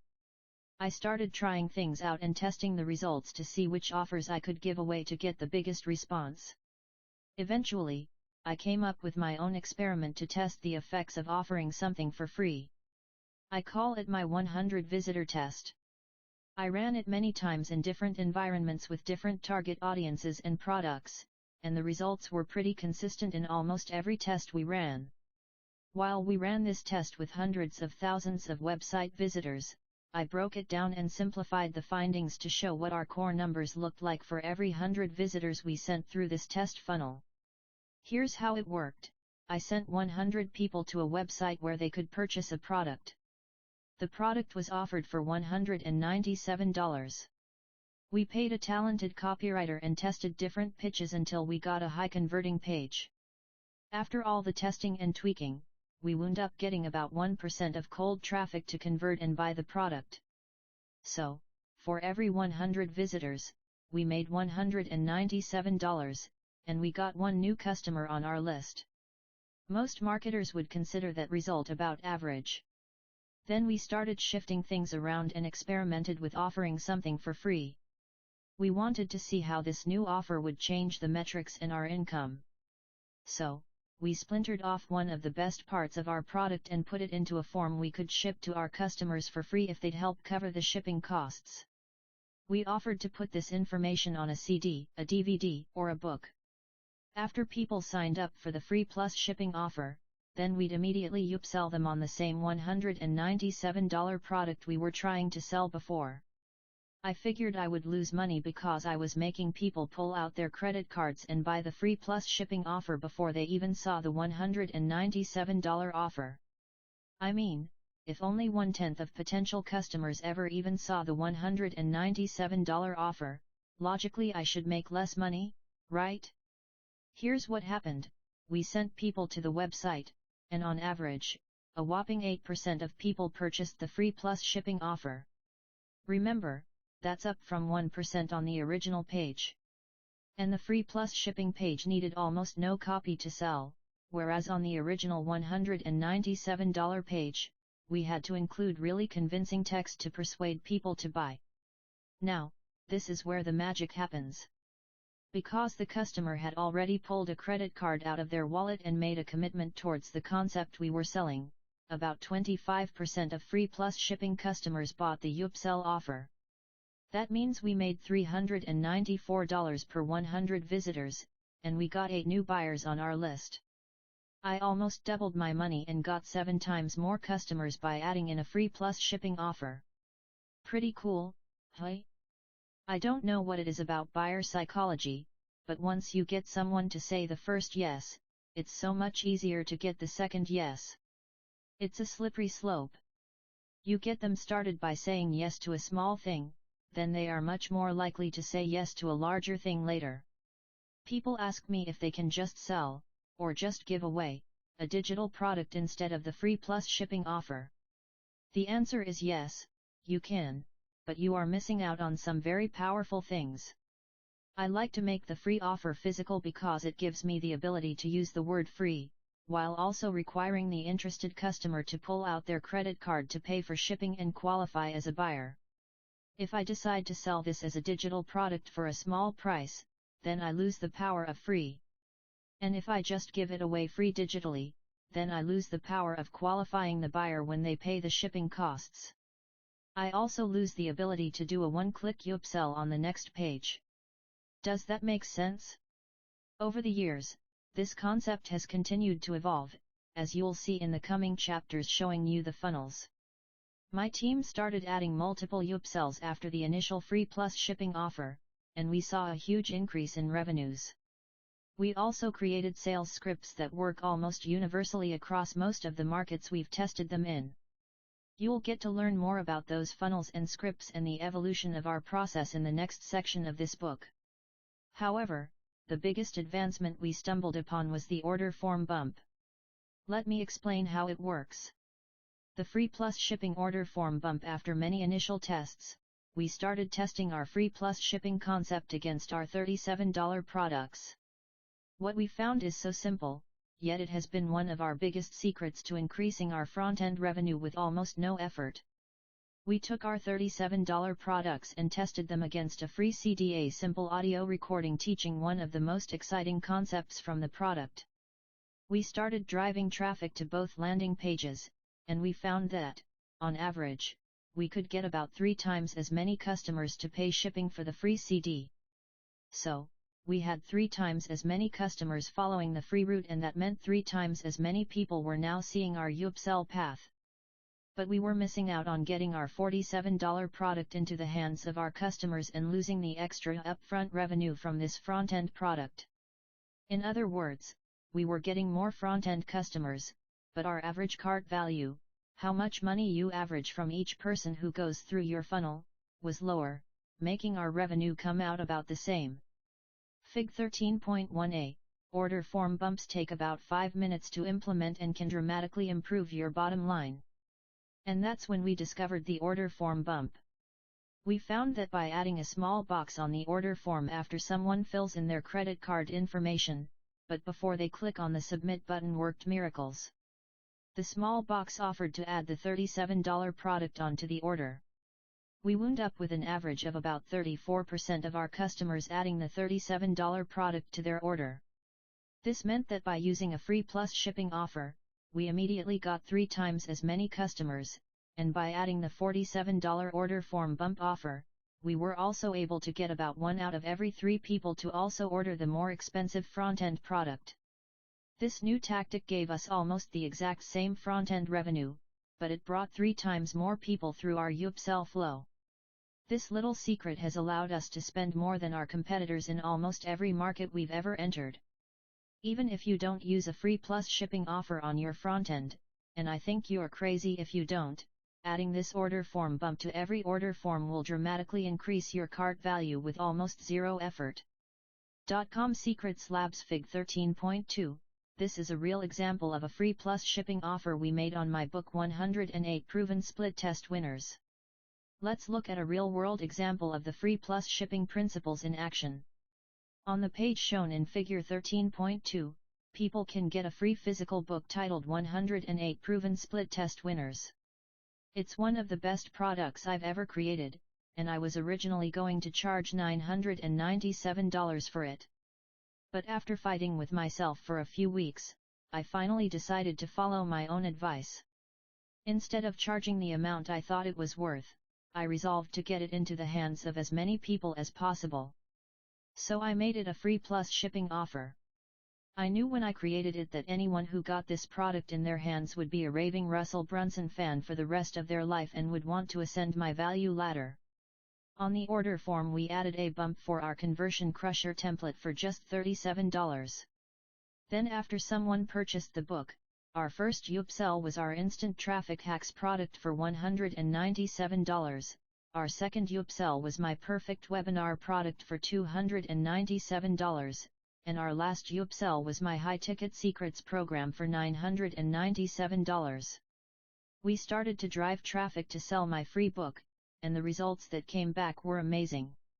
For each free book we gave away, we averaged about $66 in immediate revenue from the upsells. With numbers like that, just think how much more I can spend to acquire customers. And once we acquire someone as a customer, we continue to lead them up our value ladder to other products and services. so the revenue only continues to grow. How does this work if you're an author, coach, or consultant? Think of the most amazing results you could get for your clients, the one thing that would really solve their biggest problem, and put the information into a book, CD, or DVD. You may hesitate and feel some resistance to this suggestion. Many people think, oh no, I can't give that away, it's my secret sauce. Trust me. Give it away for free, and you'll reap the benefits on the back end. E-commerce business, tailor this concept to your space. For example, if you're selling something like bird cages, you could give away a CD titled How to Teach Your Parrot to Talk. Or, maybe you sell custom suits, you could offer free cuff links. See how this works? Network marketer, for this niche, you could create a CD or DVD showing your secret method of finding leads or converting them into distributors. You can then use this bait to attract people who are already interested in network marketing and who you know will make great distributors for your team. Affiliate marketer, create your own informational CD or DVD to give away and build your own list and then sell other people's offers on the back end. You can even interview someone with more knowledge about the industry for your free plus shipping offer. Offline business owner, think about your business and the problems you help to solve. Figure out the biggest problem for your potential customers and share your unique solution. Record that solution on a CD or DVD and give it away as a free plus shipping offer. Or find a physical product you can offer for free plus shipping, anything that will attract consumers and get buyers into your value ladder. Let's review. The secret to converting cold traffic is leveraging the power of free. Whatever you're sharing in your free plus shipping offer, it can't be boring, general knowledge. It has to be unique, sexy, or fun. The more unique, the better. Using free plus shipping offers is the fastest way to qualify your buyers and get people into your value ladder. Remember, if someone isn't willing to pull out a credit card and pay a few bucks for shipping on your product, then they probably aren't going to buy your other products either. Up next, now that we've covered all the strategy behind value ladders and how to turn those into sales funnels, would you like to see the 7 core sales funnels we use in our companies, as well as the exact scripts we use to sell each of those products? In the next section, I will be revealing the nuts and bolts behind building your winning campaigns. Section 4, Funnels and Scripts. Important note before we start this section, I want to point out that each of these funnels, and their accompanying scripts, serve a different purpose. I use all of them at different points in our company and at different levels of our value ladder. I also want to mention that both the sales funnels and the scripts are just a framework that form a starting point. Once we get the basic framework of a funnel working, we add on other components to grow it into a larger, more complete sales funnel. For example, for the free plus shipping funnel I described in the last chapter, we added an order form bump as well as 3 upsells or one-time offers, OTOs, to build the final funnel. The scripts I'm giving you in this section are also just a framework. You need to add in your personality, the elements of your attractive character that will make these static scripts come to life. So use these funnels and scripts as the starting point, but don't be afraid to tweak them for your company's needs. One of the biggest questions I get about funnels is this: how in the world do I actually build these out so they all flow together the way they're supposed to? I don't want the technology factor to get in the way of implementing what you've learned in this book. Each of the funnels I'm about to show you can easily be built out in ClickFunnels.com. In Section 5, you will get a full tutorial on how to use ClickFunnels to build out these funnels. Front-end funnels. Funnel number 1, 2-step, free plus shipping. The 2-step funnel works really well for the free plus shipping offers we discussed earlier. The first page typically has a video using the who, what, why, how script you'll see below. Then the page asks visitors, where should I ship this? They fill out the shipping address form, that's step 1, and then move on to step 2 where they fill in credit card information for the shipping and handling charge. It's important that you mention on the first page that the buyers will be charged for shipping and handling. Otherwise, it's very unethical, and you'll upset your customers before they even have a chance to get into your value ladder, which is never a good idea. As we mentioned before, adding an order form bump on step 2 is a great way to increase front-end revenues. Now, not everyone who fills out step 1 will fill out step 2, so I capture the email address on the first step. That way, I can follow up with them later and ask them to go back and fill out the rest of the form. After the visitors fill out the second step and click the submit button, you take them to a special, one-time offer, auto, which presents an opportunity to upgrade the order. I'll explain the psychology behind how to structure your offer for the autos when I share with you the sales script we use. Figure 14.1 shows one auto, but often we'll have 2 or 3 upsells and downsells in our funnels, so you don't have to limit yourself to just one additional offer. The psychology behind this funnel is amazing. People are more likely to fill out the first step because they don't see a long form asking for credit card information. Then once they do get to the credit card form, they keep filling it out because their brains are already committed to the process. Interestingly, I often find conversions to be higher on step 1 than on a regular email squeeze page, even though I'm asking for an entire shipping address instead of just a short email. This is probably because receiving something physical in the mail has a higher perceived value than receiving digital information via email.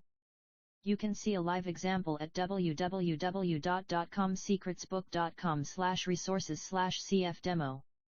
The who, what, why, how script. This is the script I typically use with the two-step funnel. Inexpensive offers like free plus shipping items usually don't require a long, involved sales letter. You need to hit the main selling points and build credibility as quickly as you can. Just create a little video, answering these 4 questions, and maybe add in a text version on the page. Present step 1 on the order form, and you're all set. This is a short and simple script that answers the main questions likely on the prospect's minds as they look at a low-end offer. Who are you? Introduce yourself very briefly. Hi, I'm Russell Brunson, founder of DotCom Secrets. What do you have? Introduce your product or offer briefly. I've got a free DVD that's going to show you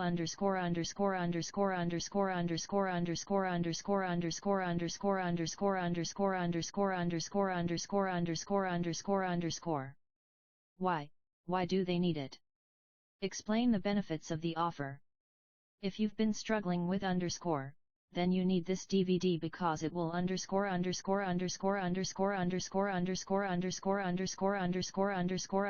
dot. How can they get it? Walk them through the order process so they know what to expect. Just fill out the form on the side of this page. Let me know your shipping address, and I'll send it out right away. The catch: tell them why you're offering this product for such a low price. People always think there's a catch. So instead of avoiding the topic, let them know, in clear terms, that there is no catch. There's no catch. I'm doing this because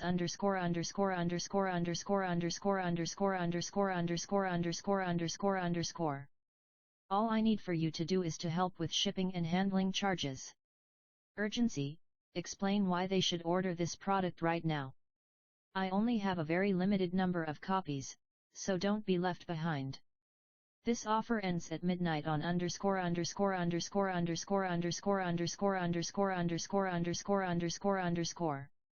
Don't wait. Guarantee: reverse any risk in ordering the product. If you don't love it, I'll refund your money, and you can keep the DVD. Recap: remind them what they are getting and why. One more time: here's what you're getting dot. Let's review. The two-step funnel is great for converting cold traffic and getting a visitor to qualify as a subscriber and buyer. The sales process is short and sweet because you're selling something at the low end of your value ladder. Up next, now, after they have made the initial purchase, use a different script to sell the special, one-time offer. Let's look at that script now. The auto script. Auto stands for one-time offer. It's a special offer you make to people who just purchased a product from you. We use this script for the auto on all of our offers, not just the two-step funnel, so know that you can and should use this script for any upsell situation. In the past, I would try to use a longer sales process in the auto, but I never had great conversions with the longer version. It wasn't until my team wrote our scripts so that the focus is more on confirming the initial purchase and then quickly convincing them to say the second yes that we saw dramatically better results. Usually this auto video is only 3 to 5 minutes long, yet it will close people on price points from $97 to $2,000 or more. Now, one of the keys you need to understand before you use this script is how to structure your auto. Getting the second yes is 80% offer structure and 20% script. So here are a few guidelines to make sure you structure the offer correctly. Rule number 1, don't sell more of the same thing. This is the biggest mistake most entrepreneurs make when it comes to upsells. They try to sell more of what the customer just bought. Instead, if the customer bought an ebook titled How to Lose Weight by Juicing, your next offer shouldn't be another juicing product. In the visitor's mind, he has already scratched that itch, so offering more of the same rarely works. Rule number 2, don't sell a random product. The next worst thing to selling more of the same is to sell a random, unrelated product. I see this all the time. Yet, if there is no logical connection between the front-end product and the upsells, you will kill your conversions. Rather, structure your upsell offer in one of these 3 ways. Sample structure number 1, the next thing. This is my favorite way to do upsells. If a guy just purchased your book, How to Lose Weight by Juicing, what is the next logical product he needs to buy from you to reach his goals? He just secured a way to learn how to juice, so that itch is scratched. But remember that he is juicing to lose weight. So, outside of juicing, what else will help him to accomplish his weight loss goal? Is it a weight training manual? Would he be interested in a cardio-related product? Those types of offers will convert well because it's the next thing the new customer needs in order to accomplish his core goal. This is what my team did on the back end of our .com Secrets Labs book. The front-end products sold conversion secrets to a buyer obviously interested in internet sales, so the 2 upsells were related to traffic and then sales. Sample structure number 2, do it faster. If you have a way, a tool, a technique, or a software program that complements the initial offer and helps the customer get results faster, then the do it faster upsell is the right type of offer. The one key point to remember is you do not want to say the initial program won't work without this upsell. There is no better way to upset your new customers than to tell them that what they just bought from you is incomplete without buying more. Sample structure number 3, need help? This type of upsell pushes people farther up your value ladder to your high-end offers. It presents a way to get specially tailored insight from you. Here we are asking the buyers if they want help implementing what they just purchased on the front end. Now that you understand proven ways to structure the upsell, let me show you how to use the auto script. Below is a pattern of dialogue you can use to create your own auto script. While you should tweak the language to match your individual offer, try to follow the order I have provided. I already organized the crucial elements for you, start to finish. Confirm initial decision. It's important to put any possible buyer's remorse to rest by reinforcing the decision to purchase the initial offer. It's also important to make sure you keep an open loop at this stage. We used to say things like, "Congratulations, your order is complete," before we made the upsell offer, but this language closed the sales loop. The prospect's brain was thinking, "I'm finished," and it was hard to get that second conversion. But once we changed that language to, "Wait, your order is not yet complete," the sales loop remained open, and our conversions went up. Why? Because subconsciously the reader was still open to being sold on something else. Pretty cool, huh? Congratulations on purchasing __________________________________________________________________________________________________________________ Your order is not quite finished yet. Smart equals why. Tell the buyer he's made a great decision by making the first purchase and why. You've made a smart choice, and here's why. You ordered this because you wanted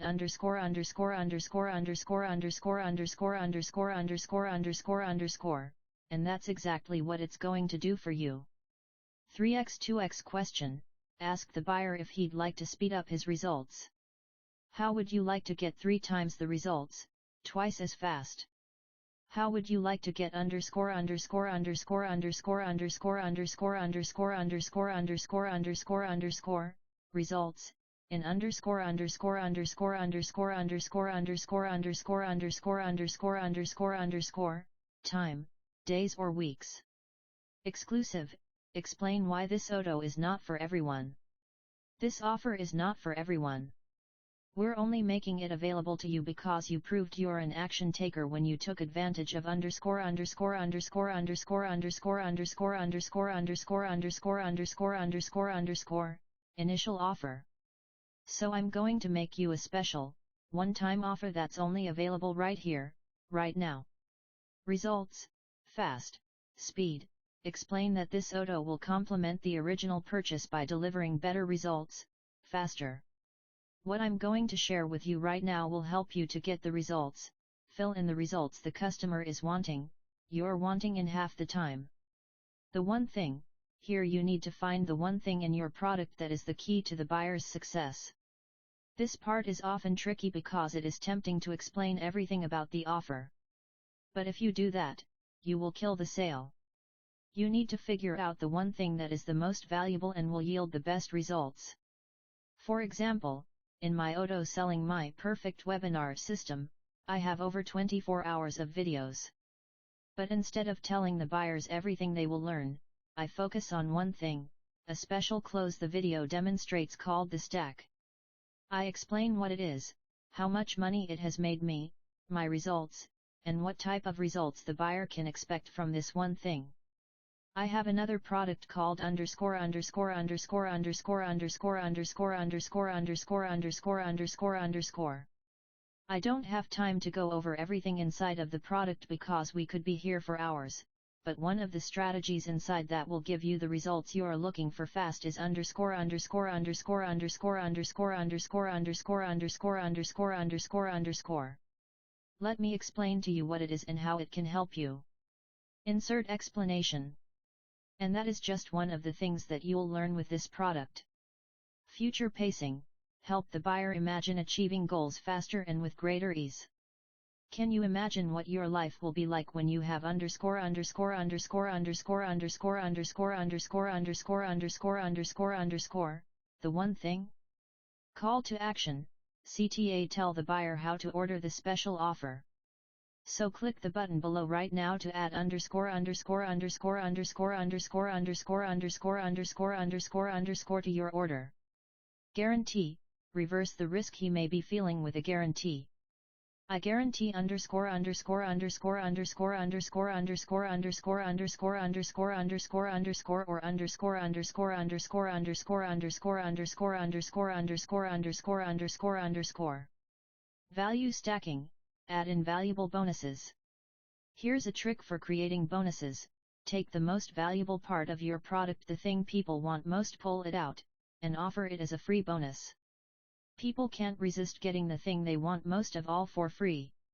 If you act now, you'll also receive underscore underscore underscore underscore underscore underscore underscore underscore underscore underscore underscore worth dollar underscore underscore underscore underscore underscore underscore underscore for free. And underscore underscore underscore underscore underscore underscore underscore underscore underscore underscore underscore underscore dot worth dollar underscore underscore underscore underscore underscore underscore underscore underscore for free.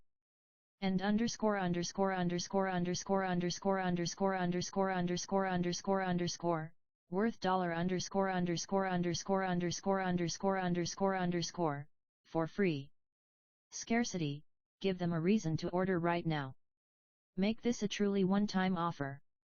This underscore underscore underscore underscore underscore underscore underscore underscore underscore underscore underscore product name is available on my website for underscore underscore underscore underscore underscore underscore underscore underscore underscore underscore underscore higher price. But right now, you have this one chance to get it for only underscore. This one-time offer is only available right here, right now. When you leave this page, it's gone forever. Second CTA, repeat your call to action. Don't miss your chance to _________ faster and easier than ever. Click the button now. Testimonial rush, add in testimonials about your product. More is better. Don't just take my word for it, take a look at what others are saying. That's the framework for the Auto script. Now, just like the other scripts, this is a guide to show you the path you need to lead your customers down to put them in a state where they will purchase. You have some freedom to add in your own personality. Remember, your attractive character is essential to making these scripts come to life. So use the script as a guide, but insert your own personality for maximum conversions. Funnel number 2, self-liquidating offer. Typically, we use the self-liquidating offer, slow, funnel when we are trying to sell a product that's priced anywhere from $27 to $97. The main goal is to have this front-end product cover the expenses of buying traffic. You hope to break even. That is why we call it a self-liquidating offer. Because if you structure it right, you won't have any traffic costs, and your upsells become pure profit. In general, a free plus shipping offer will lose money on the front-end offer, but will use the upsells to break even or even make a profit. In contrast, slows should break even before any upsells. First, you're going to attract people with a free video, report, ebook, or other lead magnet on your squeeze page. Typically, my bribe to get them to give me an email address is something that I'm going to show them on the next page in a video or a sales letter. Then, once the visitors subscribe to your list, they land on your slow page, which sells your core offer. This is generally a video or a long-form text sales letter, presenting your slow using the star, story, solution script described below. Because the price point is so much higher than a free plus shipping offer, you normally have to use a longer script to get your visitors comfortable enough to make a purchasing decision. That is what the star, story, solution script does. On the order form, you can add an order form bump, and then take them into your auto sequence using the same auto script I gave you earlier. I love the star, story, solution script because it helps to introduce your new visitors to your attractive character while you are selling them your product. Star, story, solution script. I didn't invent the concept of the star, story, solution script. I first heard it when I was interviewing a guy who had made $1 million in 23 months selling supplements. He said there was a script he used to sell all of his products. The script formula was so simple. First, you need a star, I call this person the attractive character, then you need a story that agitates a problem, and finally you need to provide a solution, your product. I thought it was a powerful format, but it took me almost 10 years to figure out how to frame each section of the script. After I figured out how to lead a prospect through each section, I was able to build out a framework that my companies, as well as hundreds of our clients, use over and over again. Sometimes it's easy to feel overwhelmed with all the pieces in this script. There are 44. But take it one piece at a time, and you'll be fine. Each piece can be as short as a sentence or two, while others might be longer as you find places to interject your true stories, which define the attractive character. Just think of the 44 pieces as stepping stones along the path to the sale. You can write as much or as little as you like for each piece. If you follow the script, you'll have a great sales letter by the time you get to the end.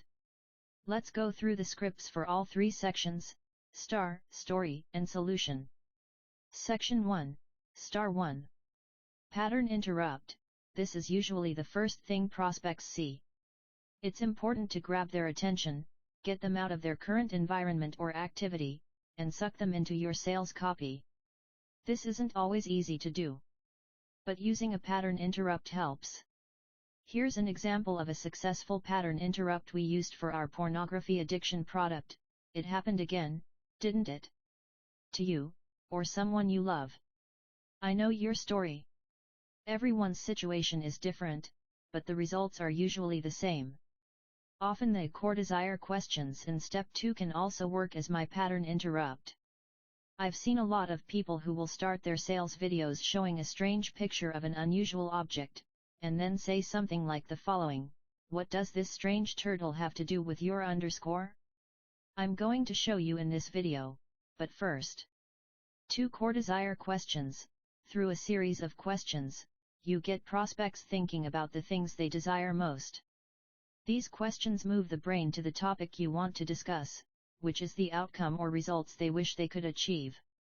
Here's an example of core desire questions from one of my list hacking products. I've got a quick question for you. Have you ever wanted to work from home? Own your own business? Come on, you know you want that lifestyle, the one that everyone talks about. Where you can work from home in your underwear. Or on a beach with your laptop. 3. Agitate past failures. If prospects are taking the time to read your sales letter, chances are pretty good that this isn't the first time they've thought about solving this problem. If they already had the desired results, they wouldn't be searching online or clicking ads for your product, would they? So, you already know they've probably tried to achieve the result and failed. This part of the sales letter agitates that failure in their brains. Here's an example: "So, why hasn't it happened for you yet? Come on, admit it. This isn't the first time you've been looking for a proven way to make money, is it? When is it your turn?" 4. Big promise / the one thing. Here's where you introduce your big promise, the one thing you're going to focus on for the rest of the sales letter. When you watch this video to the end, you're going to discover underscore underscore underscore underscore underscore underscore underscore underscore underscore underscore underscore. 5. Introduce the star. Right after you introduce your big promise, you want to introduce the star of the story. The star is the attractive character. I usually use the reluctant hero persona as my attractive character's identity. But remember, you can use the leader, the adventurer, the reporter, or any other archetype you think works for your product and your market. Hey, my name is Russell. And a few years ago, I was just like you. Section 2, Story. Now it's time to transition into the second section of the sales letter, your attractive character's story. If you've already written your soap opera sequence, this section will seem very familiar. 6. High drama. Whenever you're telling a story, you want to start at the point of high drama. Don't start with, "Well, I woke up and had eggs for breakfast, then I got dressed and went to work, blah, blah, blah." Do start with, "The gun was in my face. I was staring down the dark barrel, and I could see the bullet in the chamber. My heart pounded in my ears, and rivers of sweat streamed down my face." Think about your favorite movies. Do they start at the very beginning of the story, way before the main event occurs? Probably not. A good movie, like a good story, starts at the point of high drama. The same works for your sales letters. Present your attractive character at a moment that is powerful, dramatic, and compelling. "I crawled out from under my desk, almost hitting my head as I grabbed the phone.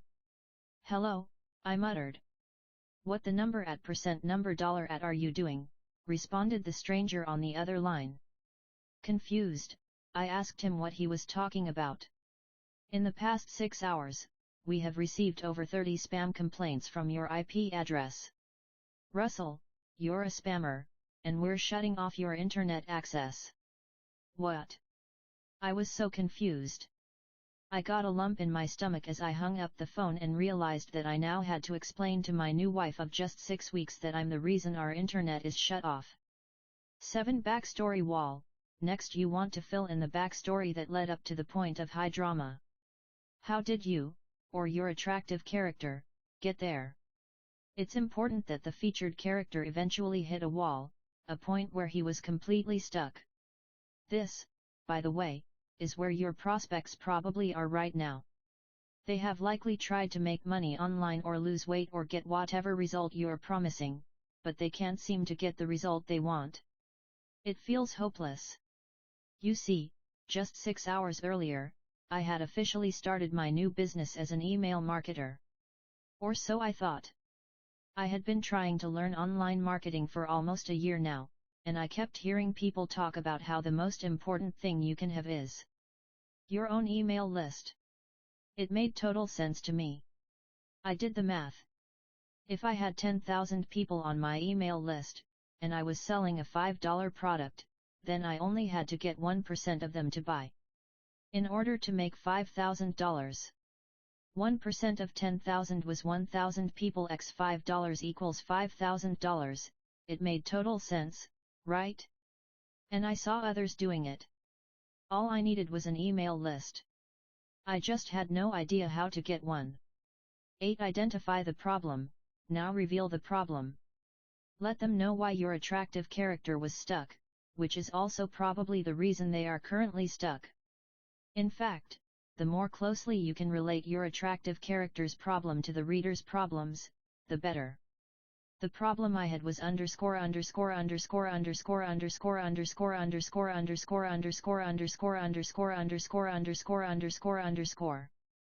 9. Epiphany or Declaration of Independence. Once the AC pinpoints the problem, it's usually not long before they have an epiphany or decide to make a major change in their behavior or mindset. For example, your attractive character might have an epiphany that to make money online, he has to build a list. Or in order to lose weight, he has to change his eating behavior once and for all. And that's when I had my big aha moment. That's when I decided I had to make a change. 10. Your path to finding the ultimate solution. Take the reader along your journey. Describe some of the different things you, or your AC, tried before you found success. So, first I tried underscore.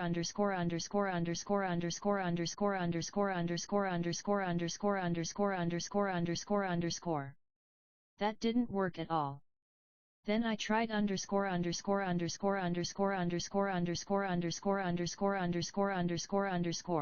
and it was a little better. 11. First sign of success, let the reader see you start to succeed. Some of your prospects might be experiencing this feeling at the moment, they might be right on the cusp of early success. You want them to see you go through this step so that they know you've moved through it to the ultimate success, and they can, too. And that's when I finally tried underscore. And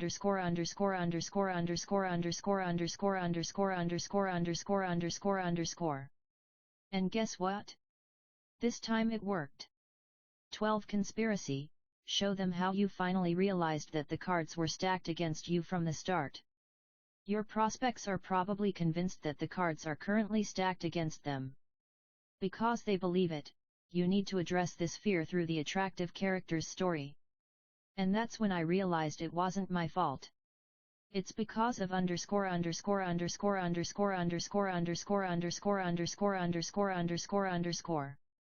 No wonder I was struggling. 13. The big lie, explain why it's not their fault that they haven't succeeded before now. For years, they had been telling me underscore. And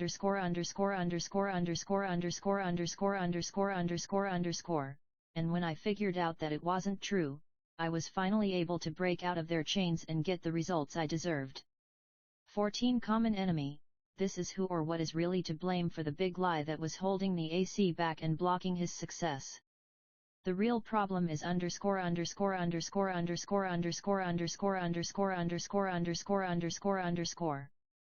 'They were the ones keeping me from underscore.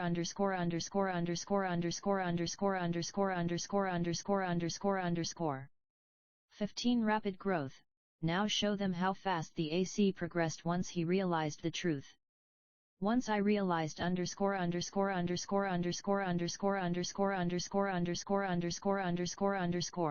that's when we started to underscore.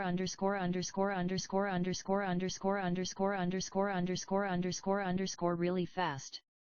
16. Case studies, highlight the stories of others who've had success similar to your or the attractive character's story. But it wasn't just me. Take a look at what has